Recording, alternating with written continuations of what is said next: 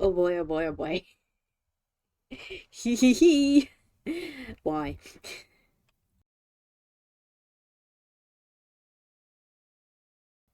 Why? Why? Then again, I do at some point want to play Hatoful Boyfriend, and that also, I clearly romance and horror violence and just all together. Smoosh them together, and what do you get? Accidentally went on the Steam. Steam, go to sleep. Oh my goodness, there were plushies. Burb plushies. Plushies of Burb. I definitely need to play that sometime. I feel like my concern will be greatly enjoyed. Everyone like, ah yes, here is Fluff being concerned. Like, I know it gets dark, but I don't know everything. I just know it gets messed up.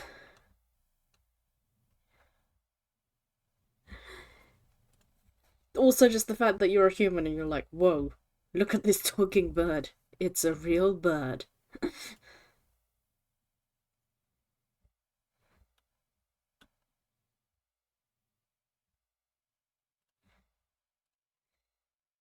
Oh yeah, bird. Shoves a bird in your face. Date this. It's like, oh, about that one. I don't know, man. I don't know if I wanna. All right, let's. I can do this. I can do this. Can I do this? Can I do this? I can do this. Can I do this? Can I? Do I want to? Yeah, I kind of do though. I bet it's funny. I'm sure. Like, I'm sure they've put some humor in here. Me like, wait, hold on, let me see. It has the tags of funny and comedy, and memes is a store tag in Steam. Interesting. Mature. Interesting. It's not tagged as that on Twitch. Cult classic.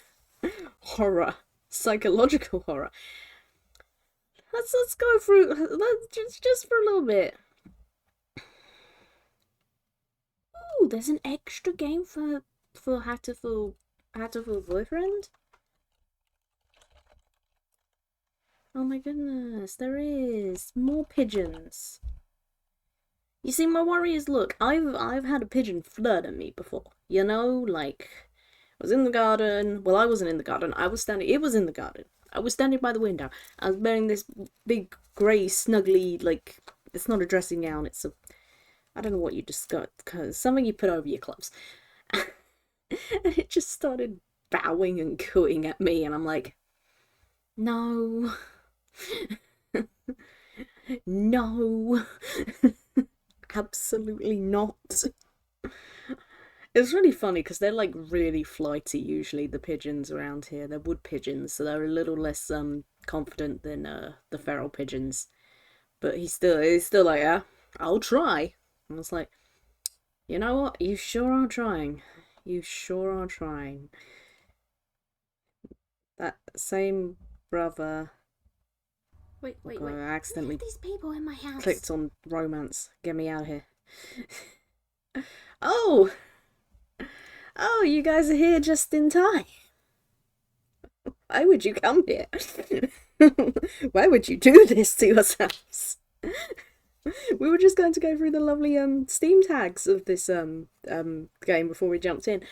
Oh, thank you so much, Novus. How I was literally in your stream, literally as I went live. I was still like, oh, but I want to see how Novus is doing. It looked wonderful. It looks so good. I'm so excited. Yay! Yay! Snail's so happy. Yes, it's wonderful to have you all here. I hope Novus has warned you of what's ahead, but you know, just in case you need extra warnings, let's read from top to bottom. These are the Steam tags for this page, like Steam store tags. Psychological horror, Dating sim. Gotta love that those two can just be one after the other. Visual novel. Choose your own adventure. Romance. 2D. Text based. Anime. Choices matter. Comedy. Funny. LGBTQ+. Memes. What happens if I really want to click on the store tag for memes, but I'm scared where it will take me? Casual, single player, mature. Now, to be fair, it says mature, but like the mature content warning. I mean, first of all, it doesn't even have the mature content warning on Twitch, which is unusual. Meanwhile, Phasmophobia does.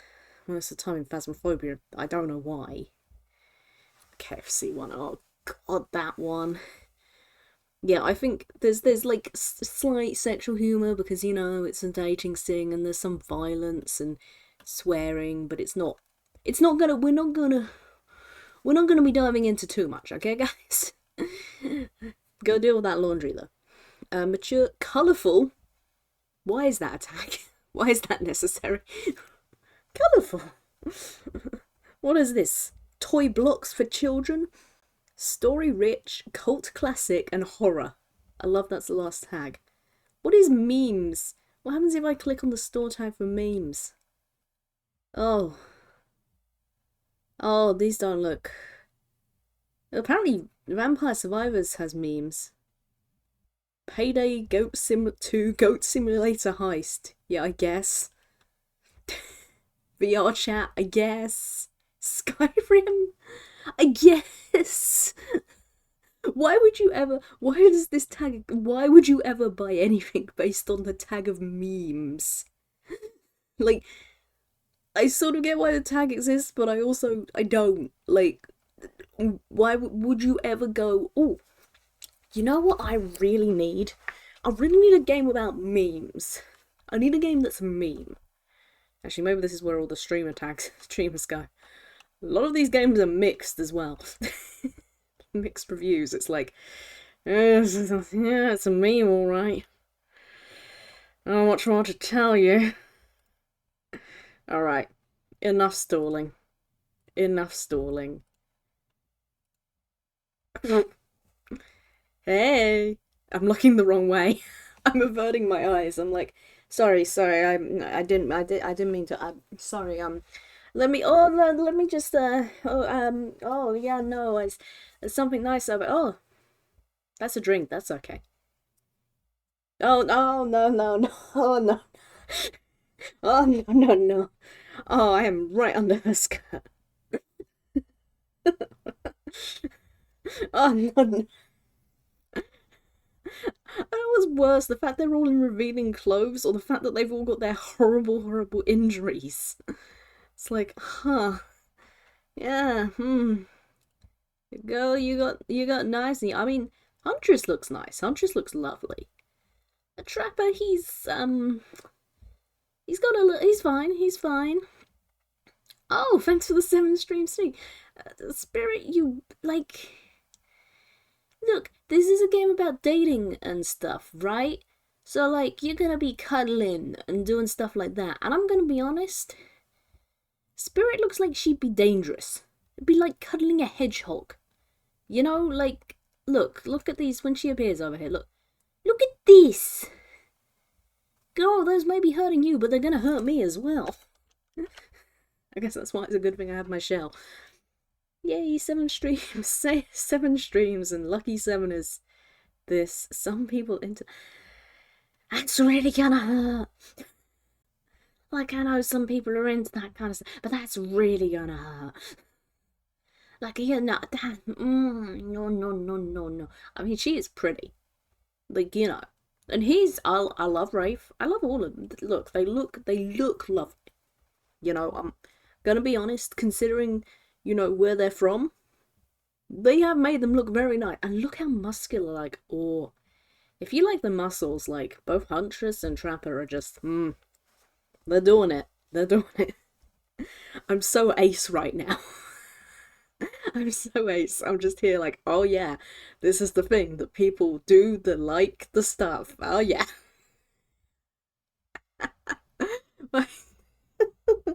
Oh yeah. Oh, this is gonna be fun. Did I remember to unmute the game? I didn't. Let me unmute the game. There we go. You guys hear that? Can you hear the nice music?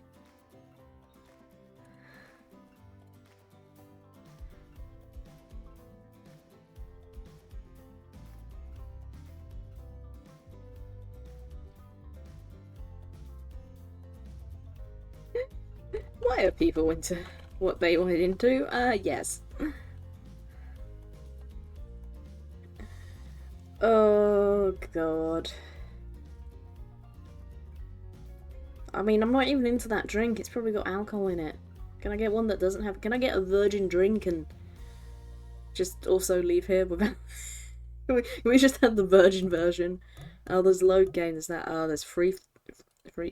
There's 9 files. Oh, we're going to be making some choices, aren't we?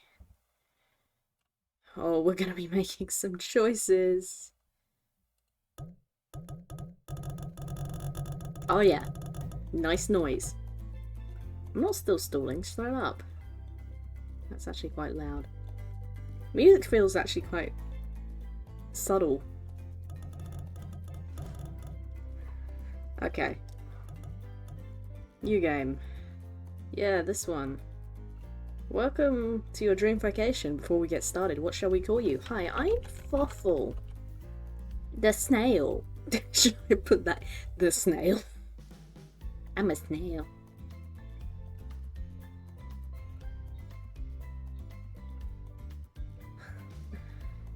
I'm so nervous. How is this gonna start? Aw. Oh, it's very pretty.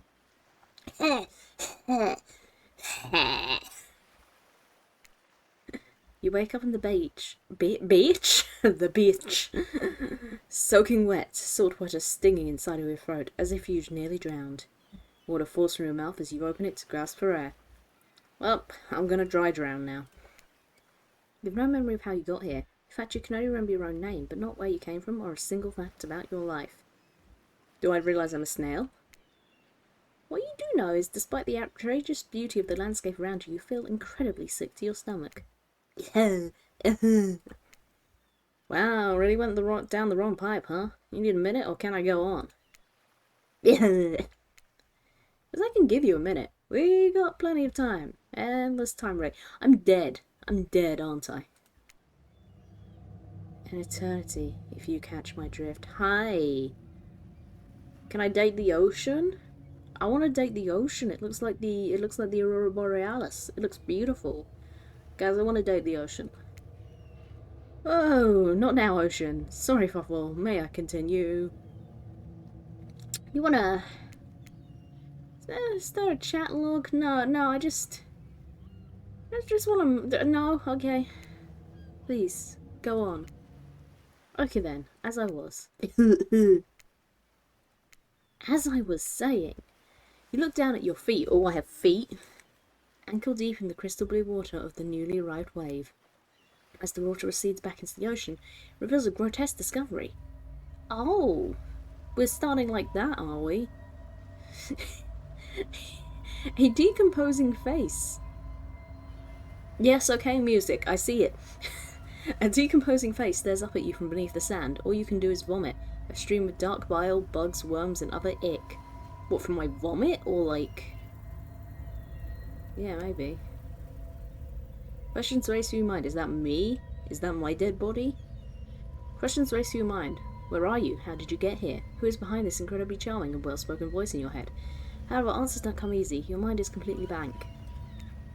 What were you doing? It's gone. Yeah, can I? Oh, I can't save when there's already an option on screen. God damn, I could get tricked. I'm not gonna dig up the face. I'm gonna run. You turn away from this wretched sight and begin to run. But the beach, it's endless. Despite how far you run, you get nowhere. Exhausted, you stop to look behind you, your footsteps erased by soft blue waves. You turn inland, considering your lack of options. You've got no choice but to walk into the brush. However, the beauty of the beach is not shared by the darkness of the palmy woods before you. There's nothing inviting about the shadowy forest. Terror freezes you in your steps. Why are you trying to run away? This is paradise. You're here to enjoy yourself, don't you know? Have a little bit of fun. Take charge of your own experience. Well, that sure was weird, that voice again. Do oceans normally talk? Your memory isn't right, but you're pretty sure you remember learning as a child that oceans do not speak directly to people in spooky terms. Your mind doesn't have a chance to linger any longer in your current situation as you feel something soft bump into your foot. Oh, it's the head. Oh no, it's a ball. When you look down, you find a volleyball sitting in the sand next to you. What is with the... You stare down frozen. A voice calls out from behind you. Little help, please? You turn around and when you see what's waiting for you, your jaw just about hits the ground. Oh la la! Hello! Oh, hello!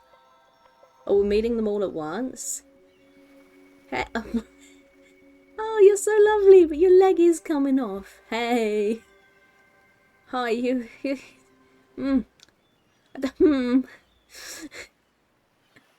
feel like these two are a little easier, and then you start noticing, like, the spikes in the limbs. Spirit is so cute, though. She's very pretty. Huntress is pretty. Four gorgeous monsters stand halfway between you and your a well-tended volleyball court. Okay, I'm sorry, I'm gonna have to disagree with the term monsters. If you go onto Tumblr, and if you were to say, how I am a monster fucker, and you showed pictures of these, you would get, like, eaten alive. Oh, hi, Glow! Don't mind me.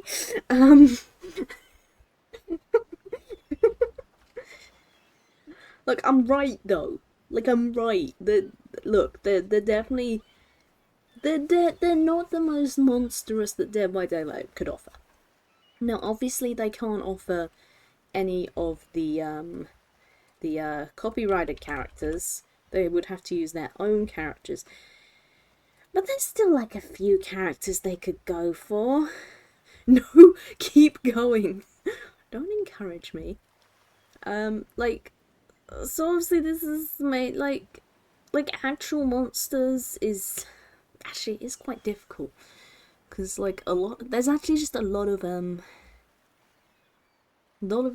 I guess the only, I mean, they're very human-like. And when they're not human-like, it tends to be, like, the Demogorgon, who is obviously a copyright thing.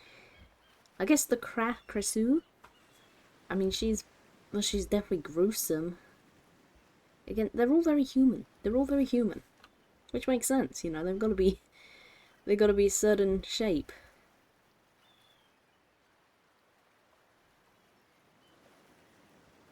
The Blight would definitely be, interesting. Yeah, I guess when you actually look at it, they're not... Oh god, the clown. Can you imagine the clown? I wanna date the clown. He's so weird. Yeah, I guess maybe there's not as many monstrous... They're all very, you know... They all have, like, a head and two legs and hands. Hold on, I have to now look up Dead by Daylight killers. Do I not play this game enough? Probably. Are you clipping me doing and saying weird things? Good, keep doing that. Hold on, so... The Trapper, who we've got here. The Wraith we've got here. I guess the Wraith does look quite different to how he is. The Hillbilly... But he's considered quite childlike, I think. The Nurse, I mean, there's not much of a face to go off there. Michael Myers is obviously belongs copyright. Also, he's not in the game anymore. But he is, but he isn't. You know, copyright issues. Yay, gotta love that. I wish they could just permanently, like, gain access to the characters without having to, like, keep up the licenses. That's a bit silly. The Hag? The hag's quite interesting. The doctor, I mean, the fact the doctor isn't here is truly a disappointment. Huntress is lovely. Huntress is lovely. Bubba, obviously. Freddy Krueger, again, yeah, can't have that. Can't have Amanda Young. There's the clown. I don't want the clown. um, the spirit is, she's here. She's here. The Legion, they're kind of like teenagers.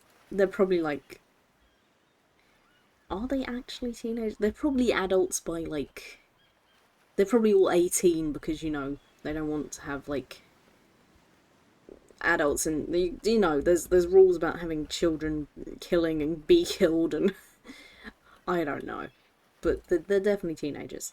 Also, again, they're just like humans. The plague is no thanks. I mean, she looks like she would be beautiful, and she was meant to be really beautiful, but no. Ghostface, Demogorgon, and Demogorgon's definitely the closest to like the Beast. He's still got 2 legs, 2 arms, and two sort of a head. That's a head, right?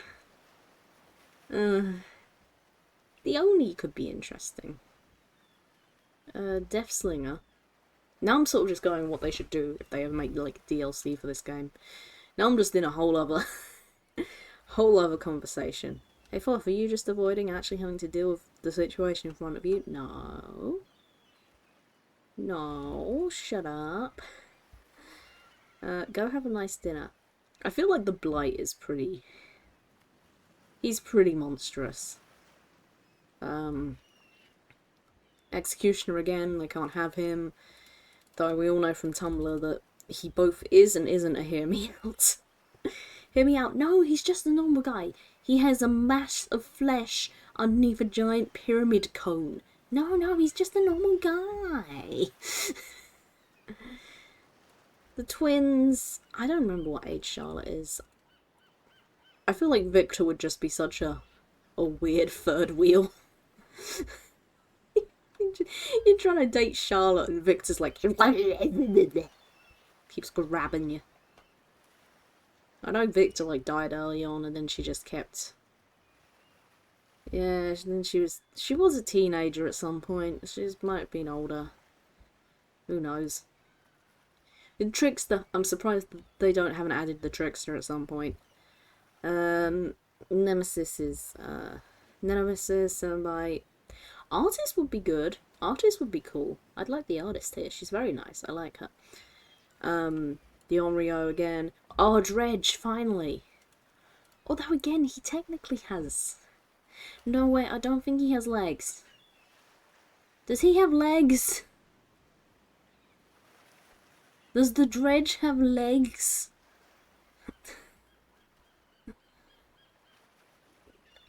I think he has, like, mist and fog. Okay, the Dredge might actually break the 2 legs, 2 arms rule. Shape. I mean, he's still... Yeah.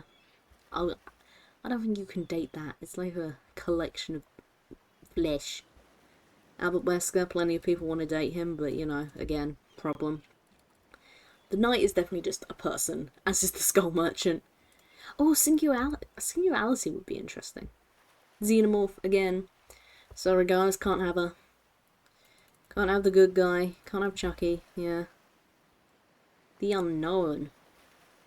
Oh, he'd be interesting. Can't have Vecna or second Vecna. We've had first Vecna, but what about second Vecna? You muted Novus' stream hours ago. Hi, Azalea. I'm sorry you've ended up here. Don't worry, I'm stalling for time, so you know. This list doesn't actually have the second Vecna. There's like 2 of them, isn't there? Unless have they did like officially add him already, right? I haven't gone crazy, have I? I'm sorry because you're watching me play a dating sim about Dead by Daylight. You got yeeted in here like 15 minutes ago? Maybe?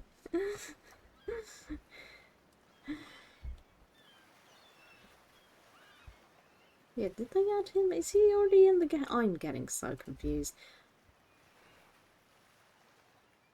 I like the monster between the muscle dude and the plant went wrong guy. Ah yes, Ray. That's Spirit. That's Spirit. She's a lovely lady. She got some titty.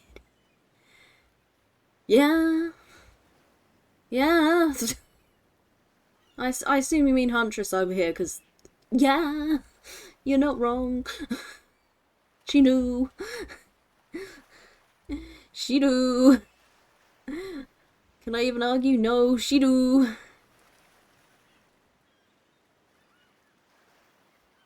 I feel like he's got some he good as well. All of the above. Everyone. Spirit's quite cute. Spirit is like also one of the most tragic and sad. Huntress is quite sad as well. In fact, all of these no, these are all of these actually have quite a tragic edge to them. Welcome back to your cheesesteak and fries and broccoli bites. Huntress was like raised in the forest by her mother, and she never really, interact with other people, and she really wanted to look after children, but she couldn't because she didn't really know how to look after a child, and she kills men, and like she kills a lot of people, but she's yeah, her and her mother lived in the solitary life in the northern woods. And when did her mother die?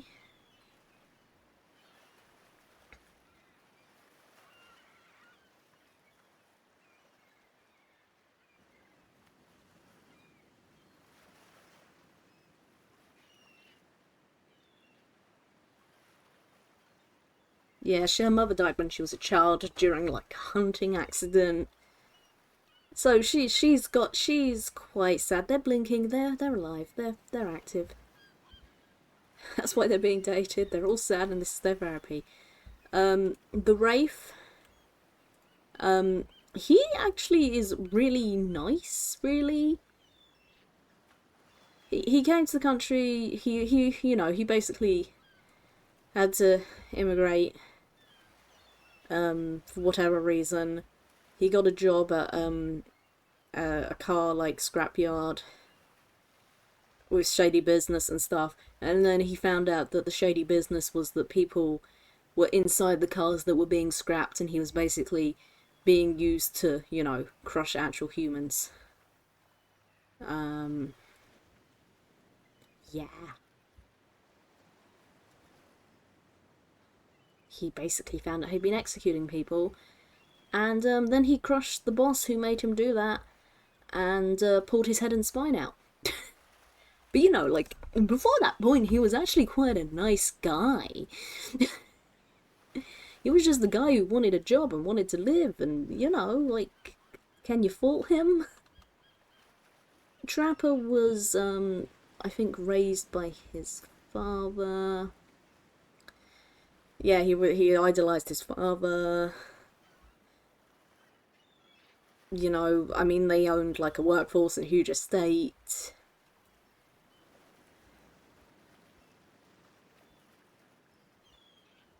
But he unfortunately was a bit too willing to do whatever his father did. And his father's mental health degraded, and then yeah, he basically became a mass murderer because his dad told him to. Yeah, oops. Maybe it's probably the least nice of them all, but definitely one of those. There's a lot of like, he was, yeah. And then the Spirit, I think, is the truly tragic one. She wasn't even meant to be the entity's choice. The entity chose her father to like turn into a monster and drag into the realm by corrupting him, basically. She studied education. She had a private university, which drained her family's finances. Her mother got ill, but Spirit worked a fast time part-time job, tried to, help it. But her father started working more and more, losing sleep, and then he started getting taken over by the entity.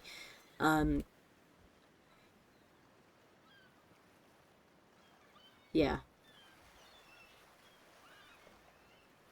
And then he was fired from his job because he begged for like some help or a break or something, and instead they were like, oh, you'll make a great scapegoat for something that's happened.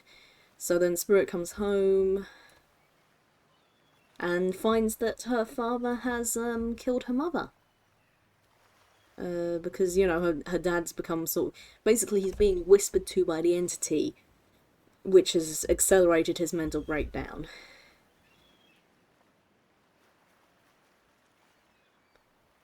And her father, I guess he just decided, you know what? My wife and the child, they're the problem. They're the problem. Anyway, her father tried to kill her, which is why she kind of looks so horrible. Yeah. And also why she's like in several pieces. Because she was basically chopped up. But she fought back. She fought back with very, very little on her. Yep, she got impaled in glass.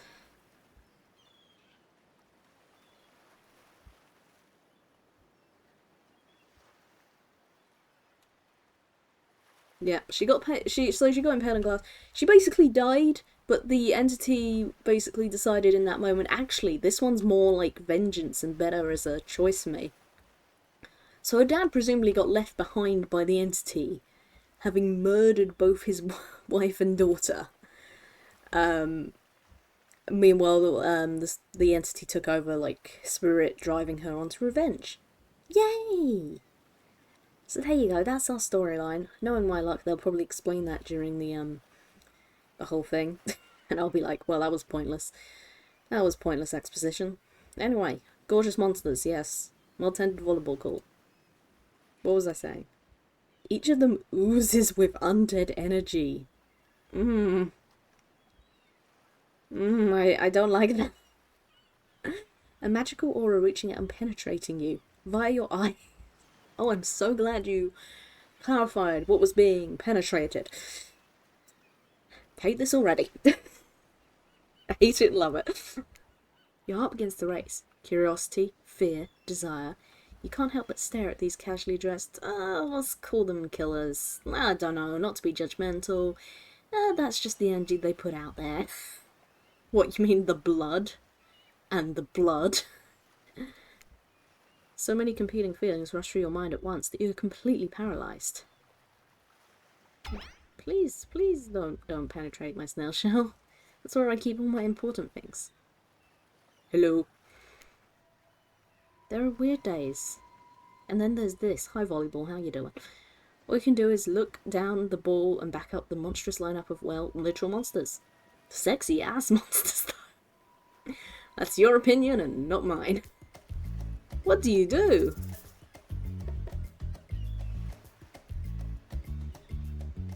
This sounds so natural, almost like I wrote this and is now showing the creation. Hey, hang on a second. Say nothing, do nothing. I'll just toss it. I don't trust my kicking it back. I'll toss it back. You bend down and grab the ball. It's warm from sitting in the sand on this beautiful day. When you give the ball a toss, it arcs beautifully through the air and lands right in Huntress's hands. Aw, yeah. Not bad, stranger. Huntress's muscles ripple as she grips it in her hand. You look her up and down and consider what it might be like to be held tightly in those strong arms. Warm, perhaps. Maybe a little sweaty, but that's okay. That's natural. Hell yeah, natural. Try hard much. They're speaking directly to you, but you still can't bring yourself to reply. You're entranced. When you snap out of it, you realise that everyone has gone back to the volleyball court. The music has kicked up in loudness. Calm down a little. Alone again, you look across the beach at these strange residents who casually batter volleyball back and forth, happily ignoring your intrusion on their private beach. Should you be frightened, worried, excited? did refer to them as killers, not to give too much away. Well, I mean, I doubt anyone would have bought this game without knowing about Dead by Daylight. At the same time, damn. They are looking very appealing in their own way, and nobody so much as lifted a blood-soaked finger in your direction. Don't be scared, Fluffle. You were made for this. I can assure you my ace ass was not made for this. Oh geez, if the spooky ocean voice says not to be scared, I'm sure it's all going to work out. I literally asked to date the ocean. I don't think I'm going to be able to date the ocean. I want to date the ocean. I assume the ocean is probably the entity? With no good reason not to, you decide to head over and see what happens next. Seems like you've derailed the volleyball game just by showing up. Oh, you derailed the game just by showing up, nitwit. I guess you're also a nitwit. Look, it's best to go with what the trapper says when he says it. That's a policy I hold for pretty much anyone who always seems to have fresh blood on their hands. Is that a purposeful thing? Hey, don't worry about it. It's all just a game. Existence, that is. Besides, you seem a lot more interesting than a silly game. I'm not going to be able to do voices. I can't do voices. There's going to be 2 voices, and it's going to be girl voice and not girl voice. And ocean, maybe. What's your deal? What brings you here? I mean, I'm here to do more than distract from my total domination. You look like Freddy Fazbear. That was Rafe. The sign means he was done with the game too. Either that or he saw a butterfly or something. Oh, I hope he saw a butterfly. I want to see a butterfly. Look, I don't care why this slack-jawed moron is here. Dude, you can't just say that. I just want to know, can I kill them or not? You know you can't. At least not yet. Oh dear. Oh dear, oh dear, oh dear. I can't die already. Ocean, help me. Save me from this. Save me from this. Save me away.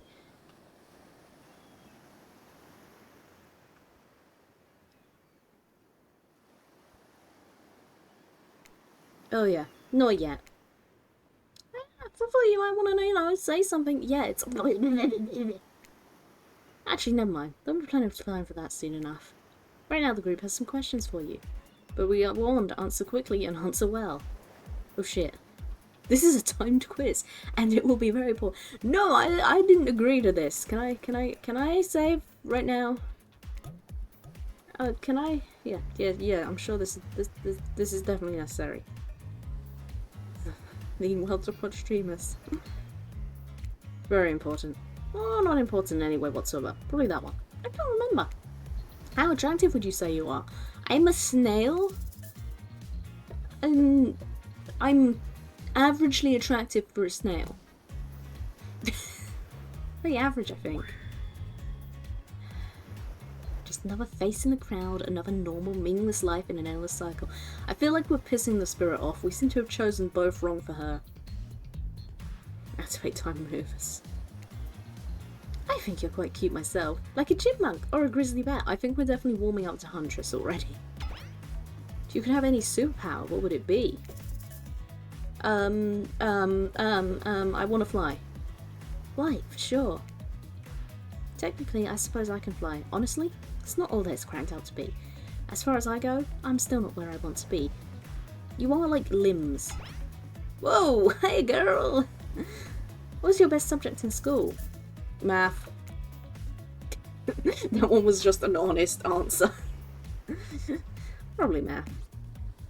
Well, that's the only thing that makes sense when you think about... Ooh, Reflex Math. Reflex Math, people. Write that down. I am a nerd. Do you guys not know that I, when I went to sixth form, which is the ages of 16 to 18, I took maths, further maths, physics, and computing. Is there, anything more nerdy than that? Come up with something. What's your favourite animal? Bunny. Why is bunny not an answer? Why is bunny dog? What's a mustelid? Isn't that like a stoat or something?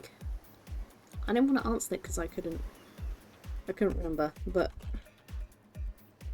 what's the lid? Ah, it is. It's like a wolverine or something. It's like a group of animals, to be honest. That's not just a single thing. Dog. You look actually adorable in a little puppy mask. Oh, girl is into something here. What's your favourite colour? Purple. Is that 3-day-old corpse? 3-day-old corpse.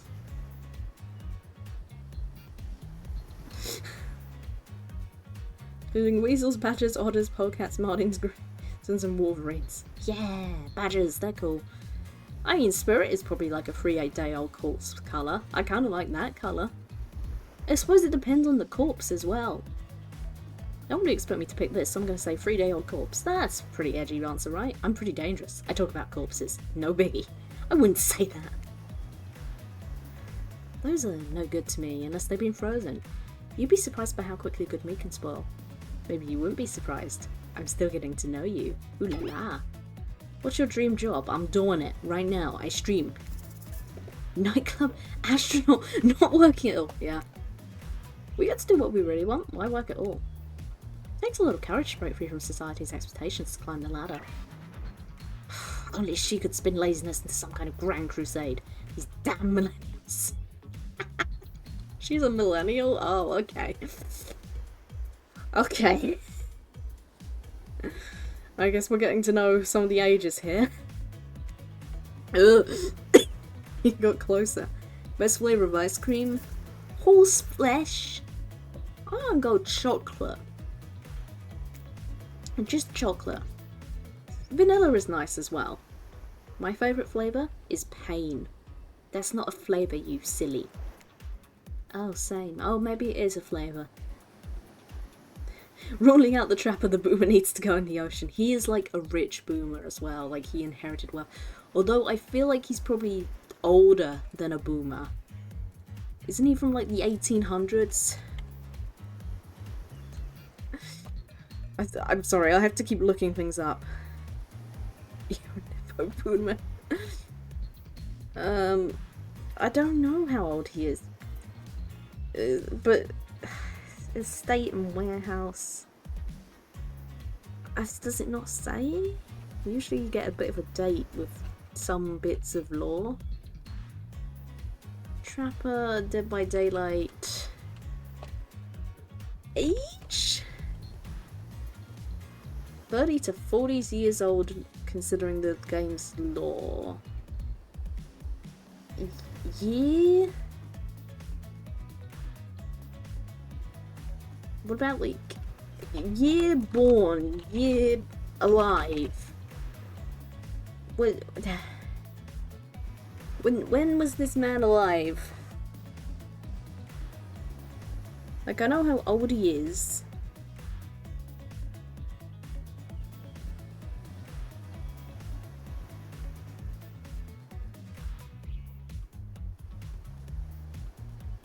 Well, I don't know how. Well, now I know how old he is, but like. So Huntress is taken from the early 1900s. I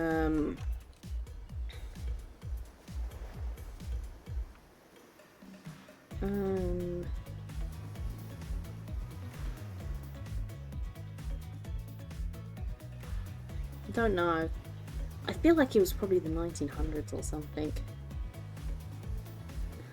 As well. I think he's probably older than a boomer, honestly. But it's kind of hard to tell. There's probably like one specific bit of lore that would actually like tell me. But I can't, I don't know how to find it. Trapper's first killer to wear a mask. First killer.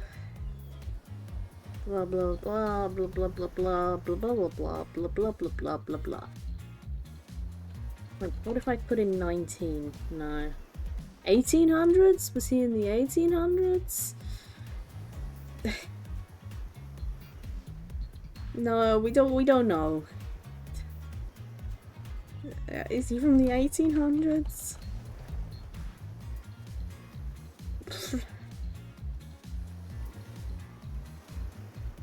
No idea. He exists. Your real brother-in-law got me this game. I remember seeing you play it. And now I'm playing it, but I keep getting distracted looking up lore. I need a drink because my throat is getting sore. Because I keep blathering. Same here. Okay, everyone like Pain. Ooh, except for the Wraith. He's thinking. Oh, minus vanilla swirled with pain. I think mint chip is the greatest flavour ever conceived myself. But enough about ice cream, am I right? Hold on a second, this reminds me. I am right, always. It's a lesson you should learn before we go too much further. Do you want to say, if you want to survive, pick mint chip? We're teaching lessons now, narrator? You rascal. Kill or be killed is the rule on this island. Okay, Flowey. Even for faceless voices. Tell me, what's the best flavour of ice cream?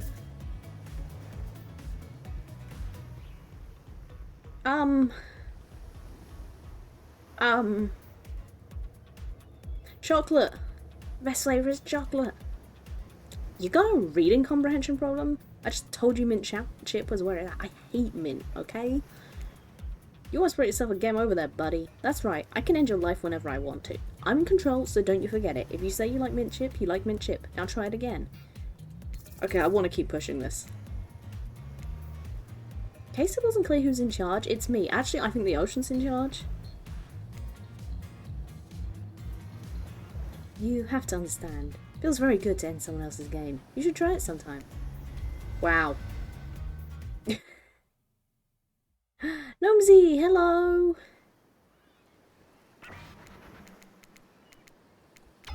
Alright, blah blah blah blah blah blah blah blah. Everyone's very... Right.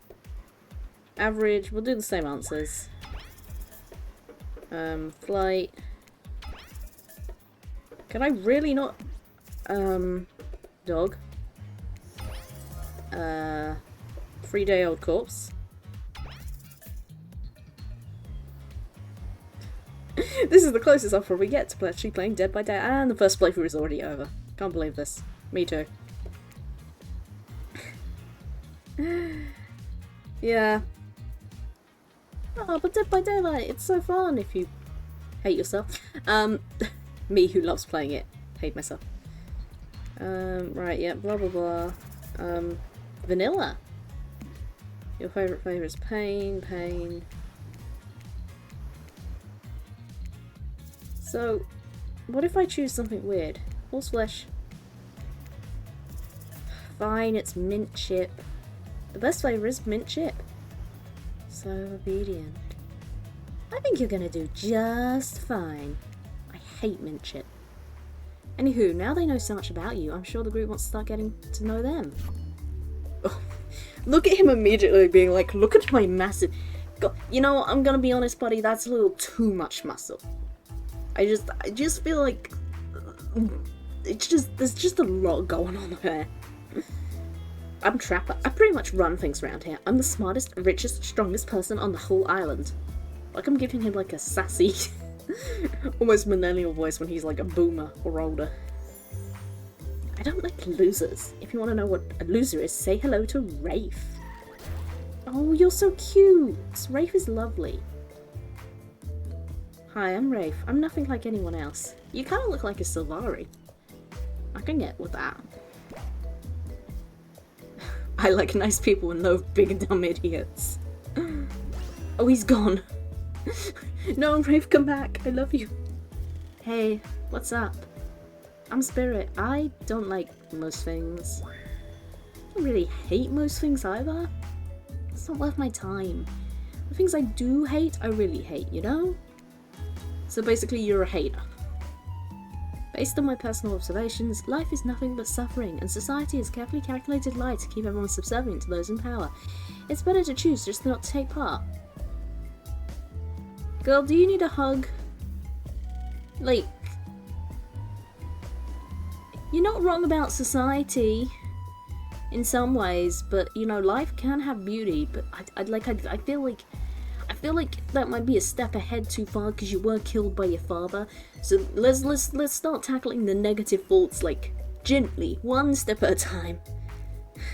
You need to. Well, she's gonna be unlucky with me.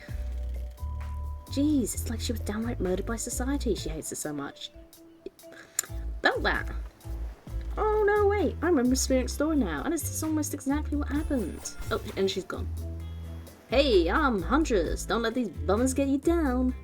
Hey girl, you're so pretty. Oh, I love I can see your hair. It's a lot of fun to be had on this island, along with a lot of love. I love her. I mean, she looks so cool. Yeah, there is, if you know what I mean. Ugh, grow up. Grow a body? Grow a body? I've explained this 1,000 times. I'm dead, but I'm not a literal ghost. I just create a trail of fog. I'm not made of it. Whatever, fog body. That's not nice. He's not nice. You love it. Only sometimes. Oh, are these two gonna like hook up if I don't hook up with them? Oh, really? That's disgusting. That's why she likes it. Don't speak for me. I also hate it. Stop speaking entirely, actually. For the first time ever, I agree with Rafe. Let's move on, otherwise they'll do this all day.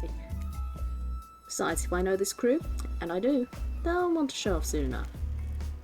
If we're done playing, let's do something else instead. Wow, for once I actually agree with the meathead. I say we go to my yacht. It's a massive boat dock nearby. Of course you have a yacht. Of course you have a yacht. I'll give everyone a taste of true luxury and power. Rafe rolls his eyes. Don't mind him, he just hates fun and happiness. No, he seems actually quite chill and nice. No, I hate the endless, desperate, soul-crushing pursuit of wealth. The way it's flaunted needlessly and cruelty engenders? Engenders? Probably. Yeah, down with the billion. Trumper, we are launching you off the boat. You just know. No. The only thing you have to appeal with is your body type. And I'm afraid I'm too ace for that shit, buddy. So, bye. What about hanging out by the pool? I find the water calming. Simple, beautiful, I love that. Hey, what about a volleyball game? We can exercise and have some fun as a group, and I want to exercise. Are you all serious? There is a perfectly good lounge to chill out at right here. I'm tired. Besides, I hate being in the sun. Where do you want to go? That's the yacht. That's the, is that the yacht?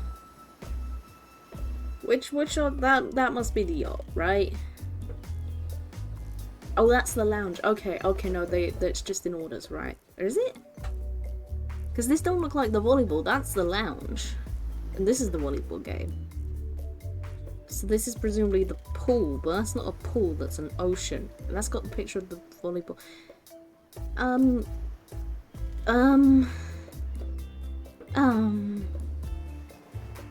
Oh, look, I'm ignoring that one. Assuming, unless that's the pool? That's not a pool. Is that a pool? That's not a pool. I don't see a pool. I want to go where the Wraith goes.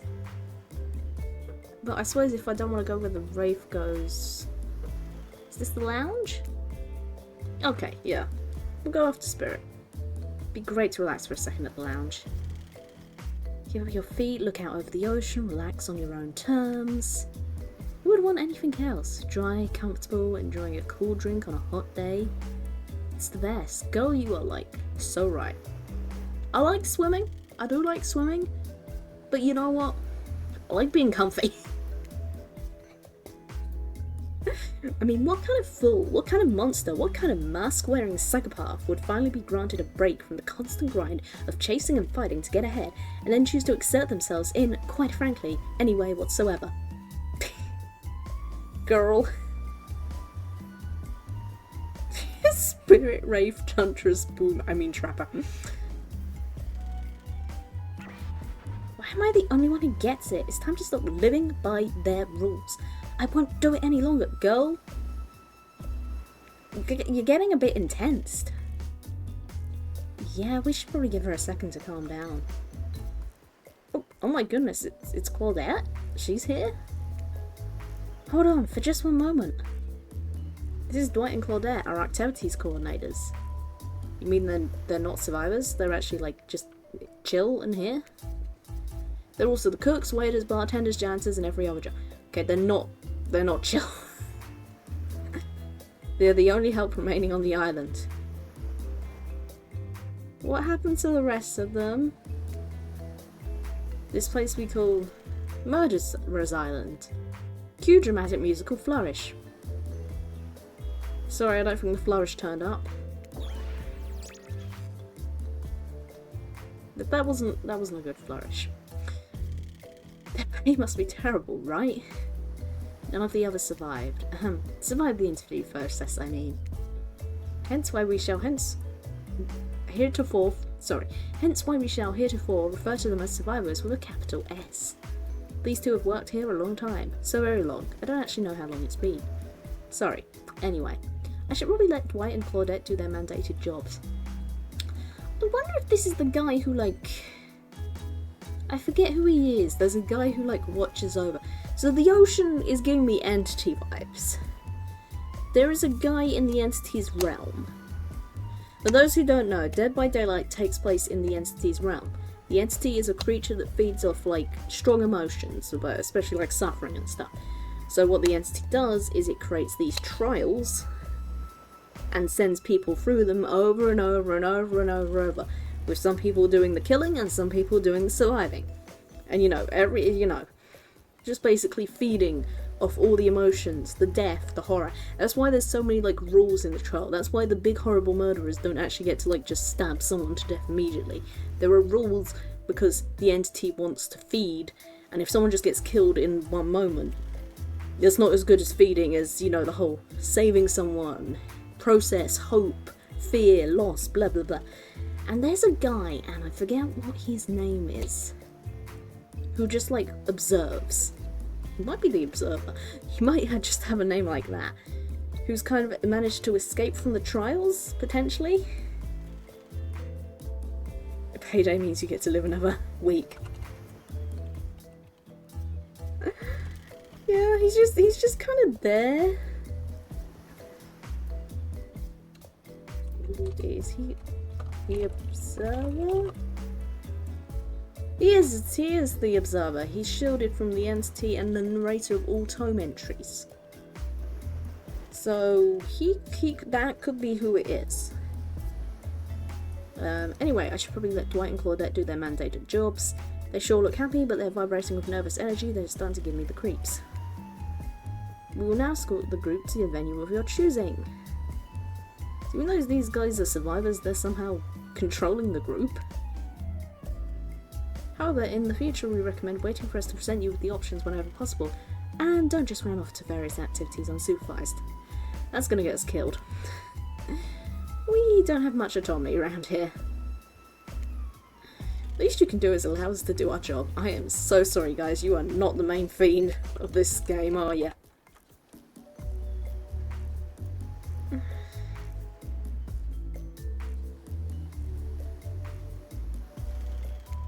Most you could do is help us get off this island. Wait. Yes, pardon me. Please, follow us. Hey, narrator? Yeah, something I can help you with? Those two, Claudette and Dwight, did they just start to mention something about wanting to escape? Is escape an option? Should I be trying to escape? Escape? No. Oh, no. I think you're mistaken. It seemed like Dwight was asking for help to get off this island, though. Oh, right, that. Yes, that's true, he was. But he just meant that he wants to get to the other vacation island getaway. God miles south of here. He has much fancier accommodations than this island. One of those big corporate outfits, quite exclusive, where all the famous celebrities hang out. Very luxurious. Doesn't quite have the charm that this island has, though. Trust me, you wouldn't want to go there. With all the money that money comes a lot of restrictions. This is where you belong. Maybe the other island is where the is where all the licensed characters are. Oh my god, wait, that probably is it, right? Because of all the restrictions and stuff. Is that the joke? This is where you belong. Now, off you go. It's time for an activity. On this island, your decisions matter. Mostly, when I agree with them. Not like that other island. Oh, interesting. It's also outside of the choices. Maybe it's somewhere else. I don't know. Oh, there is an island there. So what'll it be? Wait, why are you asking me this again? I said this already. Finally! Freedom from the preposterous premise that the four of us would be engaged in some sort of thrilling 2-on-2 volleyball match. Especially considering I was there.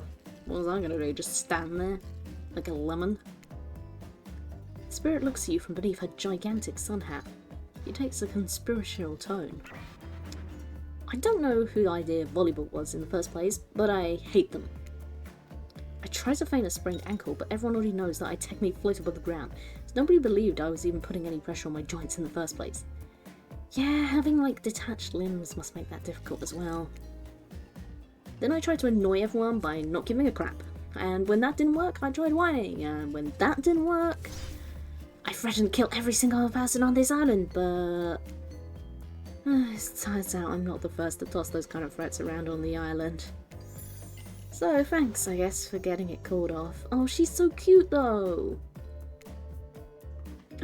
Are we friending each other again? Now it's Dwight who takes on a conspiratorial tone, his eyes shifting as he slips into a loud whisper. Please, just make it quick. It's what will you be saying when we get behind the bar to make the drink of your dreams? Hilarious, right? Right, Dwight? Yeah, right. So what are you having? You're made of spraying wrist. She could have, like, lost her arm. Could she have just, like, buried her arm in the sand and been like, oh, sorry guys, I don't have an arm anymore.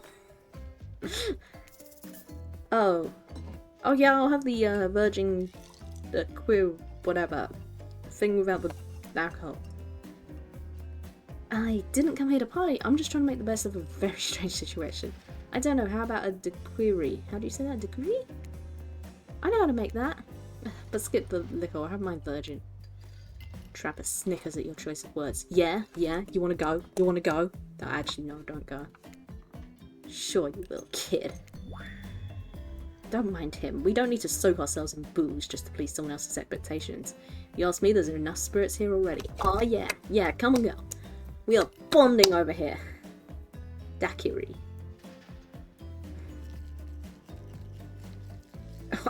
Japan. Oh no. She detaches her arm, throws it in the ocean, the shark comes by and noms. Oh no. What a shame. Besides, alcohol just numbs you to the painful realities of the world. I choose to face them head on. With a sword. You'd never do something I like. I don't know. Hide from it all behind the world's largest hat or anything. Oh, you'd never do something like, I don't know, hide from behind the world's largest hat or anything. Let her wear a hat. Please allow me to ignore any fashion advice from a man wearing a doll's face as a mask. It's not a doll's face, jerk. Since we've fulfilled your requests, it's time for you to return the favour. Should have known there was a catch. Icebreaker time.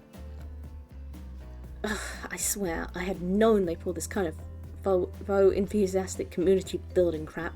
I have suggested we attempt to walk to the lowest point of the ocean before we ever set foot near this bar. Girl, me too. Oh, you don't think it could be kind of fun? A little fun? Never mind. I hate it. This sucks. But it could be fine. Or whatever you say. Then we'll see my hat. Dude, are you doing okay? I've literally never seen him in a hat. If we must make small talk, at least pick a topic before we end up being forced to do some lame improv game that nerds learn at their non-sports after-school activities that I definitely never did because I'm no nerd. Girl, you went to a private university. You are such a nerd. You're a nerd and I'm a nerd. Let's get along. Let's get along together.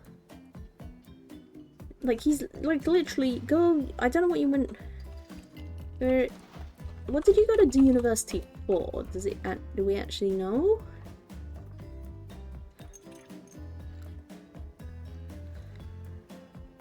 Oh, you studied education. Oh, that's so cool. Oh, girl, you should have been educating people, not like this. Oh, girl. Come on, then. Methinks a certain someone doth protest too much. Oh, she's close again. Sitting here on this beautiful sunny afternoon, warm sand beneath the cool fog beneath my severed feet. Oh, you know how to make it sexy. Topic I choose is books, novels, comics, fiction or none. Reading is the only real escape from the escapable horror of life. The escape into your own mind. Well, good news, I'm reading already. Reading so much today. A groan rolls through the crowd. Not a lot of readers here, I imagine, based on responses. They were more enthusiastic about drinking. Considering the situation we're in, it seems the perfect time to ask you. Waffle, what's your desert island book? The one you'd bring with you if you were, well, on an island like this.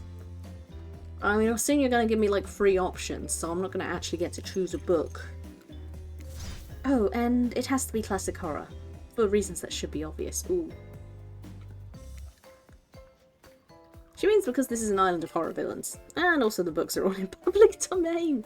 Okay, we're gonna have like Frankenstein, Dracula. What book would I choose myself? Good question, good question. I haven't read a lot of books. I really fell out of reading books over the years. There's a lot of books I need to read. I like my murder mysteries. I'm reading like the Richard Osman series, or well, I was.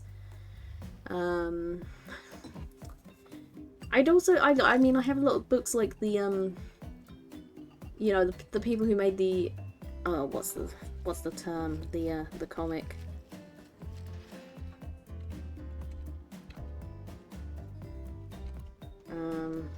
XKCD has a lot of books like, how would this thing work? How does, you know, weird questions that should never be answered, blah blah blah. I love those things. I love those, especially because they're the sort you can just pop in and read a little bit and, you know, get a silly answer to something and then be like, ah, yes. Orient Express train ride murder mystery. Ooh.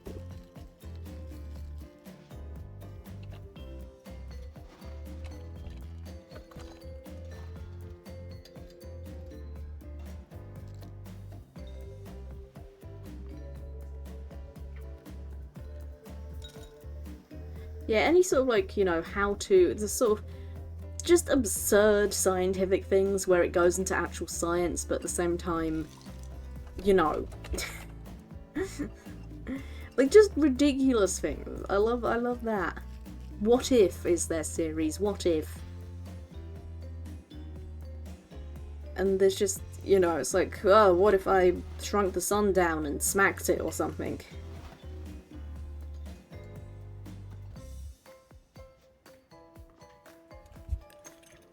I also like puzzle books are good as well, because you can do, like, I got one called about Myrtle, which is like Wordle, but you solve murders.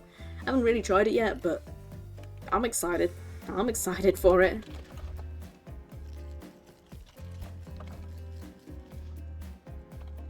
I'm excited to solve murders. And then I just like books also about TV shows, you know? The making of sort of books, you know, that sort of stuff. I like a lot of things. I do like a bit of a murder mystery, but I do some, especially my biggest problem with both murder mysteries and books and in watching them is like half the time I just want to skip ahead to find out the reveal. There's all this stuff going on and it's like, yeah, that's kind of interesting. I just want to know what happened. I'm kind of done already. My brain's a little too distracted, but I definitely would have some good choices. Nothing too modern. Human has got really soft the past 100 of years. So what's your favourite? Ooh, Dr. Jekyll and Mr. Hyde. I knew Frankenstein and Dracula was here. I didn't think about Dr. Jekyll and Mr. Hyde. Ooh. You know, one year I should really actually read the emails Dracula Daily gives me instead of just getting them sent to me. Frankenstein's a good classic. Frankenstein's a good classic. Again, I don't think I've ever read it. I haven't read any of them. But, the closest I've gone to read is Dracula. You know, I've almost read it. Let's go with Dracula. Or Frankenstein. Which one is she gonna like? I don't know. I mean, obviously, books, no thanks, is the wrong answer. I'm trying to think of... I mean, I don't know. I don't know which one she'd like. Oh, let's just try Dracula. Dracula is one classic that's still scary. Seduced by some beautiful stranger, only to learn later that they're a mortal villain? Who could see that coming? It's downright thrilling. Oh, she's into it. Oh, I guess. I was gonna say that despite the deviant behaviour of Dracula and the threat of possible danger or even death that he poses, you can't help but get turned on, well, about that, by the liberation from status quo that he represents. Sure, that's what I was gonna say. Same here. She's into it. What if some old doctor says he's a bad boy? He's supposed to reek like garlic and sleep alone? Who did they think would buy into that? Oh, she is whew. You're gonna be trapped in a nightmare that is the undead life eternal, which I know a little something about. You could do a lot worse than great clothes, a castle, and a lover who doesn't take shit from anyone. The scariest part of Dracula is thinking that no one will ever be quite as interesting to make love to as a vampire. Oh. I'm a snail. Enough about these old stories that belong to someone else. I think it's time to make up some new stories of our own. Well, you know, Dracula's actually in the Dead by Daylight game these days. He's technically the Castlevania Dracula, but you know, he's there, so... Oh man. Him and Spirit, like, secretly, like, bonking behind the scenes. He's probably not as fun and mysterious when he's, like, real. Well, you know what's going on. Huntress is braving an empty vodka bottle in the air. That's not an empty vodka bottle, that is an axe. A devilish twinkle in her half-mask covered eye. Might I suggest something a little naughty? Let's all get in a circle and spin this bad boy. Oh, Trickster is here. I wasn't expecting you to even show up at all. Hi. Trickster? I'm a bit late to introduce a new character. I thought I was the one who gets to make the rules, so I'm not sure who I'm asking. I wasn't ready for this. Well, hello, and who is this new fan in the waiting? I don't recall Trickster being here. Where did he come from? Everyone's confused. Did they didn't have to... why is he here? Spin the axe. Shove him in the ocean. Let the K-pop Joker speak. Beat it, hack. I don't know. What's the harm in inviting one more person to join a circle for our game? Oh, I can't stay. I was just saying it's a great idea while also teasing the secret Trickster ending. For real or for fake? I've got much better things to do than hang out here. I'm famous. Are you on the other island? Are you on the other island by any chance? Toodaloo! He's gone. Is there actually... Hold on. There are 24 hidden achievements? Oh, I can't even begin with...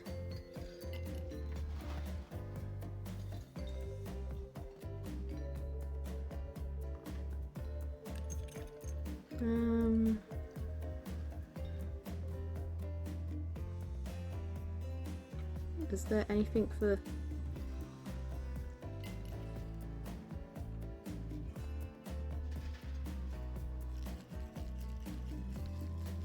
It doesn't look like there is one, but... Who knows? Maybe there is. Rules are simple. First you spin, then you swap. Spit. That is, gross. But let's be clear, this ain't a peep show. We're in a good time, but in a classy way. All makeouts will happen in the view of public eye. Oh, you mean literally like making out? You know, for a second I thought you literally meant just spit at each other. I'm too ace for this. Real romantic like. Yep, romance is the goal, so we'll be all waiting here in complete silence, trying to listen in and use our imaginations while you make out on the other side of the bar. But not watching. Like adults. Romantic, well-adjusted adults. Oh, you're up.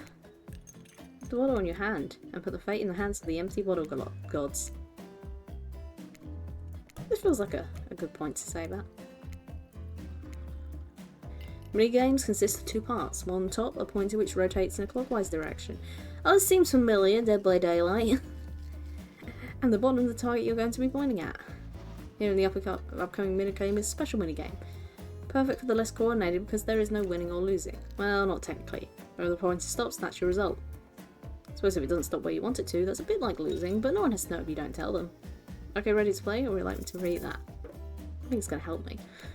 Away we go. Spin the bottle and see who you're going to smooch. Oh, I see. Oh, that's a bit faster than I was hoping.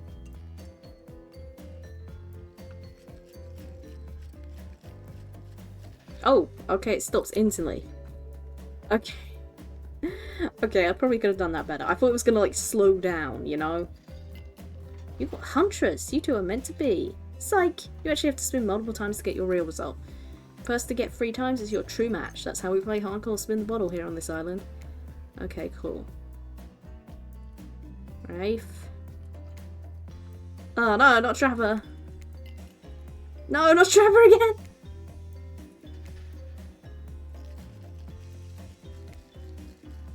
Oh, I don't want Trapper. Oh no, how did this happen?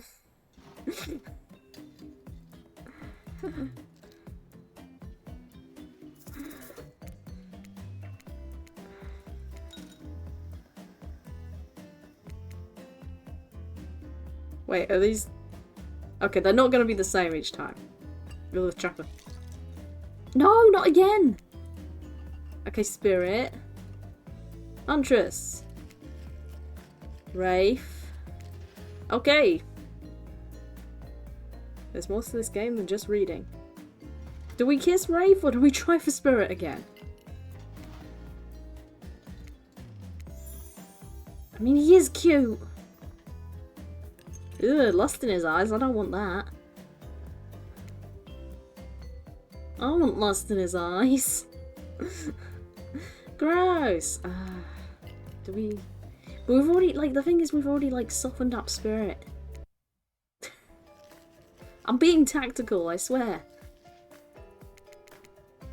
I should probably save after... Okay, I have to... Ready, save after the instructions. Okay, good. Starting with Spirit. Cheating! Not Huntress. I mean, I like Huntress, but I...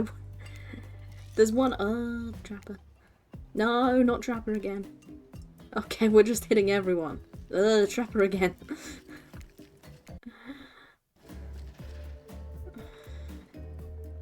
I love... We're already safe scumming.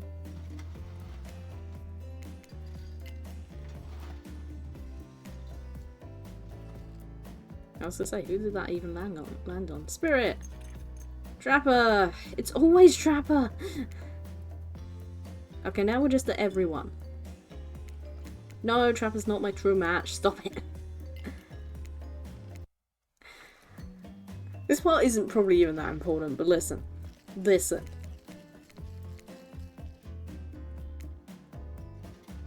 Oh my god. Why is it impossible to get Spirit? I keep randomly... Why is it so difficult? Does the game know what I'm doing? Is that it?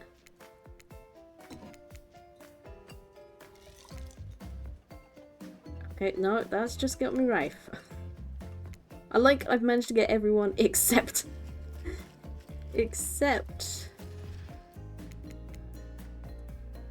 No!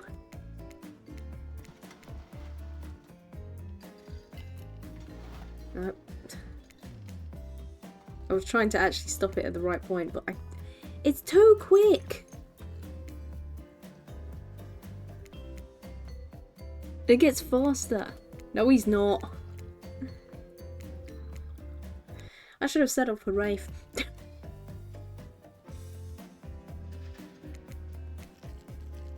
Okay, good. We're starting with Spirit.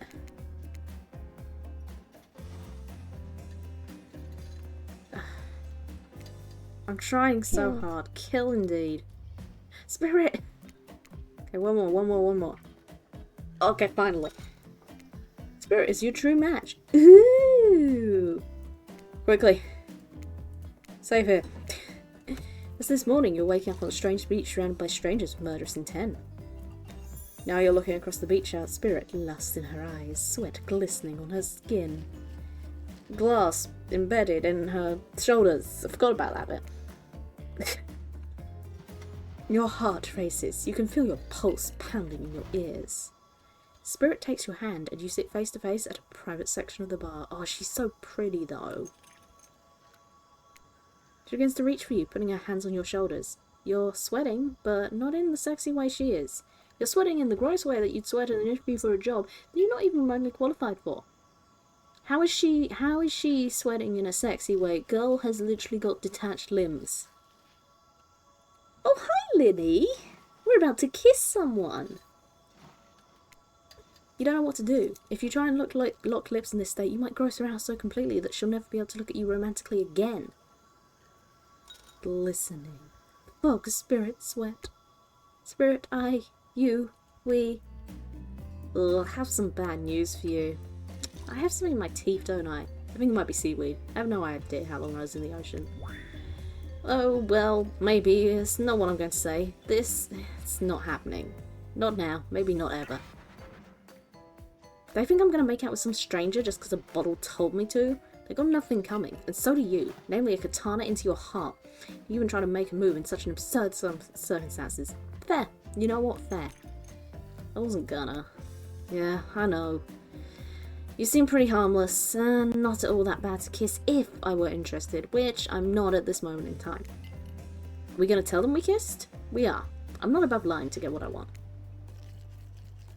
So the thing about me not being bad to kiss, was that a lie to get me to play along? If you want to know, she's left the screen. If you want to know the truth, figure it out yourself. Well, you did get further away. But don't just expect life to hand you gifts like me. All I ever handed was pain and suffering. Girl, I just want to cuddle you, you know. I don't even want to kiss. Treat me well and I'll return the favour. Otherwise, try a different route and see what happens. I hate to break up such a passion. I thought you guys weren't watching. That we only assume was passionate because we never spy on you constantly whilst you stay on the island. But dinner is being served right away and we must insist that you join us. We don't want anyone dying of starvation. That's a different game. There are so many more interesting things to die from. Excuse me, what? Excuse me, what? Seems the next mealtime activity is mealtime. How quaint. We're expecting what? Capture the flag? Do you know how complicated it is to run a game like that? Much more so than sitting and talking. You arrive at the cookout area to find an assortment of picnic tables scattered around. What were you expecting? Some kind of grand hall with huge banquet tables? It ain't some prestigious fantasy epic like you'd find on cable. Wait, cable? Stay out of the ocean. I was already in the ocean. I'm pretty sure I'm already dead. I was trying to date the ocean. I think I'm already dead. The salt has gone to me. Dwight and Claudette usher you to your seat. There's very limited seating directly around you. And, oh great, terrific. It seems that everyone wants to sit next to you. Even better is that they don't want to sit next to certain other people either. Oh, we're gonna have to hen fox seed this. To start, no one wants to sit next to the rapper. Yeah, me neither. Meanwhile, he refuses to sit next to Rafe or Trickster. The Trickster's here, by the way. Oh yeah, Trickster's here. Surprised? Yeah, well, they don't call him expected stuff. I'm sorry, even I get nervous around crowds of killers, and my whole shtick gets a little flustered. Hey there, you're looking good, Fuffle. Real good. And we literally can't let Huntress and Trapper sit together. No, seriously, their arms are too big. They can't fit at the table if they sit side by side. Fair, fair. Look at this, we can't even fit everyone on the screen at the same time. You probably think this was an error, but it's not. It was completely intentional. That'll be a lesson to you. Every error you think you see is a choice. Got that? Okay, what does that mean? Okay, Dwight and Clawjack are directing traffic. You sit on one side, the rest will sit opposite you. Huntress and Trapper can sit at ends with their enormous sexy arms. There are no bugs. It's a feature. Yeah, that's what they say in Dead by Daylight all the time with their 10,000 bugs. Now everyone is seated, we can begin dinner. What kind of table are we sitting at that they can all fit on one side? Night's meal was prepared slowly and carefully with both love and hate for 12 hours over a spit. We hope you all enjoy. We really, really hope you do. What, are you gonna go for the purple guy? He's gone. He's vanished again. The man behind the slaughter has vanished again. There's a different man behind the slaughter. Hey, you didn't actually tell us what you're serving. What are we eating? It's meat. Mmm. Meat. Usually I'm so thrilled for meat, but not when it's probably human meat. Seasoned with a specific number of special herbs and spices that we simply can't divulge. Oh, it's KFC.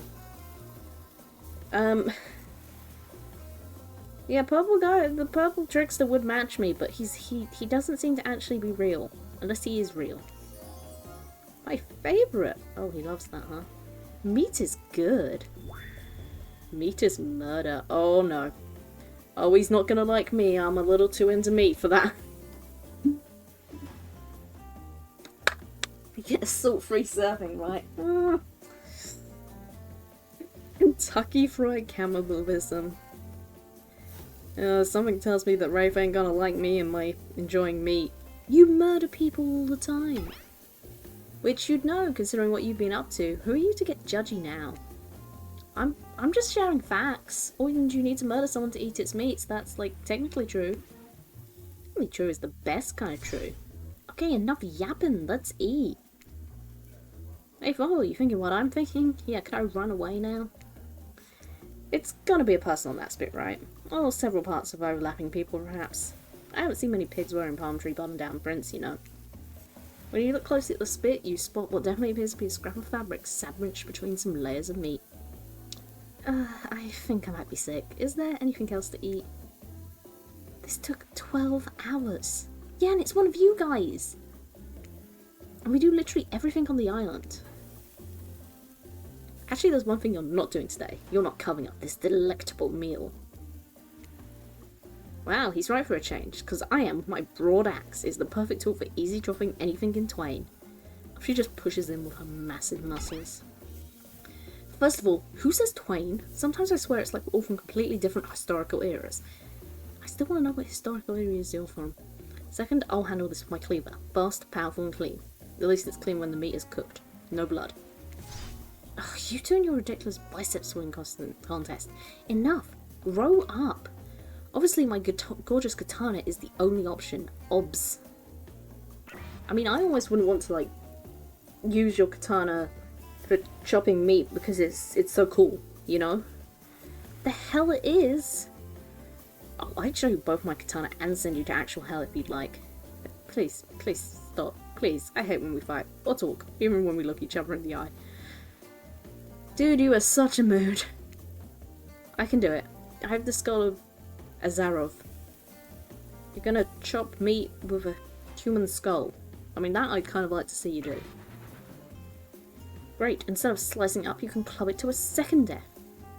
Hey, Favor, I know this isn't what you want to eat, but hurry up and volunteer to carve up Felix. I mean dinner. Not Felix! There's actually a survivor called Felix, is there? Felix. Oh. Oh, there is. There is. I don't know whether he was out when this game came out. Is he? Is he a...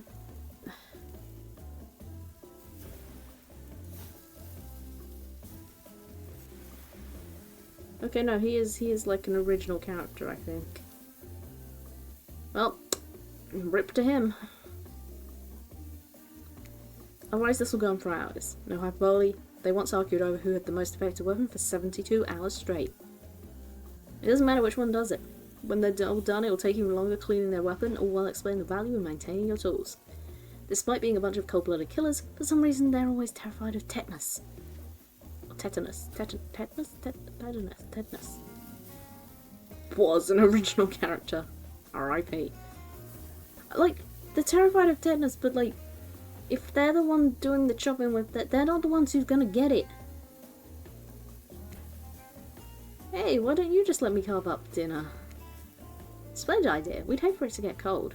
He hated when it got cold. Here's a machete, freshly sharpened. Do they not get their tetanus shots? I mean, half of them come from times when tetanus shots weren't a thing. They might not even know that tetanus shots are a thing. All they know is that tetanus... Also, they're already dead. Oh,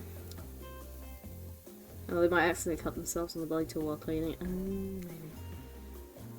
Okay. Yeah. Right, hold on.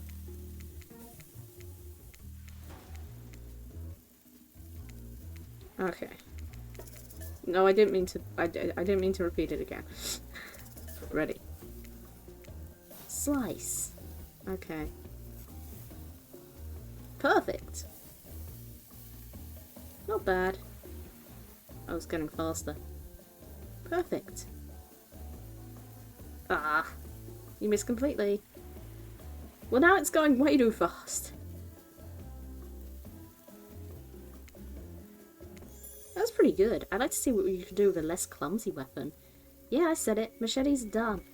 Dumb. Dinner is finally served. For real.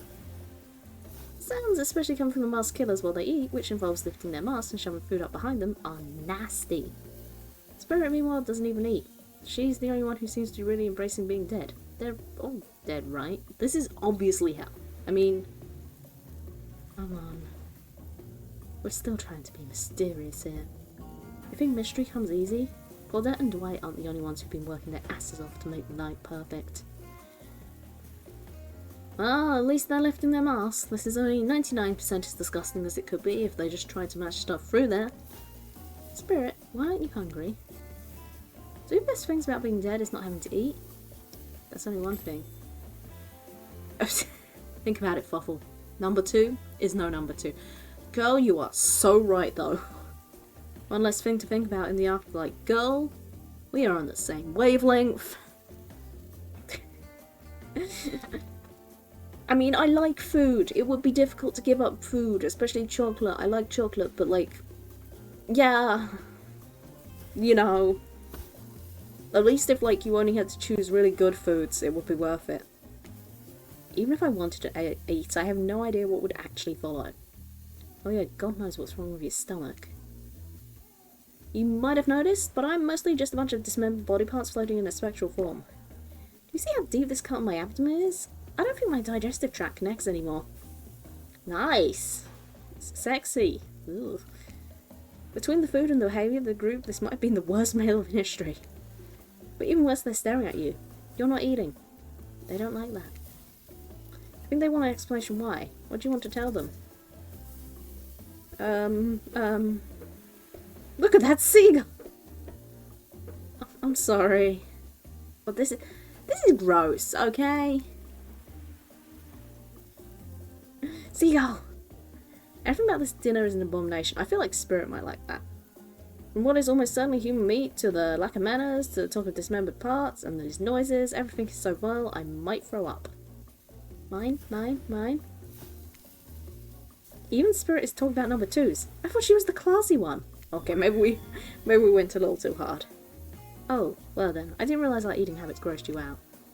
Don't be so judgmental, sheesh. Okay, she didn't even like that. If I could feel shame or sadness, I might be experiencing both right now. I'm sorry! I can feel his rage, and I'm furious you just ruined the meal, and I have a whole leg to eat. Even though you're in the hot seat now, you're not nearly as panicked as you probably should be. There's almost certainly the lack of calories catching up to you, and you feel your body begin to shut itself down. Oh, hey, it's me again. Your friend, mentor and guide, narrator to the narrator, the ocean. Well, I'm not sure how I feel about that characterization, but I'll allow it. I brought you here, and I won't be the only one who can help you now. There's only one thing you must do to survive. You have to figure out why you're really here. No one can tell you, not unless you follow the right path, or at least a right path. There's too many of those to count. Hopefully you pick at least one of them. Because there are even more wrong paths. Many of them lead to your demise. Others lead to something even worse. Starting seems over and having to fast forward back to where you are, am I right? But this place holds many secrets, even from itself. But the one that truly matters can only be learned if you answer the most important question. Why are you here? Why are you here? Well, you see, I wanted to stream something, and, you know, it was Friday the 13th, and then it was Valentine's Day, so, you know, at the end of the day, this is really kind of a perfect game for that situation. And, you know, I just like streaming, and I like saying hi to everyone. Oh, sorry, not that deep, okay. Only to suffer. Answer that, and you'll learn the truth. The ultimate truth. Vague, mysterious. I gotta give out to this ocean character. There's some quality early game storytelling.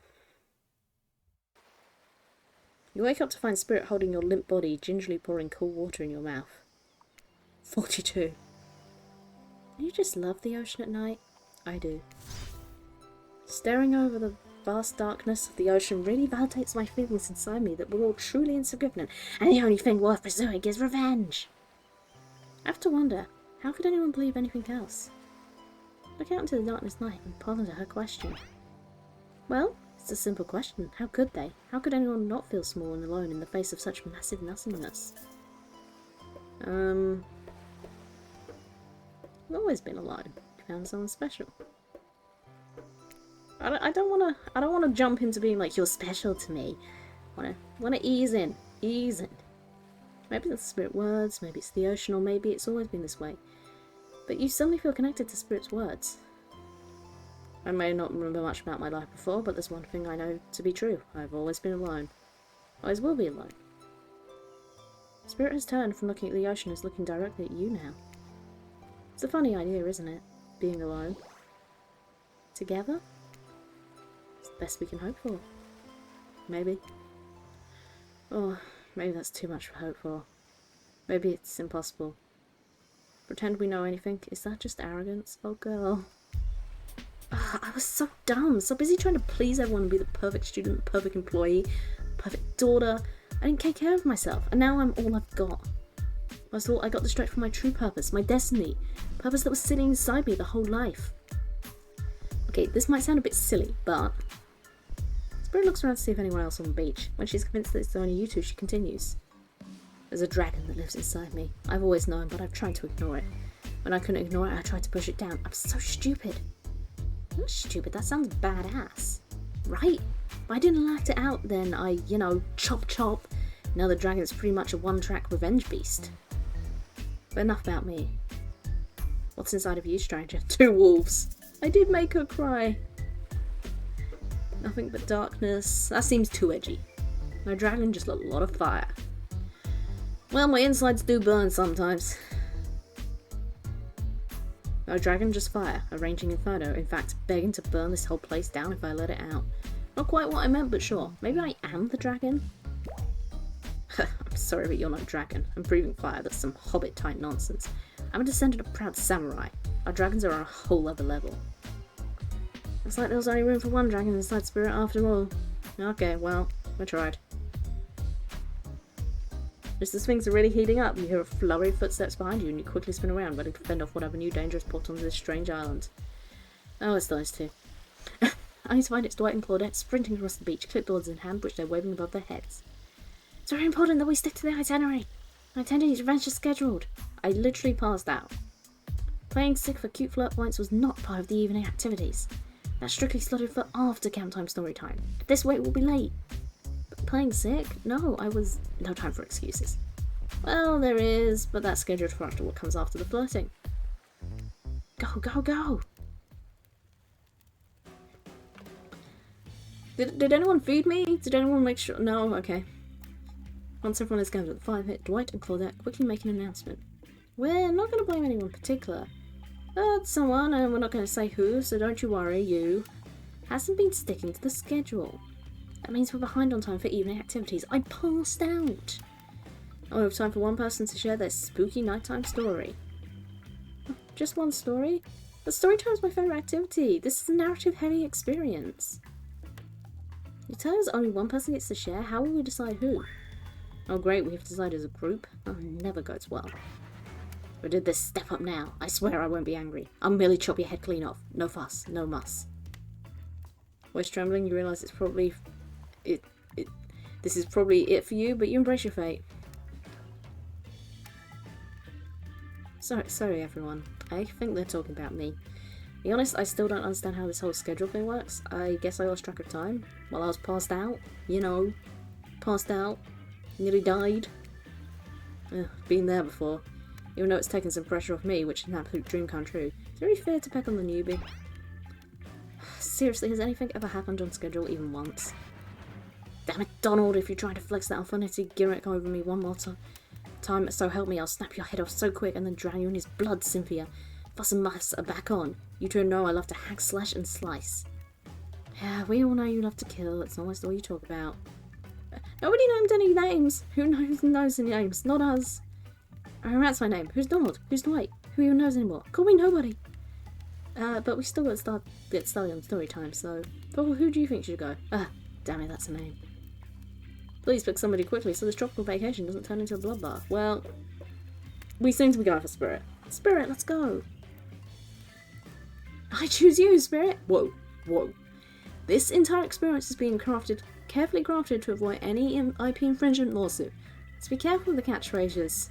Well, yeah. Wait, his name actually changed to Nobody? Really? You want to hear from me? Spirit huffs and drowsily rolls her eyes as she gets her feet in front of the campfire. Don't let her talk you out of it. She's great with ghost stories. I don't know where she gets it, but she comes up with the scariest stuff. Seriously disturbing, even to me. I actually pulled a guy's skull and spine out with my bare hands.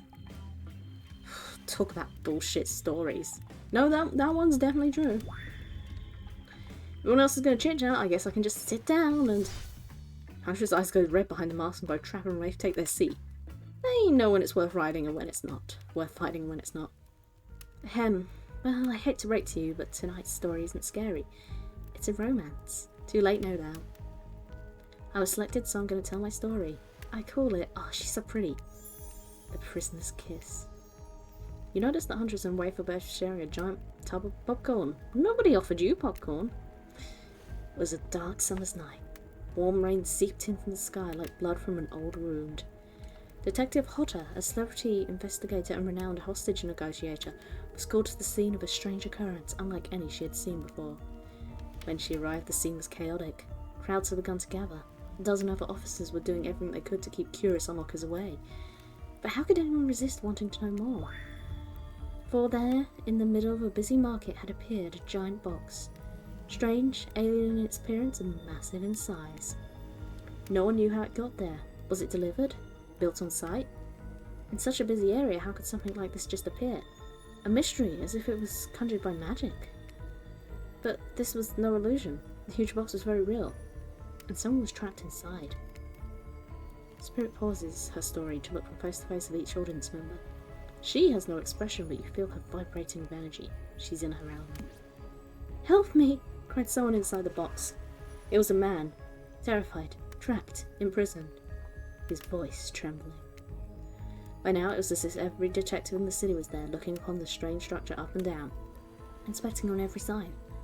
It didn't make sense. There were no doors, no windows, no fasteners or seams.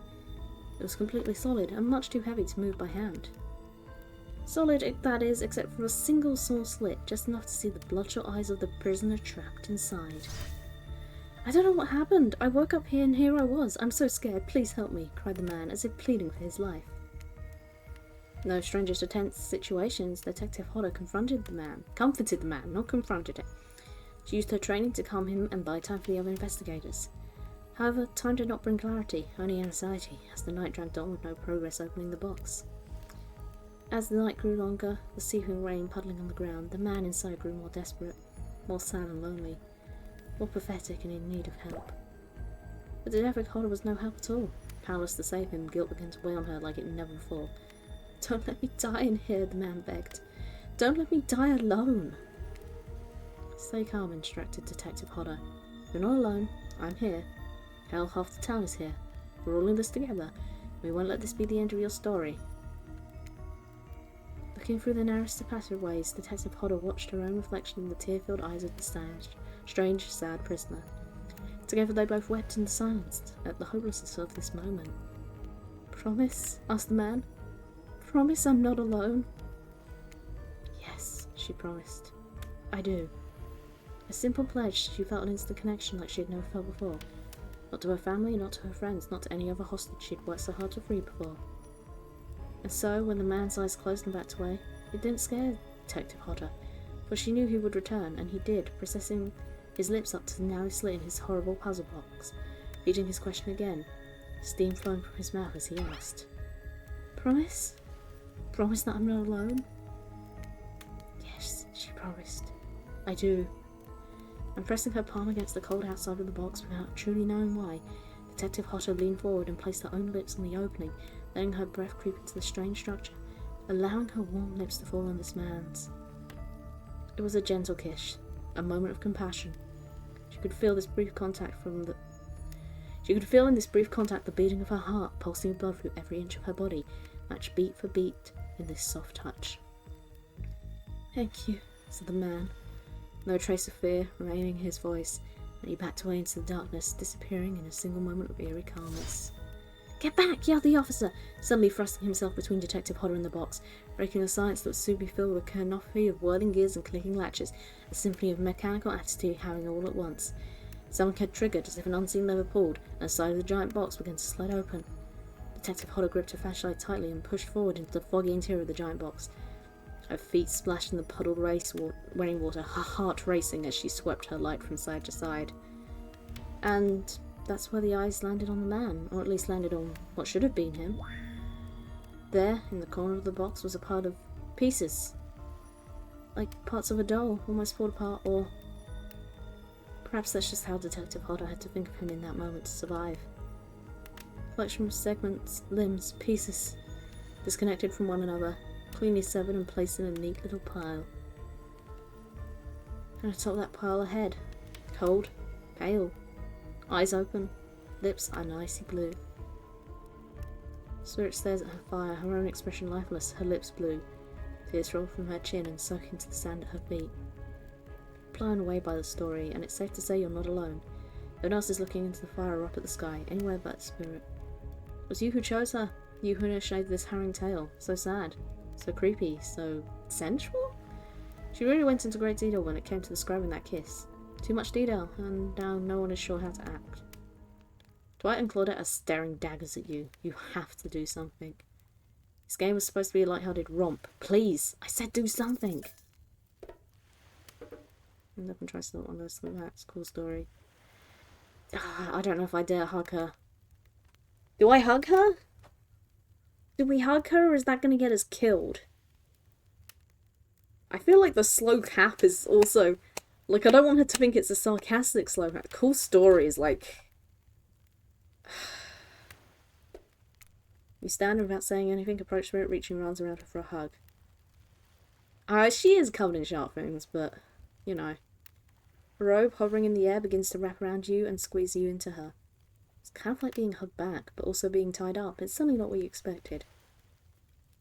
Essentially, you pull yourself away, but it's an awkward moment and you nearly fall over into the fire. Spirit says nothing and floats away without so much saying goodbye. You, meanwhile, realise everyone has just watched this truly strange interaction from the corner of their eyes. On that note, everyone decides it's time to take a break and split up for a little bit so they can all have a moment alone before bed. Everyone leaves and you're alone by the fire. The only thing you hear is the ocean slowly lapping against the shore. This is nice. A true moment of peace and tranquility that lasts for all of 7 seconds because Trickster shows up and he's blaring his latest song. Go away, Trickster. Hey baby, you look lonely. Mind if I join you? He doesn't wait for an answer. I know you've been hearing from these guppies all day. I want you to hear something from a big fish like me. Something special those in charge of the islands don't want you to hear. I'm the ultimate catch on this island. The only lobster in an ocean of sardines. No one can give you what I can. You just have to find me. Come find me, baby. Trickster leaves. You're a bit confused about what to make his cryptic clues, but you aren't going to get any time to yourself to think about them just yet. Spirit approaches you. You know, I was watching you while I told my story. I could tell it was having an effect on you. This fog that follows me around, I could feel you breathing heavily, taking me in. You and I are both absolutely flabbergasted at the piece of information. Legit, you learn something new every day, even when you're a god. I mean a narrator. You're doing it again right now. You need to calm down. You should come to the hot tub with me. Oh my. Dipping into hot tubs with the spirit? You've come a long way in a single day. I'm not saying you shouldn't follow her. Nothing like that. Just don't forget our little talk. Yeah, this probably is not how you escape, but goddamn. You and your storyteller friend slip into the water. Just the right temperature for an evening dip. Plus, if some jealous shark comes along and manages to jump from the ocean to the pool, you're pretty sure your killer companion could handle it. I just want to be totally clear. Even though that story bore some similarities to my life, it was not about me in any way, shape, or form. Not symbolically, not metaphorically, or any other Akali. Believe you completely. Sure, you were cut into pieces in your life, and so was the person in the story. Perfectly normal coincidence. Sure, you're on this island, trapped one might say, in a most puzzling place. Also a completely regular coincidence. And sure, his lips were blue and your lips are blue. Really? You'd call this blue? Actually more of purple.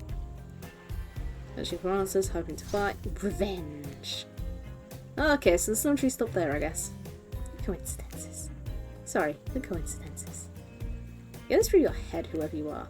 Samurai blood runs through my veins. Or, well, maybe it's coagulated? Congeal? Is it congealed? Coagulated.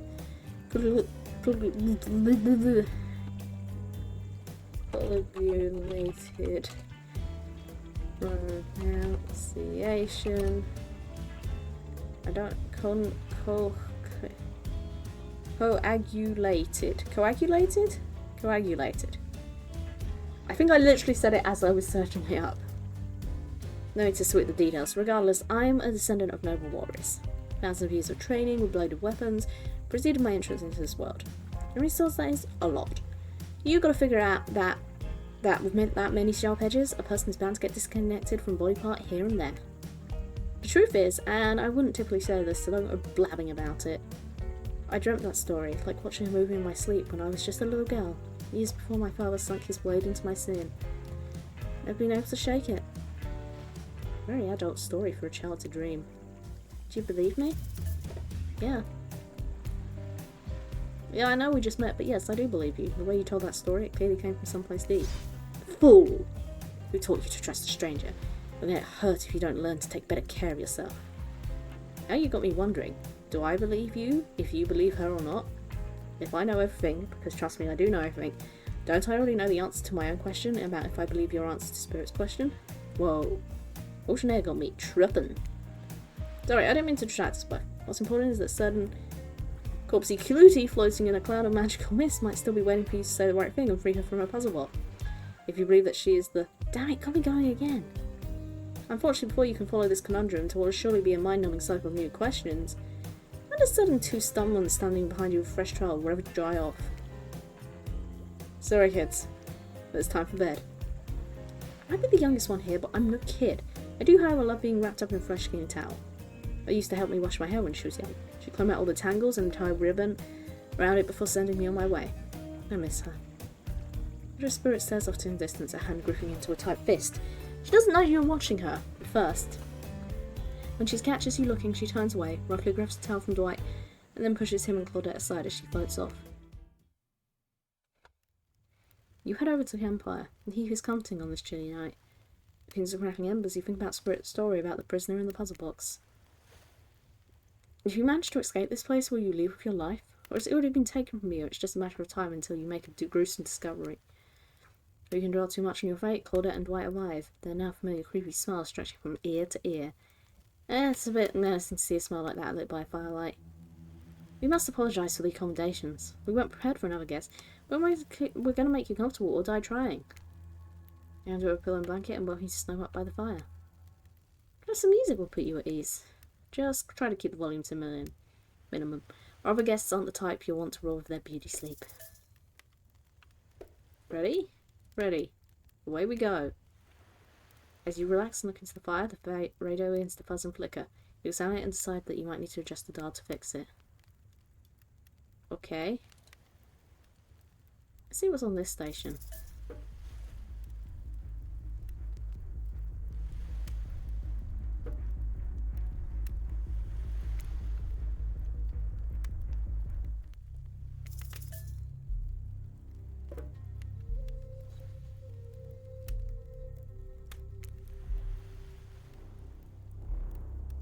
Let's talk about our community. For us, it means two major things. First of all, the community is you out there. It's you and everybody else either playing the game or talking about the game or creating content relating to the game or being inspired by the game to...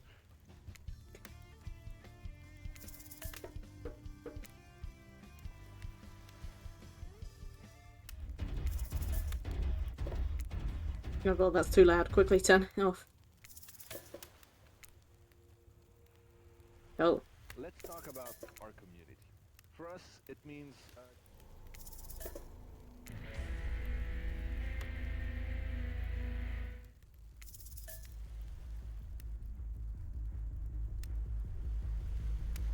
I bet this is important for, like, finding some kind of secret. But I have no idea. No matter how things you listen to, you can't still start sleep. You decide to ask one of the killers to spend a little more time with you until you're sleepier. Who would you like to summon by your side as you laze by the fire? Do I want to summon any of them? Won't they get mad because they're trying to sleep? Do I really want to... Spirit, are you around? I was wondering if I could get a little company. Spirit tells you her secret for falling asleep when she's feeling restless. I like to listen to the flute music, dab on some essential oils, and steam my paws. Do you still have paws? Really? What? Even the dead like to relax. I don't know if you have any of those things around. Ooh, a comb! Spirit reaches out and presents you with a unique item. It's a small comb carved from bamboo. I guess you could hold on to this. It was a gift from my mother. I will want it back though. If you lose it, well... you'll get revenge on me? It's the last thing I do. I'm finally starting to feel sleepy, except maybe this isn't really a sleepy feeling. Maybe you're paralysed. You try to keep your eyes open, but you can't. Darkness overtakes you. Dark voice from earlier speaks to you again. It shouldn't be still be as spooky. By now you've had a whole day of strange voice in your head, but this one is still undeniably odd. The human body is made up of 60% water. Did you know that? Of course you did. Everyone knows that. Even amnesic video game protagonists. Well, guess what? Drink as much as you like. You'll never get to 100%. You hear me? Don't think I don't see what you're up to. You wake suddenly to see someone looming over you. Whoa. Trapper is sitting beside you, sketching a portrait. Oh, you're awake. I saw you with the spirit right before bedtime. You should know they're not what they seem. Not like me, who is obviously completely honest and trustworthy. I was checking to make sure you weren't sleeping near one of my... Actually, never mind. Just be careful where you sit. But since I'm here, I'd like to share two things with you. One, I do not take rejection well. Two, the first thing is very important to remember. I haven't actually rejected you because you didn't, like, ask me out or anything, so... Are you drawing me? Trapper doesn't answer. You aren't drawing stink lines radiating out from me, are you? Still nothing from Trapper. Look, I'm not an easy guy to get along with, but I am an easy guy to spend time with. It'll make more sense if you choose to spend time with me tomorrow. So this scum live like rats. They wouldn't know a good time if I bit them on the ass. You bit them on the ass? I mean that literally. Point is, if you select me, you're in for a day of luxury, extravagance, and fun. Yes, I said fun. If I don't pick you... Remember what I said earlier. It might be the last thing you ever forget. But hey, you look tired. Get some rest, sleep. Maybe even sleep well if you can. I wonder if that's what the ocean was saying, was that you can never, like, 100% a killer. date-wise. Like, if you try and do that, one of the others will kill you. Maybe even sleep well if you can. Just try not to roll over about 15 feet on your left. Are you alone for real this time? Maybe. You drift off to sleep again. Hopefully you're not poisoned. Dies. Wait a second. Where are we? This isn't... Oh, geez. It is. It's one of those reality show confessional rooms where all the contestants talk directly to the camera. I think today went really well. Were some of my first interactions with someone who isn't a parent. Hold on, these were some of my first interactions with someone who isn't a parent that didn't end in bloodshed or untimely perishing in my Russian cottage. So connecting today is a win no matter what happens. What do I think of the newcomer? What do I have to say? Oh, I do? Attractive, mysterious. I really don't know that many other words since I was raised by my mum in the woods until she was scooped by an elk and had to wash her entrails off my sarafan. That being said, the other three should make sure to be on their guard. I don't know who this newcomer wants to spend time with tomorrow, but I for one will not let my guard down easily. Who knows about the others? Rafe, I think, knows more than he's laying on about this place, but he's a hard nut to crack. What Spirit's just screaming all the time. Major buzzkill and Trapper. Why do I even begin with Trapper? He's buff, sure, but daddy issues much? Sheesh. Look, I don't need anyone. I've been perfectly fine on my own since my mother died. I eat a fine diet of raw deer, bear, and human. I'm as fit as fiddle. That being said, something about that newcomer makes me think I might be missing out on some huge part of this thing called life. She is so cute. Look, I'm always full of rage. The key to knowing how to control your rage so you can use it. I'm a master of self-control. And right now I'm using my self-control like a master because today was a disaster. Let's just say I didn't love it. That was funny. Laugh. I said laugh, damn it. Anyway, I'm planning to kill this idiot. Don't tell them though. I want to lead them on a little more. It'll make it much better for me when they're screaming. So, do I then not go out with him because he's going to probably kill me? I'm not really sure how to feel about Fluffle. On one hand, everyone I've ever cared for has met an awful fate, so it's probably good for Fluffle if they just kept ignoring me. On the other hand, there's something about them that can maybe work out for my plan. For me. I know that everyone thinks of me as a beautiful, cold-blooded monster. I can't help it. Circulation isn't just isn't my thing. I don't choose to be cold. Cute hat and robe, okay, those are a choice for sure. Someone were to come around and capture my heart, at least the beats being stabbed in it. Besides, I'm gonna get bloody revenge on society that's used me and thrown me away. Maybe it wouldn't hurt to have a little help. Hey, I've survived your first day. That's an achievement. Goody gumdrops. You open your eyes. The sun is shining. There's not a cloud in the sky. You feel great. Totally well rested. You're not even suspicious of the fact that you fell asleep by a campfire but woke up several yards down the beach. Wait, are you on vacation? Was yesterday nothing more than a strange dream? No, not a dream. You really are here for another day. Why, I have no idea. You're obviously a weirdo. Being weirdos, I see the rest of the gang is hanging out on the beach. This is definitely not a dream. I wouldn't rule out a nightmare just yet, though. At least they make for a sexy bunch, no? And talk about sexy, here comes Trickster carrying coffee. Morning, beautiful. We might like a nice cup of joe to start this incredible day off right. Oh yeah, that looks... Trickster seems suspiciously cheerful. I'm sure there's nothing nefarious behind his joyful demeanor, though. Everyone's known magicians are morning people. Is Joe in the cup? I also wish you luck. Today is an important one. My only regret is that I won't be a bigger part of it. Budgeting issues. Also, I am just swamped with engagements, especially on the other islands. Trickster winks at you. If you want to ask him how to reach the other one now, is the time. Never mind, he left. Maybe we're both getting a couple of... No, wait, don't drink that! What the hell was that? I didn't call him Trickster because he's good on a skateboard. He definitely didn't get a name because he brings people drinks so they can have a good morning. That was almost certainly not coffee. I don't want anyone casually poisoning, imprisoning and torturing you. Yeah. It's supposed to be a tropical paradise, no place you give 5 out of 5, 10 out of 10, 2 thumbs up review to, not an internal prison of pain. And please make sure to leave a review, it really helps with the algorithms. Just trust me, I'll look out for you, so we can please move on. Hey. Wait a second.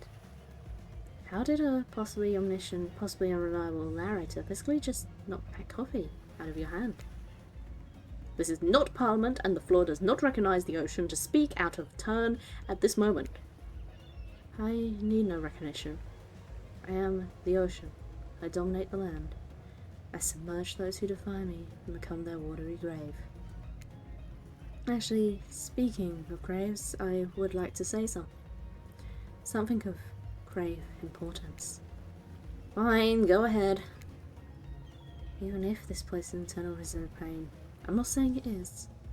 You're in a place where extreme horror can still receive a 5 out of 5, 10 out of 10, thumbs up review. If it is crafted with love and or that's the type of thing you're into. You know, Ocean is right, a lot of hard work goes into a place like this. You should really judge it on the artist's intent. And wherever possible, start from the mindset of giving them the benefit of the doubt. Constructing these elaborate vacations is not easy to do. Sometimes there are small bugs or inconsistency, but that's just the nature of the process. Perfection is overrated. The universe is filled with mysteries. You ought to celebrate those who venture to bare their souls as part of a creative process with the ultimate intent of making things for our enjoyment. Don't be overly critical of them. You try to sell me on this place being actually good. I don't have to say it like that, especially after I saved you from that poorly made cup of coffee. Sorry, we should have been here 5 minutes ago. I always do this on the second morning. Sad, really. Even if they do make some great points. Wait, you guys can hear them too? Can everyone hear them? Oh sure, they make great points, I agree. Can we please move on? Yes, of course. Apologies, Fopple. Last few minutes aside, have you been enjoying your time here on the island? Yes, I'm not suspicious there's no option. Yes, I'm not at all suspicious that there's no option here. What an encouraging response.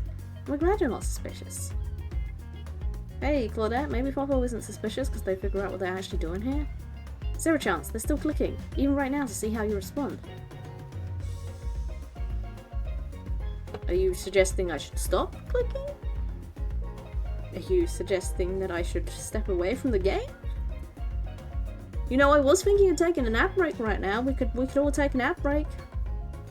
You guys hang out there. I need to take a little break. And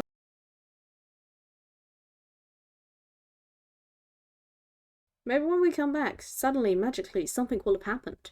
Or maybe it won't have. Anyway, enjoy the ad break, guys. Get up, stretch, drink water, do whatever.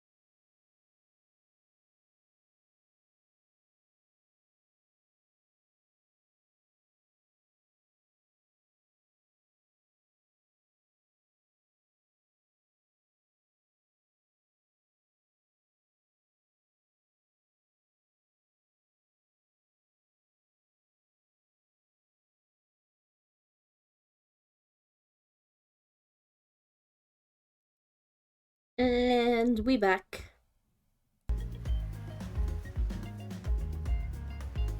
No. Can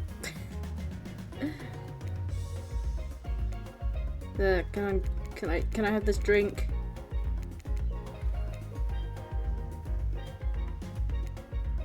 Yep, I am still clicking even right now to see how you respond.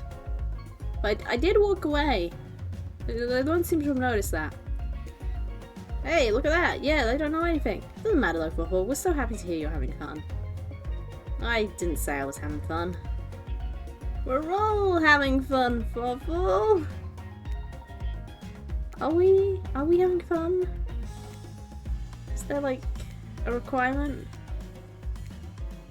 Will you die if I'm not having fun? Will I die if I'm not having fun? Gun snail. Do you hear us? We're all having fun.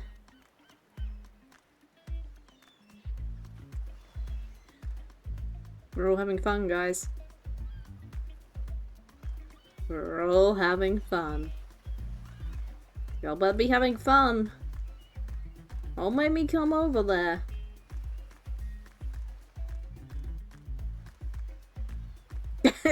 The backwards text. Hey, you having fun? You better be having fun.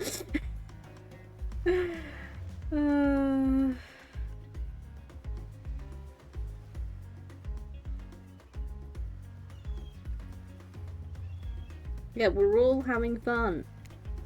We do need to ask you one more question though. You'll have to sign away our rights to say anything negative about this place. Would you please sign this non-disparagement agreement? No. No, I will not say anything negative about the sign. Hey, wait a second. You have my word that I, Fuffle, agree with this terms of verbal contract. Perfect. Delightful. Excellent. Yes, yes.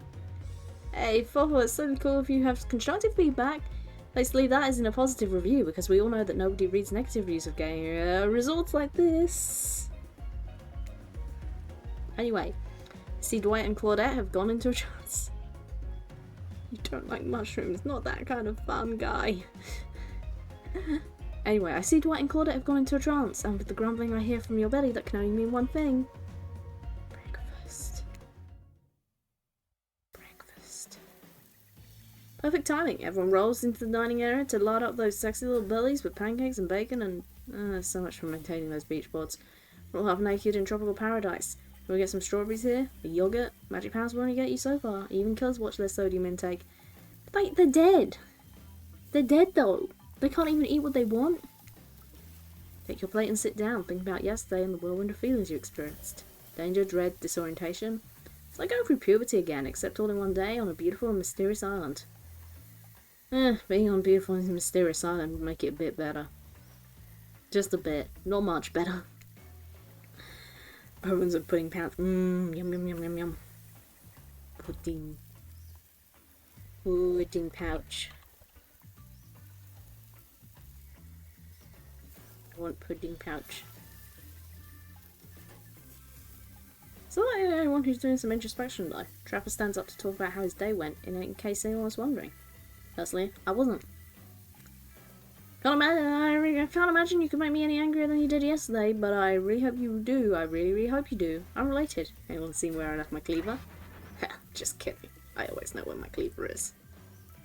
Oh, that was bizarre. Back to your breakfast. Nope. Now Hunter steps up to talk about her feelings. At this point, anything could happen. I'm open to all possibilities that this strange island has in store. How open-minded. Ah, well, surely that must be it. No one else would really stand up during breakfast to... just like that, here comes Spirit. Something's not right. Did anyone else feel especially cold last night? Not in the technically dead sense, but in the I don't know some other sense. It's like, for the first time in a long time, I felt the sun yesterday. And then it went away. I didn't like it. Guessing Rafe has had enough time to work up the courage to speak in front of the group. Perfect, there he is. Take us home, Rafe.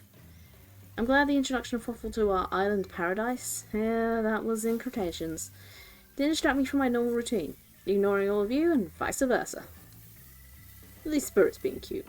Ooh, share! This place is an eternal prison of suspicion and suffering and no one cares. I'm still the only one asking any questions. I'm asking a question too. It's when will Rafe shut up? And now they're looking at you expectantly. Wait, are you supposed to stand up and explain how yesterday made you feel? I think I need to process everything by myself. I'll see you all soon. Damn, what a power play. Keep on wanting more. You're getting good at this game. And a sexy, true-to-life experience. Shame you didn't get any breakfast. Oh, I want to eat breakfast. But so be it. I guess I'm going to have to share that pudding pouch. If I didn't eat breakfast and I didn't look, I'm really going to die of starvation soon. After breakfast, you head to the hot tub by yourself to clear your head. Yes, there was, in short, a lot. When you get there, though, something catches your attention. You hear that? Who are you addressing? Me? Oh, yeah, I guess. That's okay, right? There isn't actually, like, DLC. I was suddenly thinking about the Trickster and being like, is he, like, DLC for the Island DLC, and that's why they talk about, like, money and stuff? No? No? Who knows? Just curious. Let's put the narrator. I still want the ocean. The ocean will get you for the kill. God, how disappointed would they be? They're like coming over to kill me and like mutilate my body and tear it apart, and then I'm just like dead from starvation. It's like, oh man. Ocean is great. Yeah, but that's what makes it sexy. Remember the whole discussion about Dracula and the sexiness of it, and yeah. Well, yeah, I guess. That is okay, right? You know, I might be pursuing a relationship with one of these 4 fine killers, but it feels like the person I'm getting to know the most is you, narrator. Narrator can give me food. It's only okay in so much as it serves to illustrate that you've lost your mind, seeing how I'm not real and all. Yeah, I heard it this time. I think it's coming from behind the pool shed. Oh no, stick it in there. A little more, a little more. Oh yeah, that's it. Yes. Probably should have been read with slightly more, you know, excitement and, you know, trying to lead us on, but no. How does that feel? How does that feel? How does that feel? How does that feel? Intense. Nice. Yeah, that feels right. This is uncomfortable. I know, I'm making it worse, aren't I? Now, I want you to take that and put it right. Yeah. You know what I'm talking about. Just like that? Exactly like that. I swear I had no idea these two even do, whatever it is they're doing. I'm afraid to look. They're gonna be just like they're just gonna be sorting something, or cooking something, or doing one of their 900 chores, buddy. Please say something so they know you're close by and can hear everything. Oh wow, look at this super cool bottle of Trickster brand suntan lotion that someone left on a chair. Anybody know where I can buy some? Damn it! Oh come on, a little privacy please. Dwight is panting and Claudette has a crazed look in her eyes. Sorry, I didn't know how to let you know I was here, and I could hear you well, you know. They clearly weren't doing anything, they're already fully dressed. No, what? What did you think we were doing? You were doing, I don't know exactly what you're doing, but it sounded like, fun? Not the way I read it. You think 2 people trying to find new ways to kill each other in a desperate search to make their own death permanent is fun? Ah. So they are coming back to life. And they were stabbing each other. Oops. We have 5 minutes to ourselves every day, and we spend it hoping if we stab each other in just the right spot, we won't get resurrected. I've come to believe the key to finding the exact place we need to bleed out from. I believe that place is in our appendix. Where else would it be? Why else would it be there? So, like, if you've had your appendix removed, you're just fucked? You're just stuck here forever? Makes sense to me. Did you actually think we were me and him? Dwight? You don't have to laugh that hard. They get it.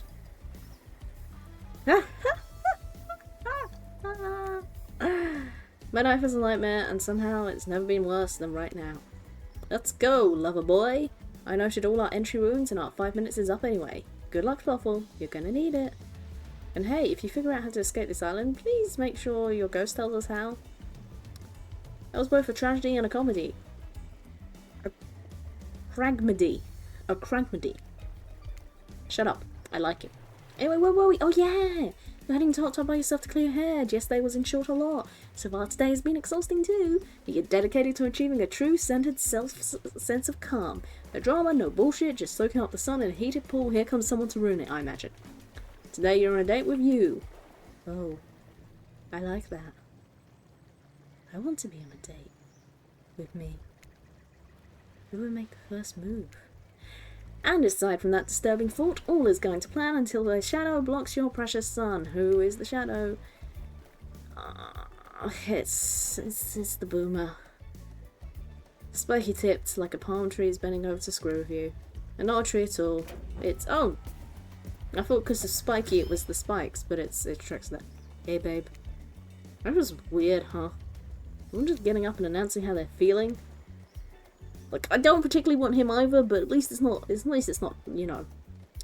At least it's not Trapper. What's that about? Some false kind of checking with the group? I don't like it. Fishy. Kinda lazy. It's like therapy. Are we on Therapy Island? Whatever though. Breakfast is dumb. No one should eat before noon or after 4 PM. Dude, that's not healthy. Yeah, look, I can see you. Oh, look out. He's got vagina bones. Better censor those out. He's purple, we match. Oh, I don't want to be purple anymore. No, I'm not purple, I'm not purple, I'm not purple, I'm orange. I'm orange, what are you talking about? I've never been purple in my life. It's the only thing I have that isn't purple. Is Halloween foff. It's kind of fitting. It's kind of fitting.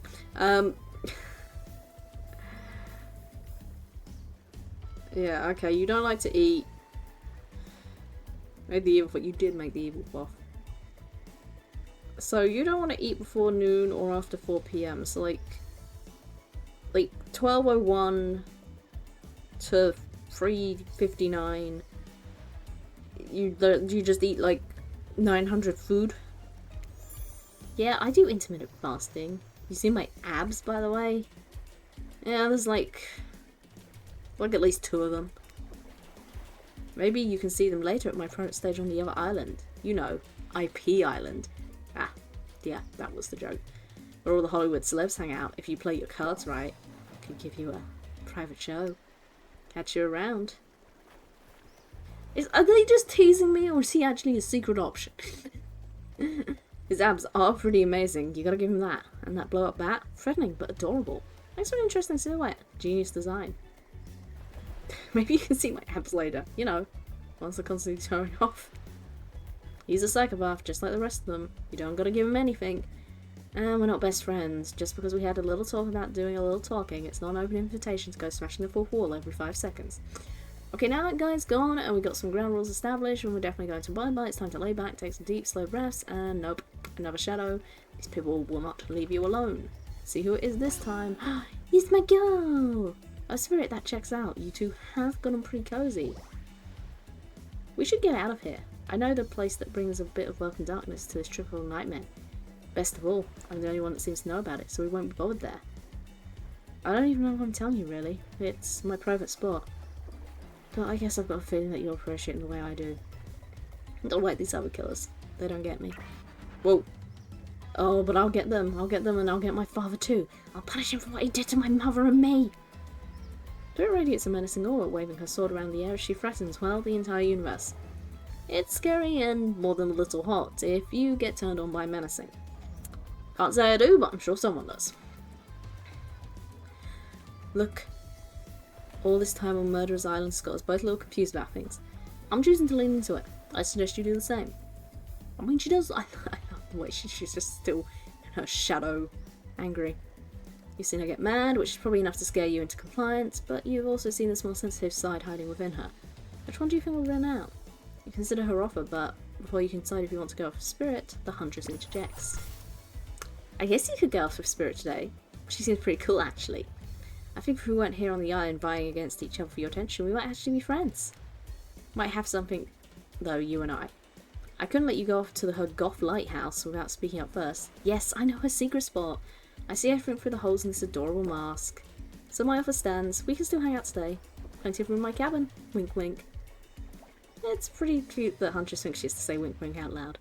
Boss barely even hides her face. Try to take me to point her. Oh god. She's a spirit. You know.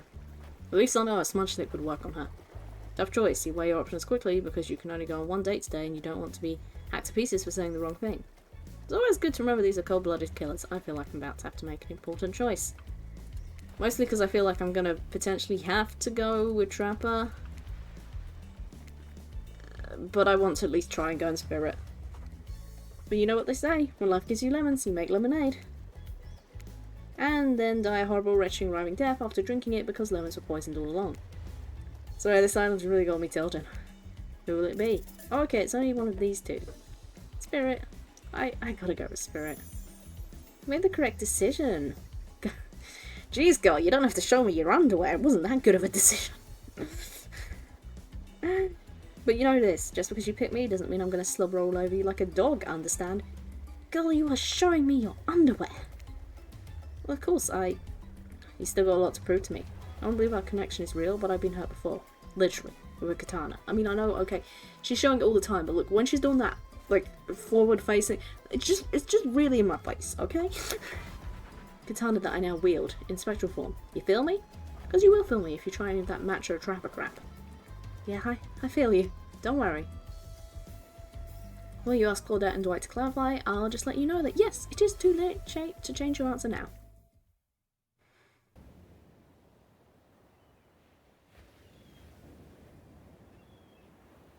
Oh, I got a Moreau match? Does that mean I've succeeded with Spirit? I don't know. You and Spirit arrive at the coast overlooking the Black Lighthouse. It's old and decrepit, but it's still impressive. There's something magnetic about it. You can see why Spirit would be drawn to such a place. You and Spirit look up and down and notice she's wearing all black, just like the lighthouse. I'm noticing a bit of theme. Is black your favourite colour? Black isn't really a colour at all. It's the absence of colour. It's a void. It's a shade. Like a black hole. A place that swallows light. A dying star.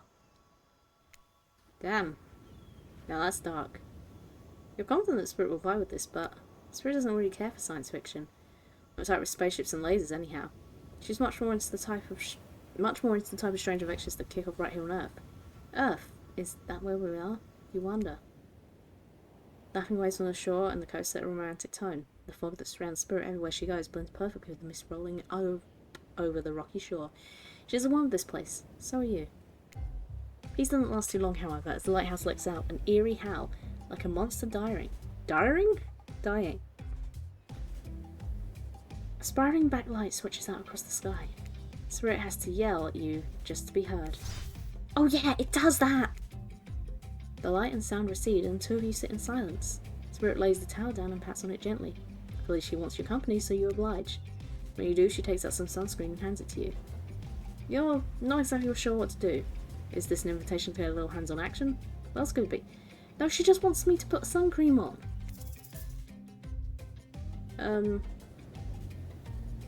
Thanks. No thanks. I'm gonna burn.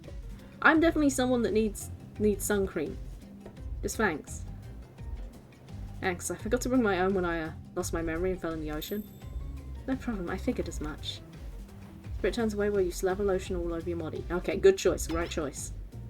Oh, hey girl. You need any help reaching those difficult spots? You see a hand float around your back. Oh, yeah, right, you have dismembered hand. Oh, you can really reach those difficult...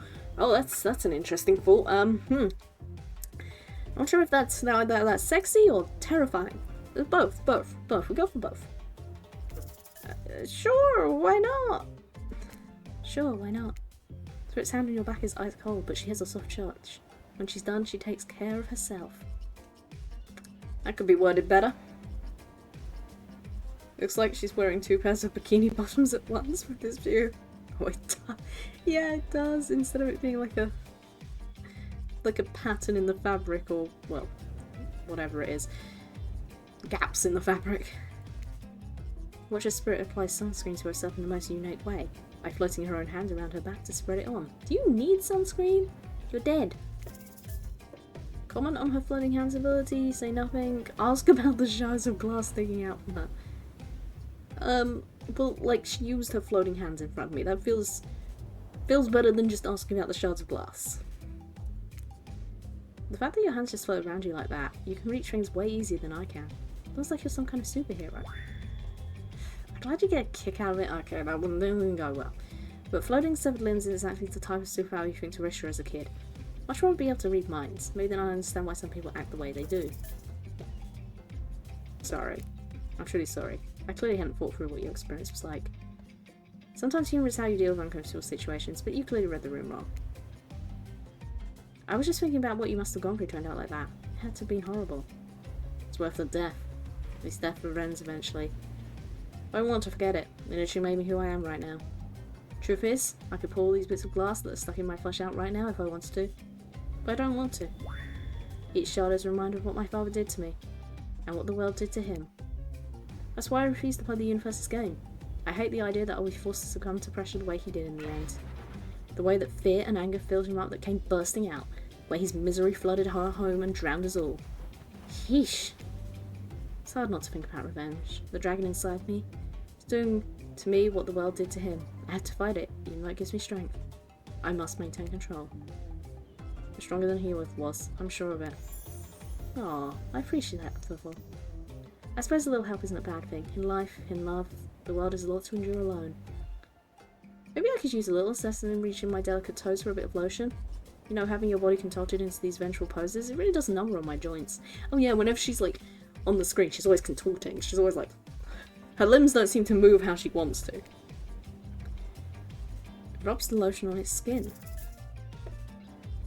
Oh, right, okay. Oh boy. Perfect. Perfect. Not bad. Not bad. Oh my Jesus Christ. Missed completely. Well, I still got two perfects and two goods isn't bad. Well, I suppose that lotion made away where it's supposed to be going eventually. It weren't too incredibly wasteful. I'm not a woman who believes into rushing through things just to get them done. There's the next time I'll show you do even better. Oh, she's so encouraging. You look up to the lighthouse. Its ominous dark form hovering above the moment between spirit and yourself. Evil as it clearly is, in this case it does you a solid by blurting out another ominous moan and a burst of black light that rescues you from this awkward silence. Oh! Hi! And seemingly out of nowhere, an ancient-looking ship appears in the water. It glows, itself a thing of death, a spirit of a ship that once sailed the seas centuries ago. A tattered black flag whips in the ocean air above the ship as it careens towards the shore. Crashing on the rocks! Must have been drawn in by the lighthouse. Hear the distant shouting of sailors as the old wooden ghost ship breaks up and sinks into the water. Oh, right, it does that sometimes too. Yeah, do something. Yeah, sharks will take care of it. I'm secretly Gulliver from Animal Crossing. It's come to take you home. Oh, at last. He's been waiting for so long to go home. In a minute, the ocean is quiet again except for the waves. Not yourself, hungry sharks. But these time-travelling pirates, or whoever they were, you're half sure you saw one of those skull and crossbow flags, aren't the only ones drawn here today. Oh! It's Rafe. He has emerged from palm trees behind you. I didn't come here to break up your date or something. I came here for that. Rafe points to the lighthouse. It is indifferent to his attention. I've been seeing it in my dreams, shining its strange light on me. I can't avoid it. Through woods and walls, nothing seems to stop it from reaching out to me. Duh, it's a haunted lighthouse. Does that to everyone at some point. You're no more special than me, those dead pirates, or the mermaid I saw washed up on the shore one time. There's a mermaid. Ew. Mermaids, by the way, aren't even close to as beautiful in person as they are in movies. More sea witch than underwater princess, if you get my drift. I'm sure they still have their own beauty. It's all part of a vast conspiracy, epic river of lies that runs beneath the island. Or something. Pretty sure I figured it out. The basics anyhow. If you come with me, you can get cut. Spirit waves a katana, nearly trimming a couple of buttons off Ray's tropical top. He takes the hint and backs away a few steps slowly. The quiet guy, he really never shuts up. Okay, be that way. You'll see. I guess Rafe seems to be the one to follow if you actually want to know more about the island. He seems to be not as entrapped by things. Alone at last, tension broken, deathly moans quiet, and the Waif banished back to wherever he hangs out. You scooch closer to Spirit, breathing in a damp, foggy air that seems to emanate from her. Breathing her in again. Ugh. It's not quite clear how the whole fog thing works, but you don't even care. You're feeling this moment. Oh, hey girl. Spirit seems to be feeling it too. She starts to adjust her robe, and you get a peek at the bathing suit beneath. For someone who seems intent on proving how little she cares about what everyone thinks, she puts a lot of work into getting into that suit. It's got straps for days. However, you're so focused on what's happening with Spirit, you don't see the next interruption coming. Oh, go away! And Claudette and Dwight burst into you and interrupt whatever you were doing. Don't seem like they're worried they'd bump into much. We're here to make a very dramatic announcement. Well, technically here to invite you to join us back at the beach. We've finally got a peek at the bathing suit we've been seeing all this time. Alright, you take care, Lenny. You get some rest. I'll definitely do my best with my on-deck girlfriend, Amnesia, Ocean Crush. There's a lot going on. Dramatic announcement. It's how being producers and the hosts. Aren't somebody supposed to work in groups of 4? When you arrive at the beach, you realise you were set up. Despite promising an announcement, Dwight and Claudette simply stand quietly. This isn't what was promised. Wait a minute, there's no announcement here. But there is a me! You got mid of New Year's, friend? I told you to get lost. There you see, lost is what I am, and so are you. But I know the way out. I've got a map back in my secret lair, literally and figuratively. Yeah, I know the difference. That's why you should ditch Spirit and come spend the rest of the night with me instead. He's covering her face. Oh, Rafe. You've got a secret lair? Damn it. Who said anything about secret lair? I said I've got sap. Sap in my secret hair. There's a flap on my secret chair. Don't change the subject. Don't ask me what he's talking about. Trying to make a mess of the first nice day I've had in... I don't know how long because it's not even clear what year it is, but a while? I'm not about to be ditched for the likes of you. Don't be messing things up, like I keep trying to tell you, it's this dang island. Come to accept a difficult truth. What's happening here? Well, I'm convinced that that's our fate. It's not anyone's decision, it's simply the way it will be. There's no use fighting it. What do you even know about fighting? All you know is hiding in your spooky little secret hair and crying like a baby while ringing your little bell. So don't tell me what I can and can't fight back against. I was born a fighter. A dragon lives inside me. I can't not fight, even when I might want to do is hide. Don't you see the giant hat? It's a metaphor. If I do have my fate is to win every fight that comes my way. Got it? Folks? Oh, you hide. I see you hide. You do your little phase walking routine. What do you call it? Basically cloaking. And we all know that cloaking is a type of hiding. Folks!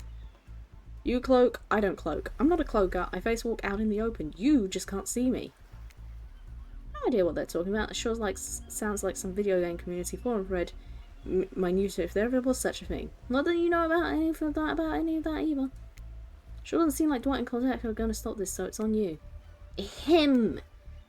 I think I was brought here to make this choice, so I'm going to do that now, and I choose... I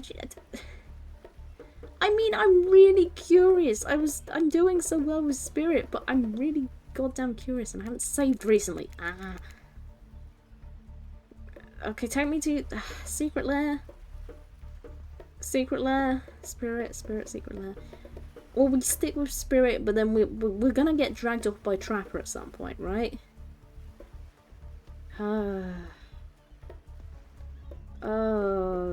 Spirit. When it comes down to it, neither of these two seem easy to love. I mean, damn, Spirit literally has broken glass shards sticking at her. But she has a certain charm to her gloom. Spirit and I were actually having a nice time. Besides, it's my fate to end up on the island. Well, to hell with fate, really. And don't take this the wrong way, Rafe, but the amount of awkwardness you pack into a single day... No wonder you're so skinny. All that second-guessing yourself must burn a lot of calories. Damn! Why am I being mean? Offense taken. Yeah, okay, it's true. I can be a little awkward, I guess. Sometimes. I'm sorry, I love you too. I'm already halfway done with Spirit, you know. Right, so I'm gonna stick with Spirit. Spirit breathes a sigh of relief. I've got enough revenging to do without having to kill you and Rafe too. Spirit walks you around the corner to show you something that she discovered in this place and knew it was meant to be connected to her journey. A cherry tree. Just a small sapling, but it's begun to sprout flowers. It doesn't make sense to see a cherry tree here in this place. It also doesn't make sense to see a ghost in a black bathing suit. So you just accept it. A spirit sets up to the tree, a cold breeze pulls some of the petals off, and they come cascading through the air around both of you. Aww. Do you know the meaning of the cherry blossom? They're beautiful, but also quite symbolic. Of course, like all good symbols, their meaning is pretty complicated. What do they mean to you? Many people, being among cherry blossoms is like being at a celebration of life. People travel great distances just to be near their vibrant beauty. However beautiful as they might be, they aren't magical. They're simply flowers. They quickly die and fade away. For this reason, they're also a symbol of the fleeting nature of life, of our fragile mortality. In a way, it's the spectre looming death that calls attention to a special moment, to see and appreciate life. How does that duality make you feel, Popple?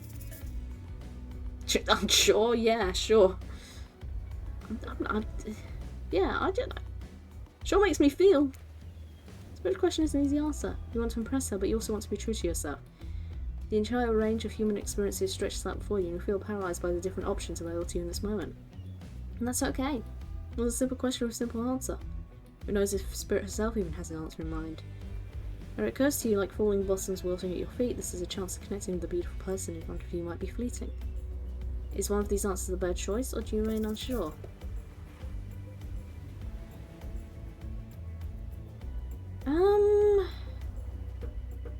Empowered then.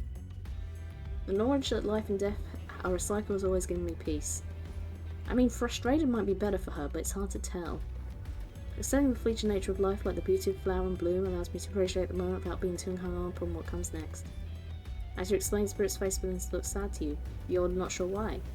Not the happiest topic, life and death, but why should that matter? It dawns on you. Spirit's been trapped in this ghastly state of death with no hope of cycle, no route back, no rebirth.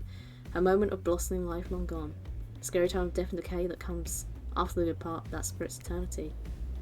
I feel like an idiot. I wasn't talking about you. I wasn't even thinking about you. You just answered from the heart. Can't let it bother me. Our priorities are not the same. I have my mission. Once the fallen cherry blossoms represented the souls of samurai warriors. Those were noble characters, those who did not fear death, those who killed in the greatest sacrifice to honor their emperor. Life was short, but their purpose gave them beauty. Those warriors saw death coming, but never despaired. They stood and faced it. They held their swords and struck down their fear. But despite the samurai spirit that lives on me, my noble bloodline, my life has ended, but death continues to stretch on. The cycle is frozen. The cherry tree? It's not real. Though its petals fall, they soon replenish. It was installed here by someone. You watch as Spirit chooses her word very carefully. By someone with no respect for the balance of life and death. We're sorry to interrupt. You know we don't believe you, right? Yep. But this time we've got a really good reason. And it has nothing to do with us being manipulated by an unseen force, because they're definitely not happening. Nobody accused you of that, but okay. We're just here to tell you it's time for dealer city. Get it while it's hot. Guess it's time to go, or whatever. Thanks for spending some time with me today. I enjoyed it. Me too. Definitely could have gone better.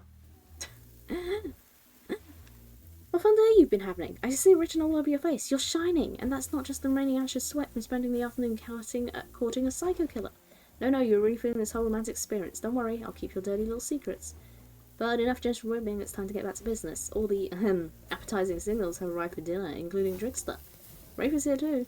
We're going to do the gag where we all crammed on skis at the same time again. So just believe me, they're all here, and they're just as sexy and demented as you remembered them.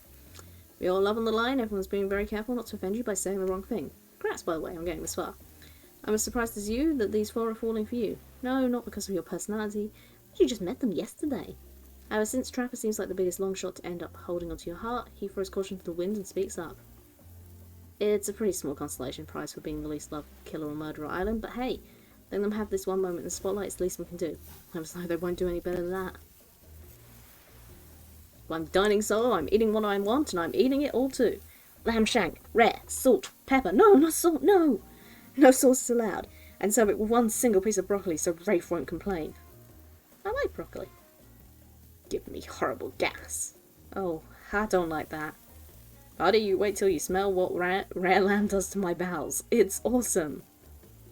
Why are they talking about poop again? Dinner will be served shortly, but certain power brokers would like to know about your day. Would you like to share with the rest of the group? You've had an interesting day, that's for sure. But how will you describe it to the others? Say too much or too little and it could affect your standing with the group. Oh, okay, but don't just sit there and say nothing. Nothing is not an option. I'm gonna be coy, because I feel like Spirit probably doesn't want me, like, just going on about everything that happened. It wasn't really a date, but like two people avoiding everyone else and choosing to be alone, but doing it in relatively close proximity to each other. That's exactly right. Couldn't have not said anything of value better myself.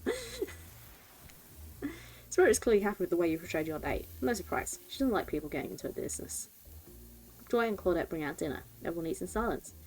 I don't trust anyone now, and they're all very tired. Oh wait, no sorry, that's the dreary supernatural horror thriller set in Antarctica, not a charming parody dating scene set in an undisclosed tropical paradise. Bony appetit! Don't you mean bon?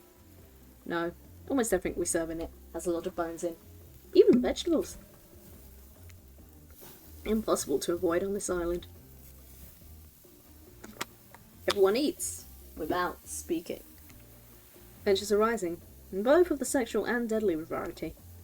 When everyone finishes, Dwight and Claudette come back to clean up the table. They linger around you as they pick up the plate, take your napkin, and dust crumbs off the table.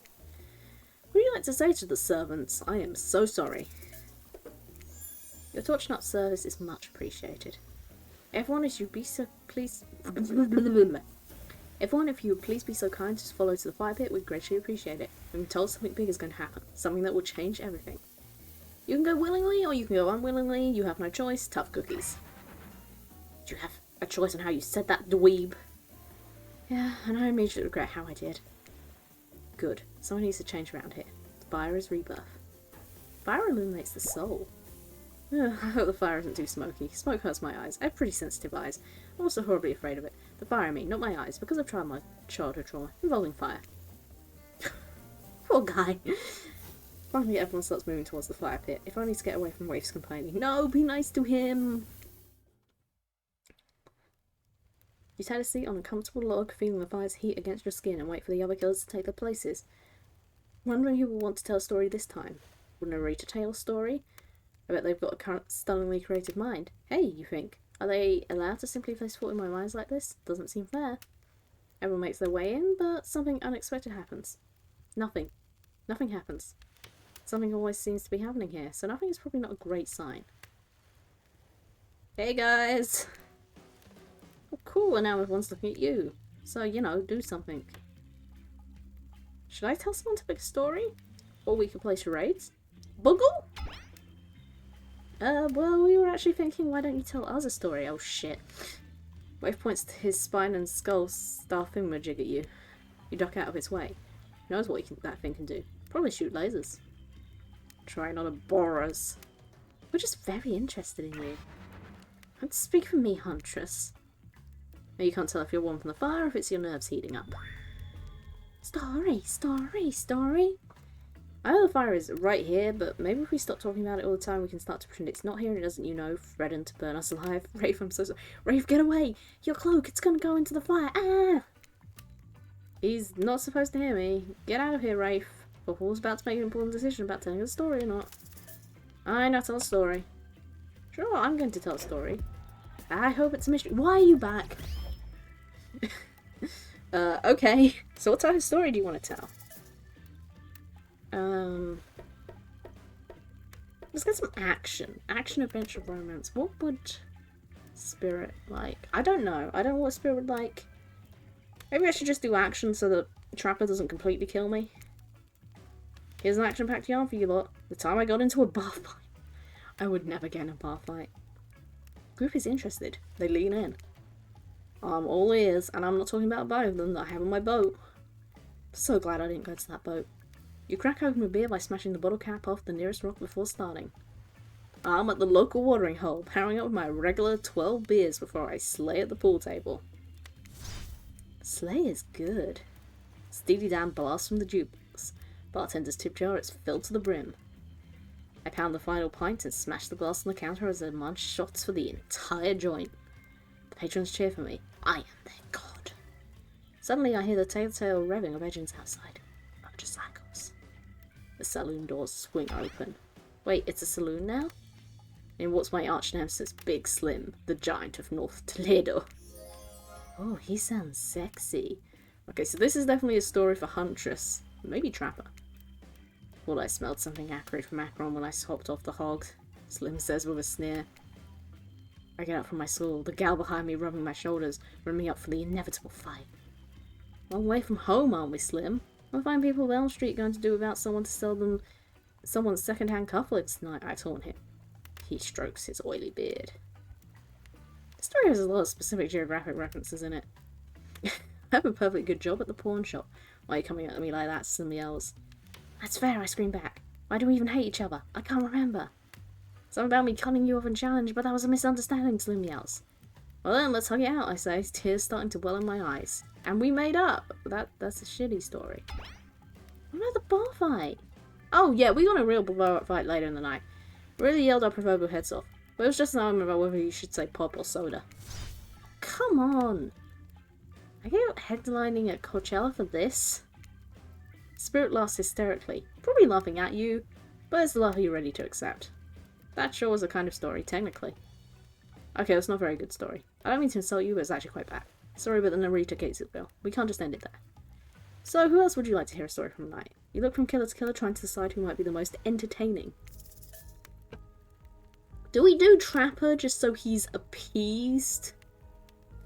You know, like, so he doesn't kill us? I feel like we should do Trapper just so he doesn't kill us.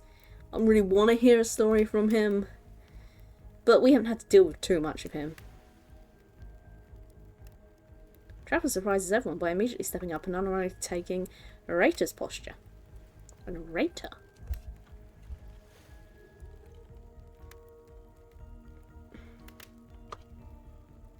Public speaker. He's like, oh, he's like standing. He's standing properly. There was a young man who loved his young wife, and a child they had. Gave the lovebirds a happy life. But one day the couple went out for a swim. Mother didn't return. The boy only had him. Some said the currents took her away, yet others said different, pointed the husband's way. For the young man was fearless, cunning and smart. He had many goals, both grand and bold. Easier, they'd say, done with a fresh start. A wife with her own dreams wouldn't help him at all. Lucky for him, hers drowned in the streams. Neighbours only whispered through the though of a crime so great. But no one ever accused him, lest they meet the same fate. Yep, that was a poem. That was different. How do you react to this performance? Yeah, that was cool. Slap, I clap loudly. Trix takes out an air horn and blasts it. Quiet. Trapper is disgusted by your display of joy. Poetry is meant to be received internally, not enjoyed. Oh, my mistake. I was exhausted trying to keep up with makes this Hills happy. Me. How was story time? A lot of people like to take potshots at sequels, but I think every good story deserves a follow-up. When you think it's the end, the sequel is almost never rewarding as the original. That's why I'm much more fan of the episodic style of storytelling. Knowing the series takes a lot of pressure off any individual installment, builds greater sense of community between audience and creator. Tell me, Waffle, if you could delete any sequels from existence, what would it be? Don't answer that, we don't actually care. We're just here to make sure we seamlessly move on to the next segment of the evening. God forbid my small talk get in the way of a romantic Twilight moment. Dwight, I'm gonna need you to shut your yap trap. You know we need to get back to that thing we do whenever we're not on screen. Avengers. I don't even know what sequels I would delete. I don't necessarily hate anything. I'm not a hater, man. I don't have enough hatred in my heart. I'm too tired to hate things. I just go, huh, okay. That was kind of crap. Oh well, maybe other people enjoy it. Anyway, moves on.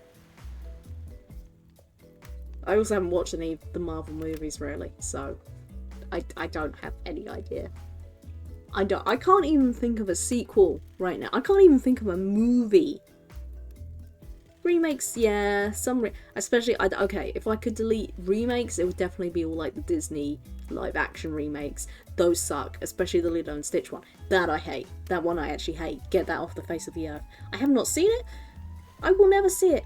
I'm mad about it. I am so mad about it. I am so angry about it. We do not need to but I'm very angry about it. That I definitely, okay, yeah. Sequels are like, whatever. You know, at least they don't necessarily ruin.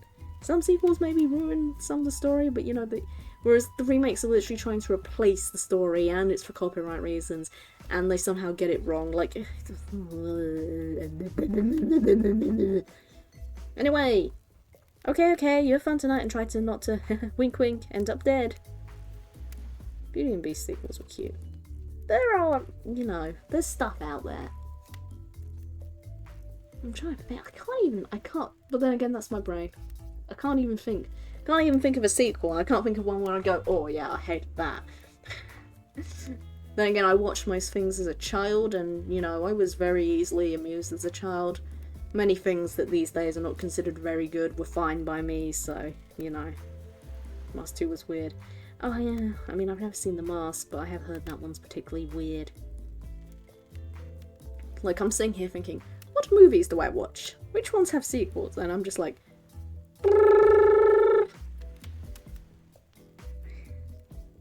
why did you say the words wink wink out loud? And what kind of double entendre are you getting at with the end up dead thing? Dwight is physically incapable of winking. Not since the accident. Huh, so that's interesting. So he did take damage in some way. That means he can't respawn properly. So, you know, that means something, right? And you do know that all of these people are despicable criminals with double-digit kill counts, right? Double-digit kill counts. Trapper definitely has double digits. Huntress does. Rafe was kind of accidentally. I mean, he has double digit, but he didn't know what he was doing. Yeah, his hands are definitely looks like it's jutting out. Oh, looks like the bone's gone. Well, except for Spirit, she doesn't really belong here. She's strictly a victim, not a perpetrator. No wonder she's pissed. Did I hear someone trash talking Spirit? Dill me in. What do you say we take this talk to the hot tub so I can soak in the blood while I roast the ghost with some killer hot takes? Please, enough talk of burns, things that are lit or getting blazed. It's enough that these activities have to be set next to a literal fire. Must I be surrounded by figurative flames as well? What if we turned and ran away from this place as fast as we could? Just you and me. Oh, those spindly legs. You probably tired before you got too far. It's running away to someplace more secluded Fluffle is after. They should obviously join me. Have you seen these legs? Pure power. Although my warp speed really reflects my giant stature. That's because I choose to move slowly for stealthy reasons. It's my own choice and completely logical. Why is everyone so obsessed with comparing themselves to each other and creating drama? I'm so over all that. You get it? Society wants to trick you into fighting with each other so that corporations can swoop in and sell you fake solutions to all your fabricated problems. I will be sitting in the shade and drinking something locally sourced while following through a public domain novella printed on recycled paper because I refuse to play their game anymore. Yeah, girl. Down with the power. down with the billionaire. She would eat a billionaire. She would kill and eat a billionaire. It's like she's actively trying to be unappealing as possible. Does it really turn anyone else on? Or is it just me? Wait. Does it really turn anyone else on, or is it just me? Are you saying you're turned on by it? Are you being sarcastic? Or are you actually secretly this whole time?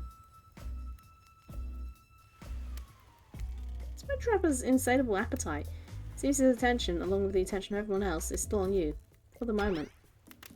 If you could, I don't know, just pick one of us, maybe so we can move on our lives, or, you know, some special products we might have going. Who would it be? Who would you head off for an activity? Just saying, you may not get a ton of chances to date around like this before your time on Murder Island comes to a close. And no, I'm not satisfied with that name either, but with this steaming reality TV show, dating show boom happening, it's pretty much all that wasn't taken. Rafe so he can't do his project? Which killer do you pink? And yes, we're back to excluding Trickster because, oh, that guy. No, if we go with Rafe, he will do his project.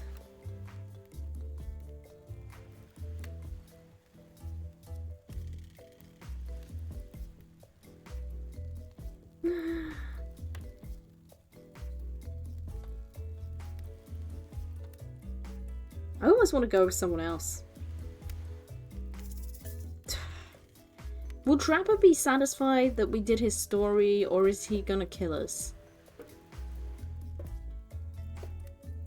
I love Spirit. I love Spirit. I kind of actually do want to see what Rafe's up to. Rafe? I knew you'd never pick me. Who am I kidding? I did pick you. Oh no! Rafe immediately turns around and runs away.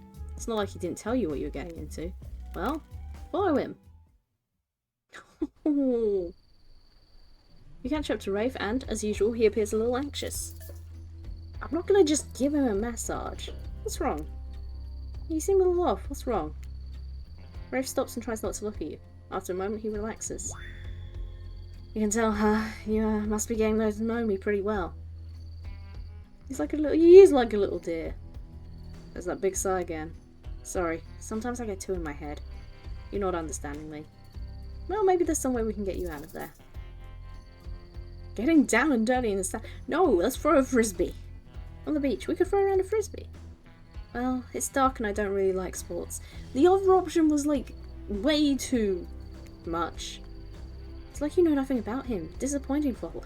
The other option seemed a little too much. But who knows, maybe it'll work. Rafe grabs the frisbee. Right? I'm like, whoa! We can't just choose that. Unless it's going to turn out, oh, we actually meant making a sandcastle.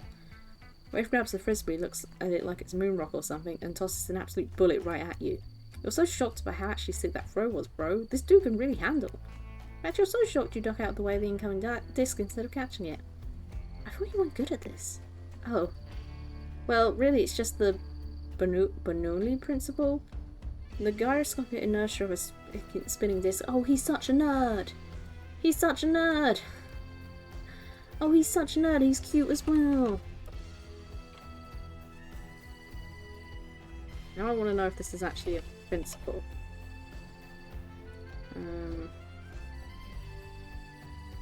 Principle of conservation of energy. Oh, I see. Gyroscopic inertia of a spinning disc. He talks at you for about 5 minutes before running out of steam and realising you haven't walked off like any normal sane person would have. Want to throw the frisbee back? Oh no, he's cute. I guess so. Suddenly nervous, you clutch the frisbee in completely wrong way and chuck it in Rafe's direction. Except it lands about 20 feet away from him, near the ocean. Rafe smiles a knowing smile. Did you let me beat you? I feel like he's not going to believe me if I say, I think I should just go for you caught me. You laugh and feign embarrassment. You caught me. Rafe shies shockingly. Yeah, caught you in a lie. But you were being honest about lying. How does this work? If you really feel like you should plead your case here, the logic doesn't hold up. Ah, too late. He's ready to move on. Can't hesitate. Rafe turns to you, smiling sheepishly. Wow, the day went by so fast, but I guess it's over. I don't understand. Why is it... You strange, beautiful weirdo. The gang's all together again on the volleyball court. Seems like only yesterday you were sitting on the sidelines watching everyone get sweaty. As it was. Oi, feels like we've been here a lot longer than that, actually. It's so late the sun is already beginning to rise. I get this over with quickly so that you can get some beauty rest. I do not recommend the eternal damnation of perpetual narratordom. Yeah, that was a weird one. Good thing you've really used your time well since then. Really getting to know the gang. The brain, Ogle, the basket case, the psychotic bunny girl. You know, the 4 types of people. Anyway, everyone is gathered together on the volleyball court for a new type of game. Pitch your dream date and see who Waffle chooses. Who's ready for round robin? How round are we talking? Not to eat, Huntress. Each killer gets 2 minutes to tell you all about the dream date they have planned for you tomorrow.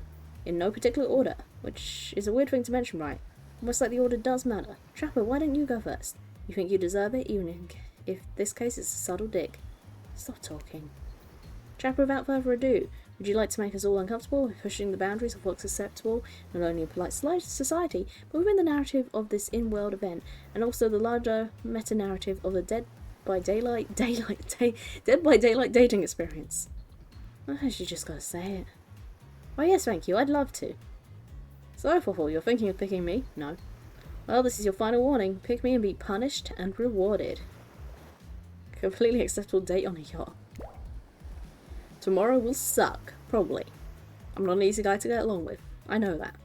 I tell you this much. I'm hiding a secret on this island that will make fans shit themselves with excitement. I don't want to shit myself. If you like Trapper, you're gonna love it.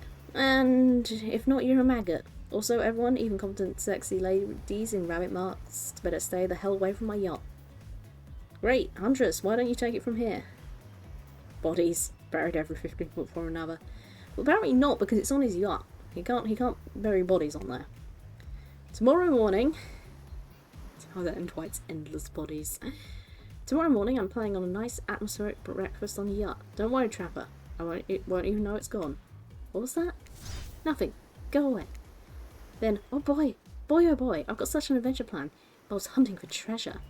What treasure are we looking for? Guess you'll have to pick me to find out. Let me tell you, it's primo stuff. Now, if you don't mind, I've got to start preparing, because it's clear already that you're going to pick me. Confident, mysterious, I like it. Sorry, anyway, Rafe. Well, I don't know, I'd really prefer just to tell Waffle privately. I don't really know how that's going to work with these game mechanics. Or you just whispered it to Waffle. Rafe considered this for a long moment. Too long. That's fine. Without moving, Rafe lowers his voice to a barely audible whisper. Tomorrow we have to find my bell. And I can finally tell you about what I've been working on. It's going to be real special. Kind of it. Really bond. And maybe finally get off this island. Maybe we can go on a real date. Oh, he's so cute. You done? That's it? Rafe nods, proud. It is, Spirit. Vigority! Don't, Dwight! You gotta watch your word with these people. Tomorrow you'll spit in the face of God, die, and be reborn anew. That's it. You're not intrigued by that. I don't want you. Go draw crane art with Trapper or dig up whatever mysteries of Rafe. I don't know what those guys do all day. Do you want to at least specify which god you'll be spitting in the face of? All of them. Okay then, so for right tonight if you intend to have a spirit. And time's up everyone. Gosh, you'll need to dream out these options so you're ready to choose in the morning. Now go dream about all these swoon-worthy options so you're ready to make a choice come dawn. Have a swell night. Did you two forget to mention something? Oh gosh, how could we forget? Before you run off to slumber peacefully, there's one more thing to do. No reality survival dating competition parody would be complete without singling out one of our contestants who's already teetering on the edge of psychological break and giving them a little push. Hold on. This has been a survival dating competition parody this entire time, and I'm just finding out about it now. Come on, the signs were there. You just didn't read them. Welcome to Murderer Island.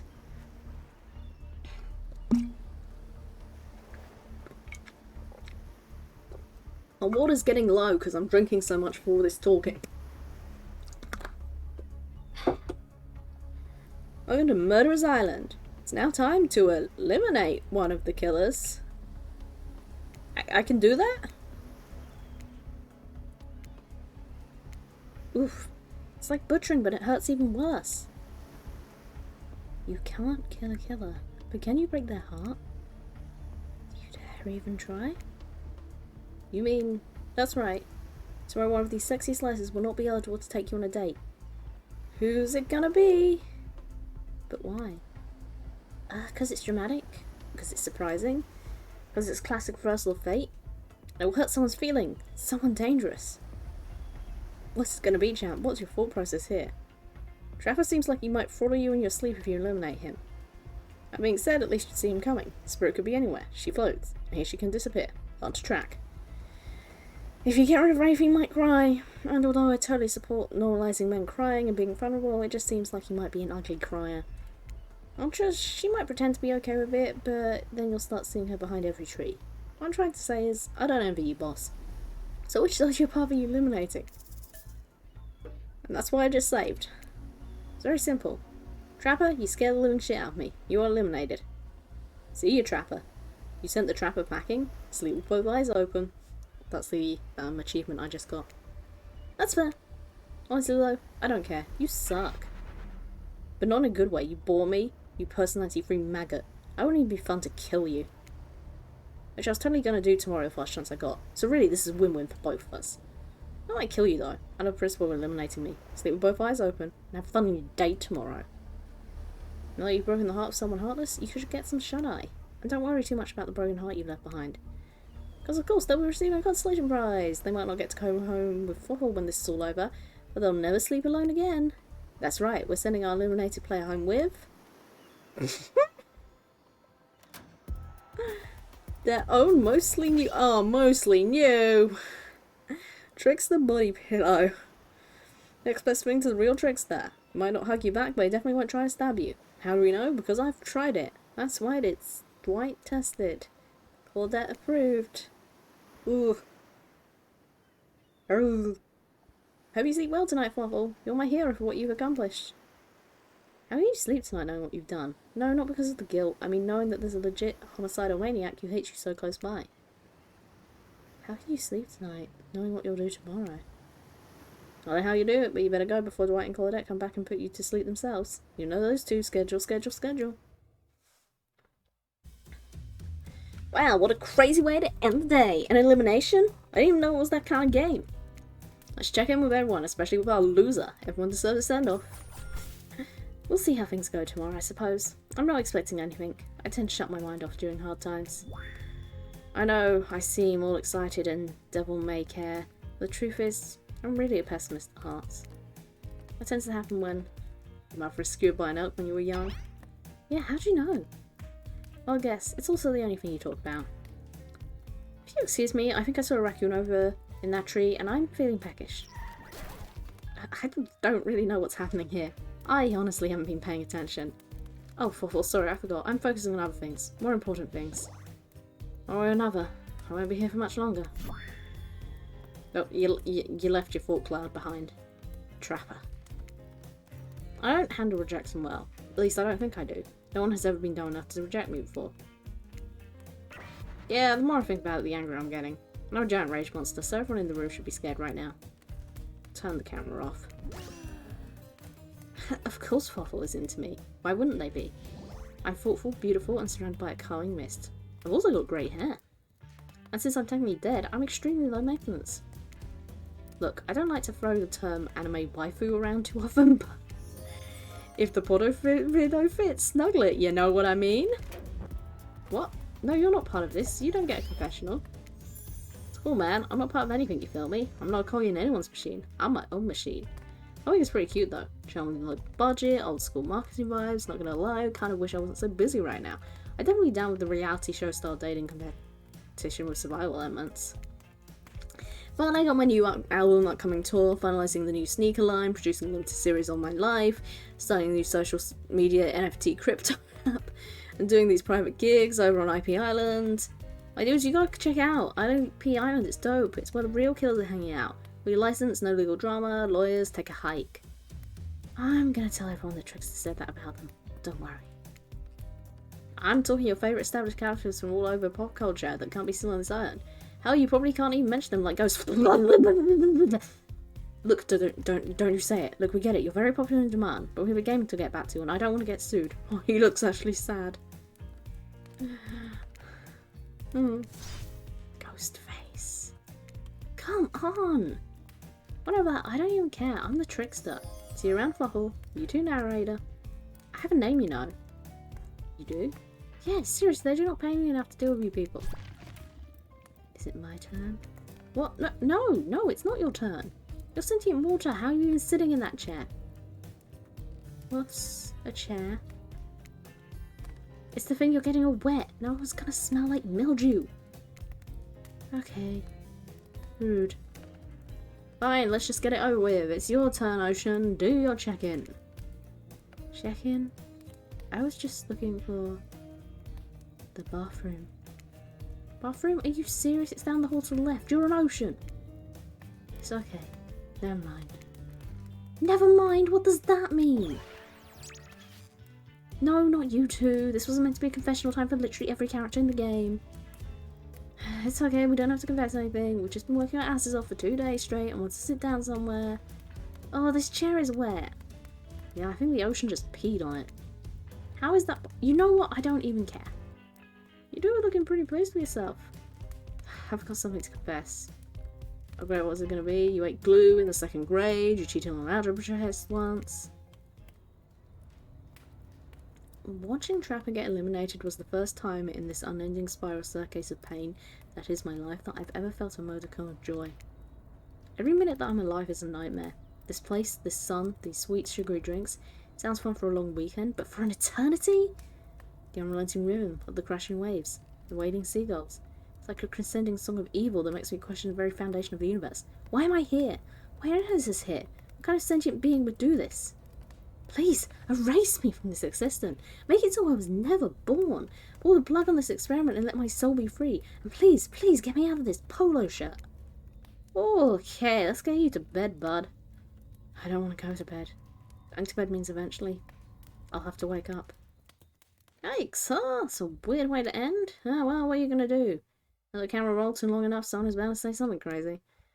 Anyway, seems like everyone's had their shot to annoy me today, so hit the hay and get some rest. Tomorrow's going to be a doozy.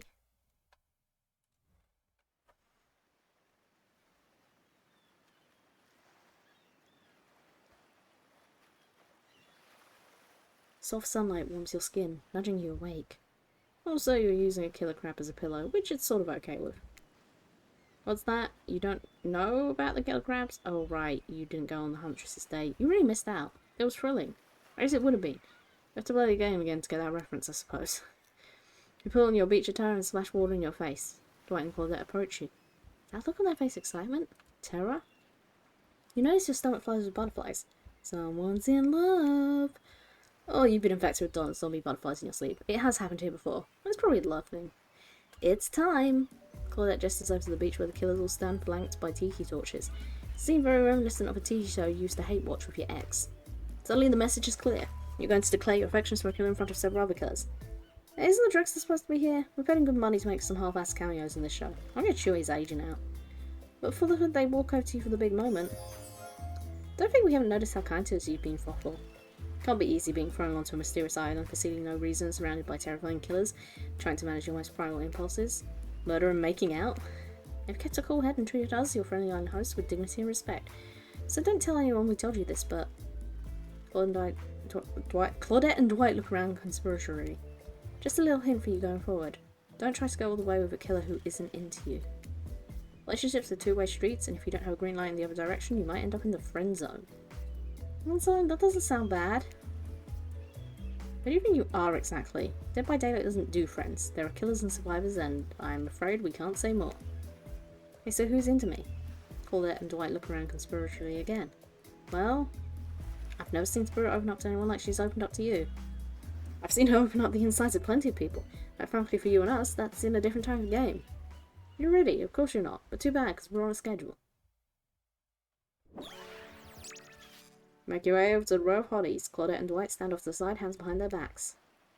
Been a quiet 48 hours, but clearly sparks in the air. Or quite the 48 hours. I'm not just talking about this rusty chainsaw, though I do recommend staying away from those sparks. Time for a newcomer to confess their love. Wait, I have a drum roll for this. No, you don't, but who cares? Purple, who do you choose for your solo date? I can do a drum roll. You're ready for the flower thing? Dwight, I thought we agreed to keep that between us. No, not that flower thing. Huh? The what? The huh? The huh? The what? What have you guys been doing? Maybe where the suitor gets a flower is a symbol of the contestant's love and affection. Oh, right, I suppose, but no roses. They're such a cliche at this point. Well, that's good, because I tried to pick a rose, but I got an ouchie, so I settled for these. I bet this is like poisonous or something. Beautiful. You've done good, Dwight. That's a lovely bouquet. Hope Dwight saved some of these for Claudette. They're a thing, right? You getting that vibe too? Just me? Sorry, you got other things to think about right now. Waffle, who do you select to receive these flowers and spend the day with you today? Well, I think we all know. You approach Spirit peering below the brim of her impressively large hat into her haunting eyes. Spirit, since I've met you, I've been enchanted by your presence. You've challenged me to be a better person and resisted the urge to show me the sharp end of your katana. For that, I thank you. I'm ready to take our relationship to the next level. And we shall. Up to the eye of the dark storm, that is our reality. To the lantern room of the Black Lighthouse. It's time to see what you're made of, Fuffle. Oh boy. Oh boy. I thought it might be nice to start the day out on Trapper's yacht before we head up to the Black Lighthouse. Even though I kind of hate this basic tropical vacation stuff like yachts and snorkeling or whatever, it's good to see, for you to see me in the sun a little bit at least. There's more to me than what you've already gotten to experience. I know my whole vibe can be little dark. The hat, the swimsuit, the plume of floating hair. This wasn't who I always was. I was a normal young woman once. Went to school, hang out with friends. Even had a part-time job working at a restaurant in town. And then, well, I know what happened. Your father, he murdered me and I awoke as an undead avenger. That's not what I was getting at. Something else happened to me. I realised I needed to be seen. I didn't even know by whom, All the time when you think about ghosts, they're these kind of see-through flickering spectres. Imagine reaching out and having your hand go right through them. Ooh, like that sort of thing. Maybe there's some warpy effect on the world around you, I don't know, depending on what movie you're watching. But when I died, well, I dare you to try to reach your hand through me. Not really. That's not an invitation. It's rhetorical. Why did I end this way? Who brought me here to this island? Who knows? I sure don't. I've got my ideas. But I'm not exactly out there digging around in caves or dusting off antiques to try and find clues and analyse their meanings. I do want to take this experience seriously though. I want to give the process a chance. Maybe a dumb process, and the one that I have extremely little respect for as a person. Well, you just woke up on this beach with no memory of who you are or where you came from, and freak out and simply try to swim away. You're giving this a chance. I actually didn't know that swimming away was an option. It's not. However, the fact that you never even tried, I think that means you've got courage. Or an open mind. Or I don't know, maybe you stuck around because you like someone you met here. There are killer sharks, no swim. Maybe. While the two of you were getting all deep and philosophically flirty, the yacht pulled up to the shore next to the Black Lighthouse. Last stop, everybody off! There were other stops. Oh no, not on this trip of your life. Spirit rolls her eyes and leaves for the shore. I'm just messing with you. This was the only stop. Nobody here is really looking out for our fun, so we have to make it for ourselves. But no, there are no other stops. Seriously, go. Race it to the poop deck, Dwight. This ship doesn't even have a poop deck. Oh, it will. What does that mean? What does that mean? As you disembark, you see Dwight and Claudette running, giggling across the ship. Too bad you can't date those two. They seem like they know how to have a good time. Ooh, date them both at once.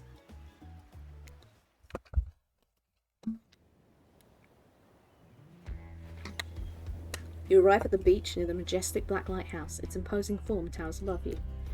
A flock of birds circles lazily, no sense of fear or urgency, as if circling a corpse that hasn't moved in ages.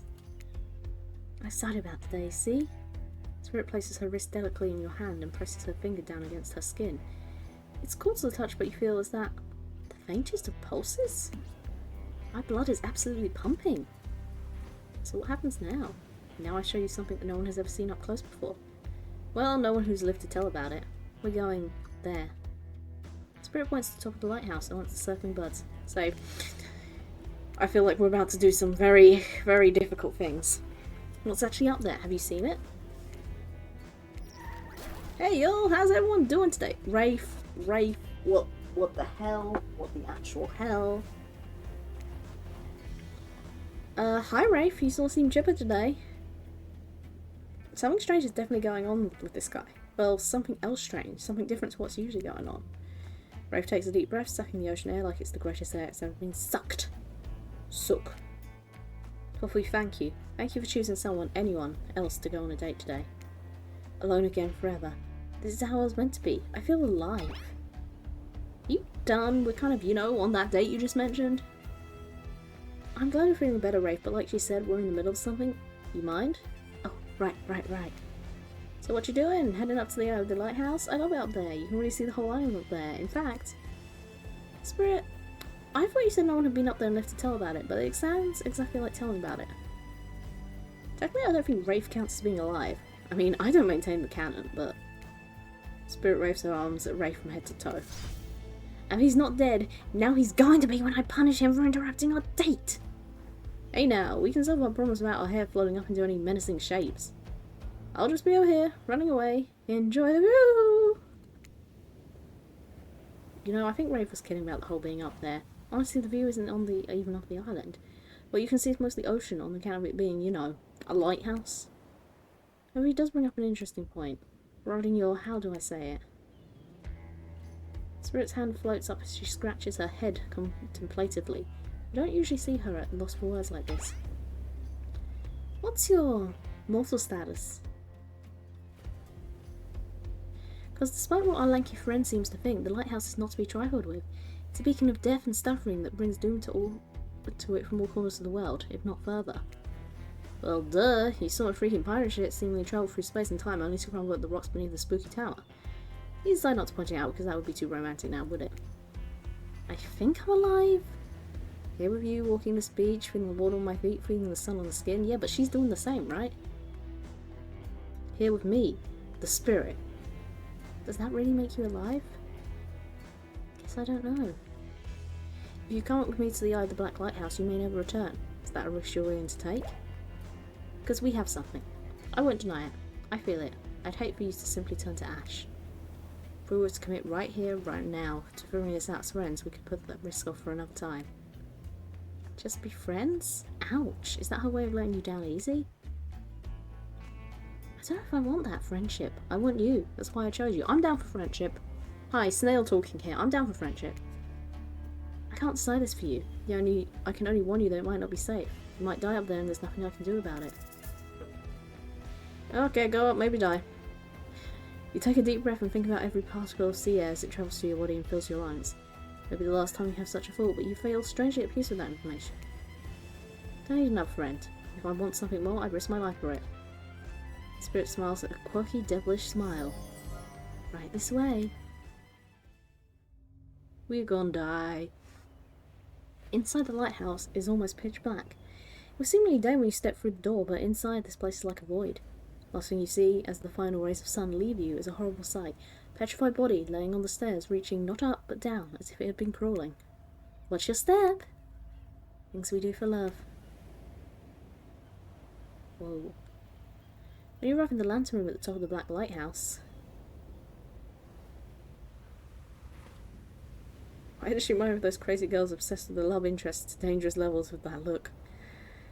Well, she probably would be. She probably would be.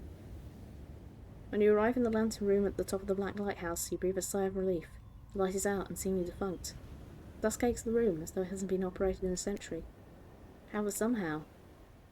It was morning a moment ago, but now it's night. What do you mean a moment ago? We've been standing here looking out over the ocean all day. I've really enjoyed the peaceful time together with you, taking the view, standing in complete silence for hours. It was my kind of perfect date. Yeah, it was crazy and girls in a combination. I guess because sometimes people would say it in a very derogatory way. But it was specifically crazy girls. Really? I don't remember that. I just called it the perfect date and you can't be bothered to remember it? What kind of game are you playing with me? I want to remember it, it's just for some reason my mind is completely blank. But hey, I'm not dead. I'm already dead and you have been the whole time. Yeah, that's true. Maybe we'll never know. Doesn't look like the light is working. Even turned off, the light has power to it. The massive lens reflects moonlight through it, a subtle sparkle that has a hypnotic effect. Maybe that's where the day went. Staring into his light as the sun fell and the moon rose. Thanks for spending the day with me. I had a really good time. That's it? Don't get me wrong, this is really cool and all, I guess I don't know what I expected. I suppose if you thought you were walking into death and nothing happened, it might feel a bit anticlimactic. Sorry, anyhow, it's time to go. Here, let me just flip on the light for the staircase so it's easy to go down. The stairs still look very dark, maybe it... Spirit is interrupted by a strange hum, and then becomes finally clear to you. That switch wasn't for the stairs, it was for the main lantern. The lantern is now beginning to power up. The faintest smell of burning begins to reach up to your nose. Oopsie, looks like that maybe wasn't switched for the stair lights at all. Now we'll see who really is alive and who really is dead. I suppose. It's bound to happen sooner or later. You stand with your eyes closed, hoping somehow not looking at the light itself will protect you.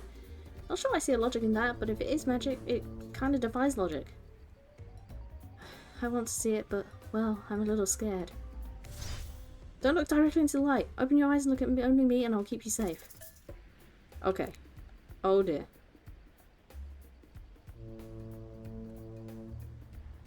Perfect.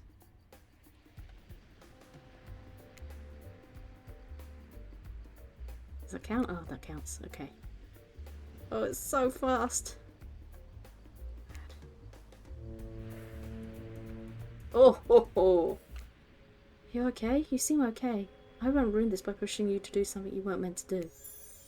You're so brave. Maybe not so coordinated, but certainly brave. What do you mean not so coordinated? I got, like, so many perfects. I'm so lucky you put yourself through this for me. It shows that you're real. By you attempt to resist it, the incredible force of energy from the backlight has his lantern eyes. I refuses to subside. No, it can't be ignored. It doesn't matter if you look directly at it or not. In the end, that was just a trivial game. This is real life and real magic. You stare at it now, and its power penetrates your mind. Hey, been a while. How are things? Doing good? Being more dead or more alive? Yeah, love will do that to a person. Don't worry, it'll make sense soon.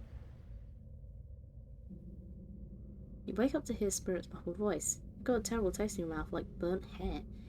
The air feels damp and smells like ash. It takes time for sound to clear up, but eventually Spirit's words start making sense to you. However, it's clear she's talking to someone else, not to you. You know how sometimes people say it's not you, it's me? But this time it's you and it's also me. I can't believe I thought you would change for me. I can't believe I thought you were doing what you were doing was a sacrifice. You never gave anything up for me. Well, today, I saw what love looks like, and it looks a whole lot different than this. I don't think you're hearing me, which is weird, because I'm practically shouting. Nobody breaks up with Trapper. Nobody. Oh yeah, fine. Nobody breaks up with Trapper. But I'm not doing that. I'm dumping. Don't you say it. I'm dumping Evan McMillan, and there's nothing you or he can do about it. It's over between us, Evan. Oh dear. Rin, Trapper turns from Spirit and looks directly at you. You realise you're laying on the ground of some sort of weird tunnel. I think that your shouting woke up Waffle. Fake snore. Am I shouting? I'm sorry, I think I interrupted something very personal and also quite scary. I swear I wasn't trying to listen, but I heard a lot. Probably not everything. I think I woke up in the middle. What did you hear? Just you dumping Trapper. We were never together. I mean, we were together. Ew. I know you're wearing a mask, but we can see your eyes. You don't need to say wink, wink, wink out loud. The reason why I might have dumped you. Did not. It was mutual. Ears up, as they say. They know you're awake now. And you're going to have to deal with this awkward situation head on. I know, those two? Clearly I shouldn't be here. You two are having a very personal conversation I need to be involved in. I don't even know how I got here. Not here on this island or here in this creepy tunnel. As far as the island goes, your guess is as good as mine. As far as the tunnel goes, we brought you here. We? You and the Trapper? But I wonder if you took offense to oh, yeah. That's why he was so mad. After the lighthouse came on, you blacked out. On your way down, I thought you might have hit your head or something. It's hard to tell what blood is new or old around here. Either way, I wanted to get you someplace safe, and so I asked Trapper for help. You asked Trapper for help after I eliminated him? It's not that I can't carry you, I just didn't feel like it, you know? I hate anything messing with my shards. Trapper, on the other hand, he loves nothing more than having an unconscious body draped over his shoulder. Look at that grin. Could have asked Claudette and Dwight for help, but I don't trust them. You trust Trapper? Well, I can trust the two different things. You might think Trapper can be a real jerk, and you'd be right. But you get what you see with him. We're locked down here because we're the only ones who know about this place. Part of an old tunnel network that connects to different places on the island. Hey, what's up, guys? Talking island mysteries? My favourite topic. I was just in the neighbourhood, so I thought I'd pop in.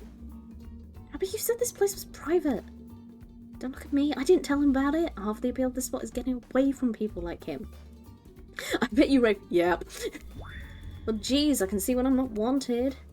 So, you free of thruple now, or oh hell yeah. I mean, I'm not into Trapper, but you know, I mean, if we can make a thruple, I mean, I'm down for even more. You know, let's everyone at once. Like, you're gonna say, I really didn't get the whole Trapper spirit thing, but hey, if it's not my business, I don't stick my nose in it. We're not a thing. Nobody traps the Trapper. No one traps or relationships.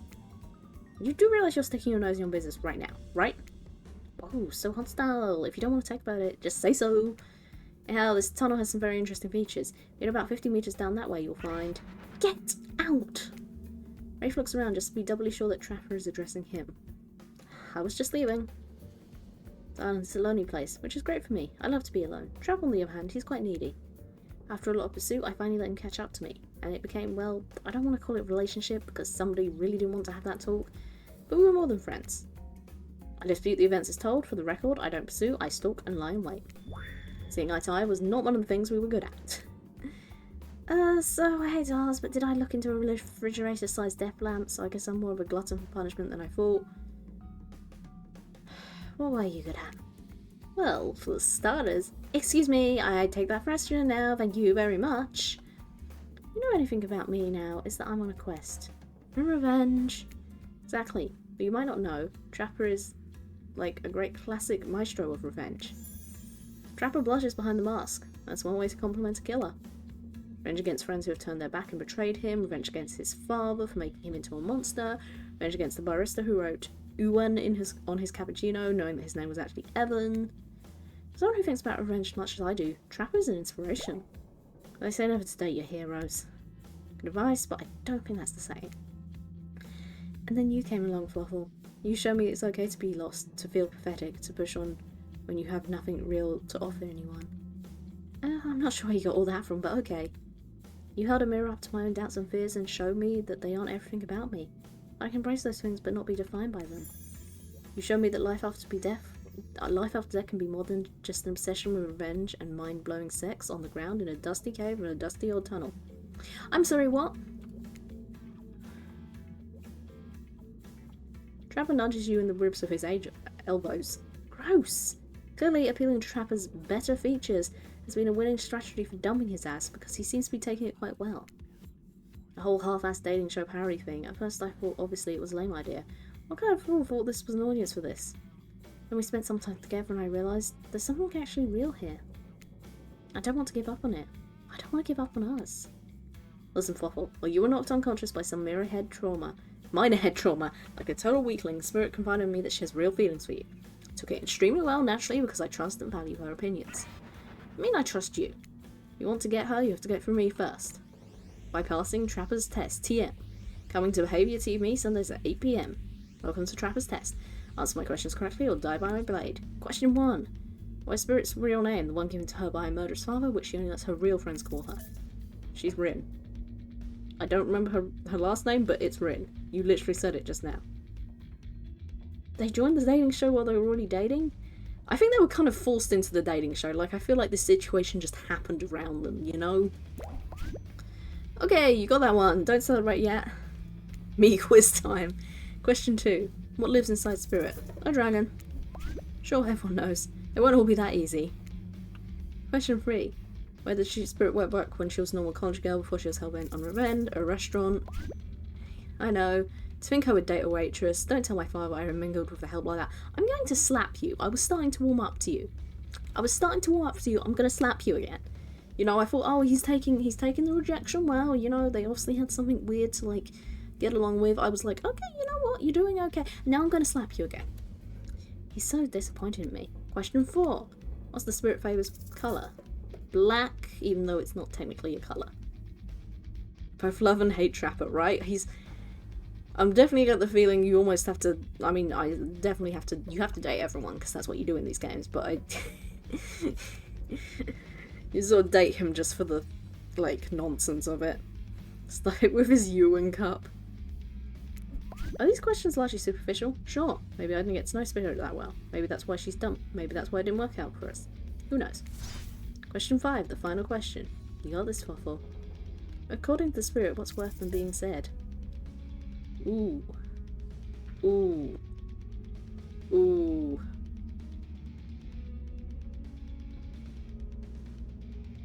Maybe you can unlock Trickster? I'm not sure what the answer is to this. What do we think? Having unfinished business is definitely her problem. She likes revenge.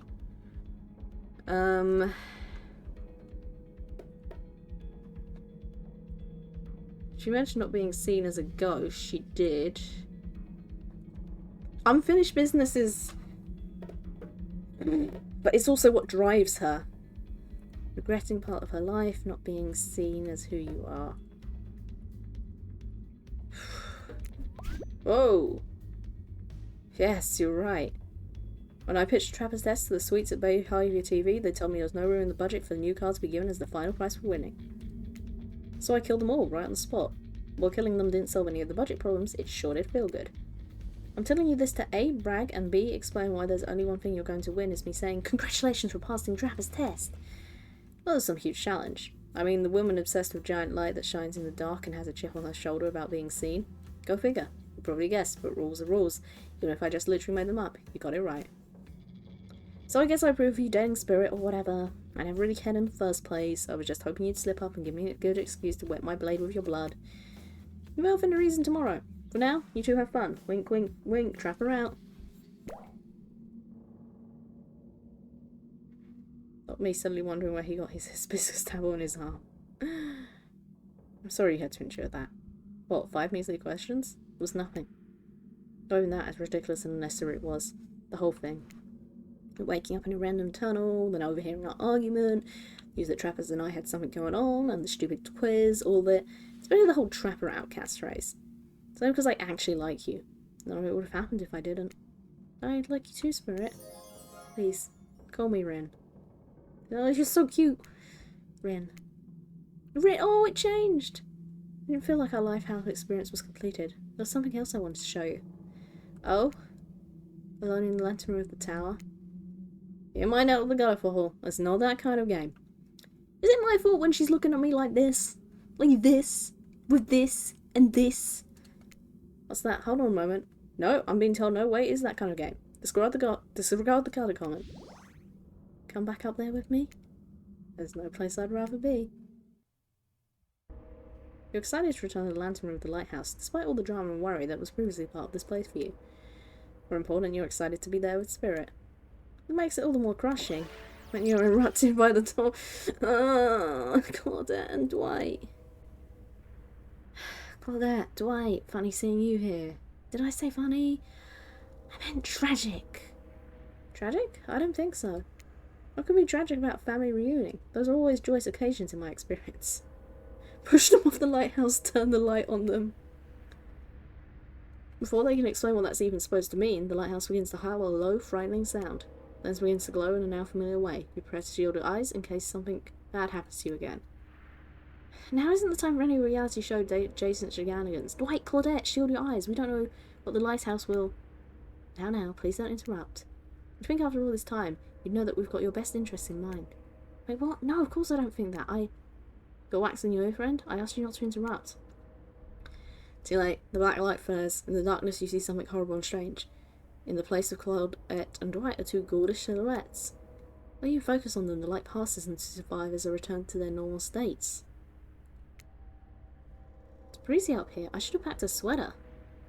What in the hairy hell? Hey, what's the language? You shouldn't be that way. Around your elders. Hi, Oni. Grandpa? My little Rin, you're such a woman now. They grow up so fast. What? Bravo, meet Grandpa Kazan Yakamoka. Well, technically not just Grandpa. Technically he's my great-great-great-great-great-grandpa. Great-great-great-great-grandpa. That's a lot of greats to say in the world. Row. I haven't seen my little Rin since I watched over from the afterlife when she was just a little girl. I expect you all to say all the greats. It's a matter of honour and respect. Except Rin. She can do whatever she wants, my precious little angel. But you... Only stares at you with his red eyes. I'm pretty sure even the decorative third eye on his mask is looking at you. Oh, you treat me with respect. Or so help me, I'll be cleaning bits of your head off my Kenobo. Kenobo is like a metal baseball bat covered in spikes, for your information. Not sure why a peasant like you is doing so close to the descendant of the noble Yamaoka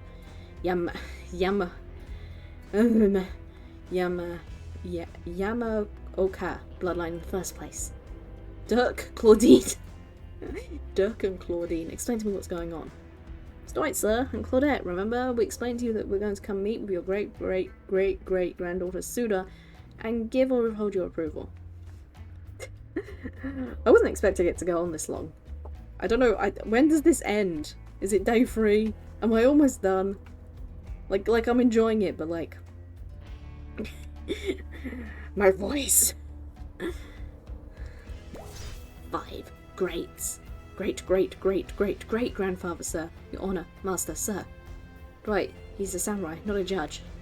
Grandpa, they must have summoned you here because they think you have great judgment, and because they summoned my father, I would be too distracted by torturing him for all of eternity to hear of the rest of whatever this is. Show, game, experience. Ha, yes, that makes sense. Only a man of my own power and magnitude can help. Something important much? Nice to meet you, Kanzan. Only my family and friends call me Kanzan. Those who tremble in fear at my presence call me Oni. Don't you hate being called the Oni? Because it was like a disrespect to you. You're seeing a serious resemblance to Trapper in not only the sheer size of the man that Oni is, but also his attitude. Apparently Spirit has a type. But that's her grandpa. That's not his... I guess she's got daddy issues. You're sure you can or want to measure up to that? Dawns on you that, wait a second, maybe you do resemble Oni. Every time you try to look at your own reflection, however, you become dizzy and confused. This definitely deserves more thought, but now it's not time to consider the fact you might be some kind of hulking vampire with the first ever case of self-blindness. The master samurai dogging you from 2 steps away. Well, you don't scare me at all, so I'll stick with Kanzan. Peasant! I realise now the true purpose of my visit was to extinguish your light.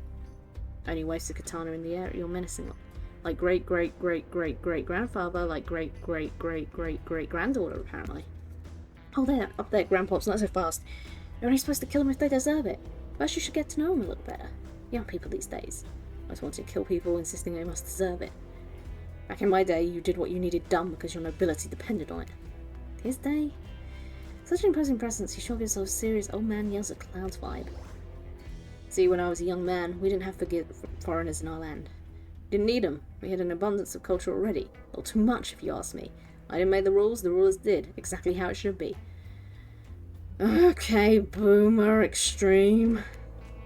Literature, art, commerce, theatre, fashion, poetry, puppet shows, ghost stories, Protestants, gambling, fighting, fine dining, fast food, public execution. Sorry, what's that last one? What are we talking about? Spirit giggles at her great. Okay, I'm not saying all those every time. At Oni's forgetfulness. You wonder, does she even like this guy? She sure hates her father, so.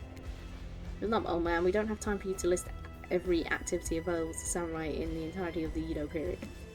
Silence, peasant. You're showing your ignorance. Samurai wear were forbade from many activities that didn't benefit the Bushido code, such as attending certain theatrical performances, for instance. Some, however, a samurai would put on a disguise in order to seek entertainment. Now, I'm not saying I did that because I had honour and a body built like an entire castle that is quite hard to hide, but clearly you have neither my honour or my physique. You don't even know about the ins and outs of the shifting rules of traditional Japanese samurai etiquette. You fool! Why is the hardest stuff to read at the end here? Rin, what do you want to do with such an educated admirer as this? I find it hard to believe that any contemporary person knows as much about who was and wasn't allowed to do what leisure activities over 100 years ago. However, you're really not sure how to handle this massive demonic old man. Oh wait, I get it. Sweet Rin, my beautiful descendant. You've invited me here to do what you're too kind to do. Bash this jerk's head in. Claude Doris, fetch my Knobo. Rin, wrap your robe around this warrior's head and hold them still. We'll splatter their brains on the beach together as a family. Grandpa, no, that's not why I invited you here at all. In fact, I didn't invite you. Claudette and Dwight did. Yeah, sure. Wink, wink, wink. I'll say wink out loud, things getting out of hand. Him and Trapper really do have a lot in common, don't they? I swear Fluffle has a good soul and the heart of a warrior. They fought for my love in their own way, faced down death more than once, and put up with their fair share of nonsense. Nonsense which seems to be endless. Can I don't know, wrap this up already? Of course, of course. Who am I to expect anyone to wait around for my approval? I've only been hanging out as a ghost and watching my bloodline be polluted by cowards and quitters for 5 generations. Just come give your ancestor-in-law a hug. Sword drawn only beckons you closer. There's no way he's ever hugged anyone in his life. I think I'm good over here, actually. Rin, now, push them my way and I'll split them in halves. I'll sacrifice this usurper to the Yamaoka bloodline will surely bring us back to life and set us back on the course of honour. You're so silly, Grandpa. We both know that only one sacrifice will get our family back on track. Revenge on my father, your great-great-great-great-grandson, traitor to the Yamaoka name. The lust for violence of voice fills me with cheer. I'll never forget who I am. I suppose if this is the person you want to be with, to go on your journey of bloody revenge with, I should trust your judgment. Struck inside you blooms from the same cherry tree that was planted centuries ago by our shared ancestors. He might be crying, actually. He looks sad. And if whoever treats me poorly, you have my word on our family's honour, I will wield my katana and gut them like a fish. Oh, okay. A tear rolls down from behind Oni's demonic mask. You sure you want to marry into this? And one last word of advice, my dear girl. The father stuff? Don't forget it, but maybe stop focusing so specifically and obsessively on it. What he did, it was awful, but it's already done. Do something for yourself now. Just my 2 cents. Be well, Rin. I'll see you again soon. Let's go, servants. Clint, Denise, return me to the stables. I assume my dragon has been fed and tended to. Yeah, sure. I swear this is still better than dealing with Trapper's dad. I'm sorry if I was disrespectful with your great-great-great-grandfather. He seems like a very special man. I realise I'll never measure up to someone like that. A warrior with hell of fashion sense. I mean, that mask. Don't worry. I would never expect you to. I want you to, really. If all I wanted was the biggest brute alive, I'd be down in Trapper's cave right now, avoiding his vintage bear traps. Phrasing. That's not the life I've imagined for myself. This sense of abstract duty, anger, and the world changing around me, that lust for blood, that's no way to live. And yet, as you now know, it is Yamaoka made of light. Forever I'm cursed to battle against the dragon that lives inside me. At least maybe I was. Till now. Call me the dragon tamer, baby. God, that's so cheesy. Yeah. You haven't run the game yet. Please, don't ruin it. I agree. Sorry, I have no idea where that came from. I think we've spent enough time in the lantern room. We should get back to the beach. The moonlight sets a romantic mood as the storm clouds roll in and surround the black lighthouse. Oh, the sun might have set, but if we wait long enough, it'll rise again. Ooh, oh la la la la la la. Spirit moves her sheer robe, showing you her stripy black bikini. We've seen so much of this bikini already. Or maybe more, we've seen not a lot of it. Because there's not a lot of it. Rafe, I swear, if you interrupt this. Rafe is about to become the least favourite just because, as much as we love him, he just keeps turning up. Actually wearing 2 bikinis at once. Her pale skin glows under the light of the moon. Maybe you could help me get a head start in applying tomorrow's sunscreen. Again? I mean, yeah, of course, last time was, well, I definitely felt more connected to you afterwards. To be totally real with you, I kind of just asked you as a goof, but I really enjoyed it. I swear though. If you tell anyone about this, I will not be labelled as a foot freak. Not that there is anything wrong with feet, it's just that something about that kind of attention really gets people talking. Steady, steady. Oh, you mean literally. Okay. Yes. Oh, I see. Almost. Do I have to put it in the right spot? Almost. Oh, sorry. Close. Oh, she's being so nice though. Oh, that's so goddamn hot. I love feeling your hand sliding up and down my feet and between my toes. My skin has never been more moist. I mean, yeah, sexy. Get up here right now. Oh boy. Or you can find it hard to wipe off your lotion hands. Spirit grabs you and pulls you in close. Her lips lock onto yours. Oh, that heart wasn't just coming from her face. They're surprisingly soft and warm. The sensation is incredible. Clouds cover the moon and you find yourself on the beach with Spirit in complete darkness. You can feel the narrow straps of her bathing suit come undone and come to life, snaking through the air, wrapping around your body, lifting you up with your feet. Oh my goodness, oh my goodness. Come here, you. So, this is what it feels like. So this is what it feels like. Interesting. To fly. As Spirit pulls you close, you feel a bit of blast press into your flesh. Pain and pleasure mix and wash over you like the ocean. Salty air stinging your skin because you are a snail and you shouldn't be doing this. As you arrive against your undead lover. Oh, don't remind me she's dead. The lighthouse howls. In the darkness, you're pretty sure... Rafe, you better not turn up right now. You're pretty sure the Spirit lets the dragon inside of her take over. If it kills you, you're sure it would have all been worth it. The clouds just part as just as you manage to pull yourself exhausted away from Spirit. Oh, cool. A chunk of broken glass is lodged in your shoulder. When you pluck it from your skin, it drips blood. Sorry, I think this got stuck in me when I was, having the best night of my life. Spirit drags her fingertips over the sharp edge of the glass shard. Keep it. Consider it a memento. Thanks. I got plenty more where that came from. Oh, good.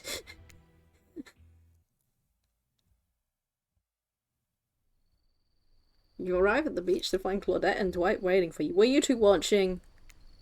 Now's the time, Fluffle, to face your destiny. Actually, about that. Whoa, hey girl. You didn't even put your clothes back on. Fluffle, can we talk? Oh, magically she's got her clothes back. Privately? Maybe I'm not here. Maybe someplace else would be better for this talk. You know how we feel about schedules, Spirit. Very strongly. You know how I feel about telling me what to do. Don't do it. Like I said, I'd rather have this talk with Fluffle privately. It's not right to do it here in front of everyone. Now, from my experience, why are you here? Upper management in my father's mind, I learned that if you're going to fire someone, it's best to do it in public so they don't freak out. Please, enough of the fire talk. Oh, good, everyone's here. Wait, you think, no, she couldn't be. They seem so in love. Well, I mean, not really. Spirit is still Spirit. But if I tried to manage Spirit in love, I suppose. She hasn't attempted to murder Fluffle yet, so... Okay, fine, your guess is as good as mine, really. This girl is very hard to read. Surprised, the entity figured out police souls are much better consumed. Maybe that's what this whole experiment is meant to be. Word of advice, though, if you're going to end it quickly. In my experience, the more pathetic the creature, the more annoying the final howls are. Don't need any advice. Everyone out, except for Fluffle. Did someone say final howls? That's my whole jam. I can stay right. Especially you. Out. Lame. Alone with Spirit, you feel something awful hanging in the air. More awful even than the lingering smell of that Cleaver body spray. Ugh, the gag. I'm gagging. We're all gagging. The Cleaver body spray. Spirit, Rin, I don't know what you plan on saying. Before you say anything, just know I really enjoyed my time with you. Getting to know you over the past few days helped me get to know myself. For that, I just wanted to say thank you. That's sweet. You're welcome. And you know what? It's that kind of thing that shows me you've got a good heart inside of you. Too good for me to carve out and toss in the ocean. But alas, so too good for me to love. I need someone who shares my interests. Someone I can connect with. Someone jaded and dispassionate, only driven forward by desire for revenge. I need someone who isn't so warm that I feel cold in comparison. I need someone who isn't you. Can we just be friends? I don't know if... Just before you finish that, just know if we're not friends, we'll probably become enemies and I will destroy you. Friends it is! I'm glad to have you here for when I need you, but also not too close to me when I don't. So yeah, I'll see you around. Girl, you literally broke up with your other boyfriend. Responsibly, wait, what? That's it? That's how it ends? You're just leaving me here? Not sure the word ends, and for that matter I wouldn't say I'm leaving, but us, we're definitely through. Actually can't see that. That just proves we never really belonged together anyhow. Good night, Fluffle. What the hell? I just spent all this time in Ireland doing everything I can get to know you, only to be told I should just leave the chocolate factory through the side door. I don't know what that means. Anyway, I said good night, Fluffle. See you around. Jeez, I'm sorry, what a bummer. Hey, why does she keep saying she'll see me around? Gosh, I have no idea. And so my precious clones lived happily ever after, as they should, learning to love themselves, first and foremost. I was trapped in a never-ending cycle of torture of my design. Wait, did I just spoil my true identity? You made it thus far, you should probably know that. You'll have to play again to find out more. Goodbye, Fluffle, see you again later. And again, and again, and again. Forever. Well, there you go.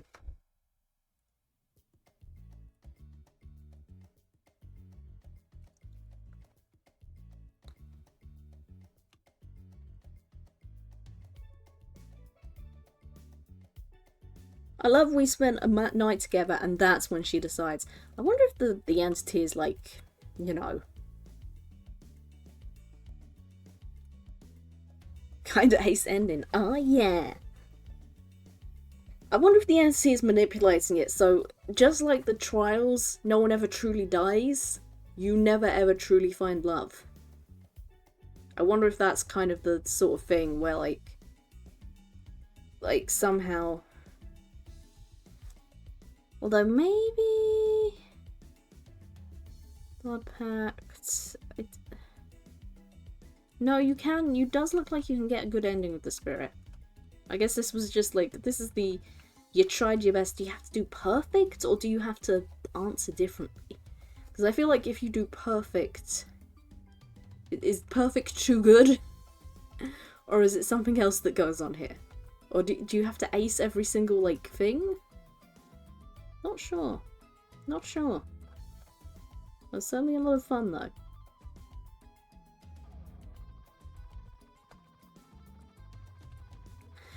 As ridiculously... I mean, it was ridiculous and silly, but you know what? I had a good time. I had a good time. I have to play again to find out.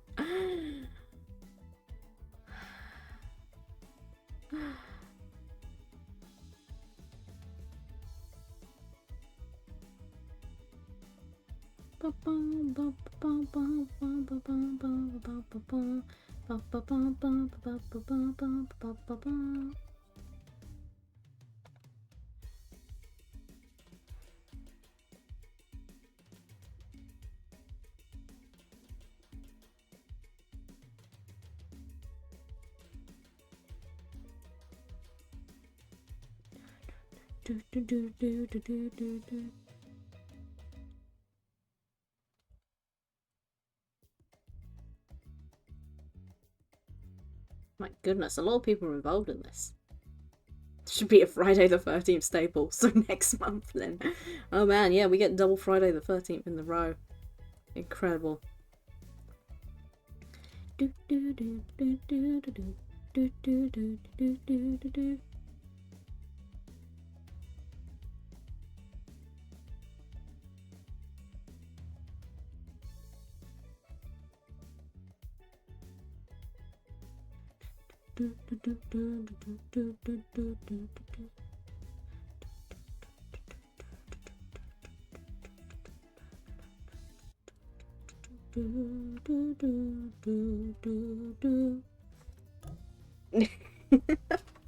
And there they all are. Who knows what Trapper's up? Not Trapper, Tix's up to. We have steps too late because we lost weight day for 2 weeks. Oh wow. Well, we'll definitely see. I'll definitely think about it. Right now my throat is so sore. But I hope everyone enjoyed that. I hope everyone had fun. That was ridiculous. Ridiculous, but a lot of fun. Everyone go rest. Don't dream of killers killing you. I even volunteered to read narrator's lines for you. Oh, my voice. Yeah, you guys will take care. Goodbye. You.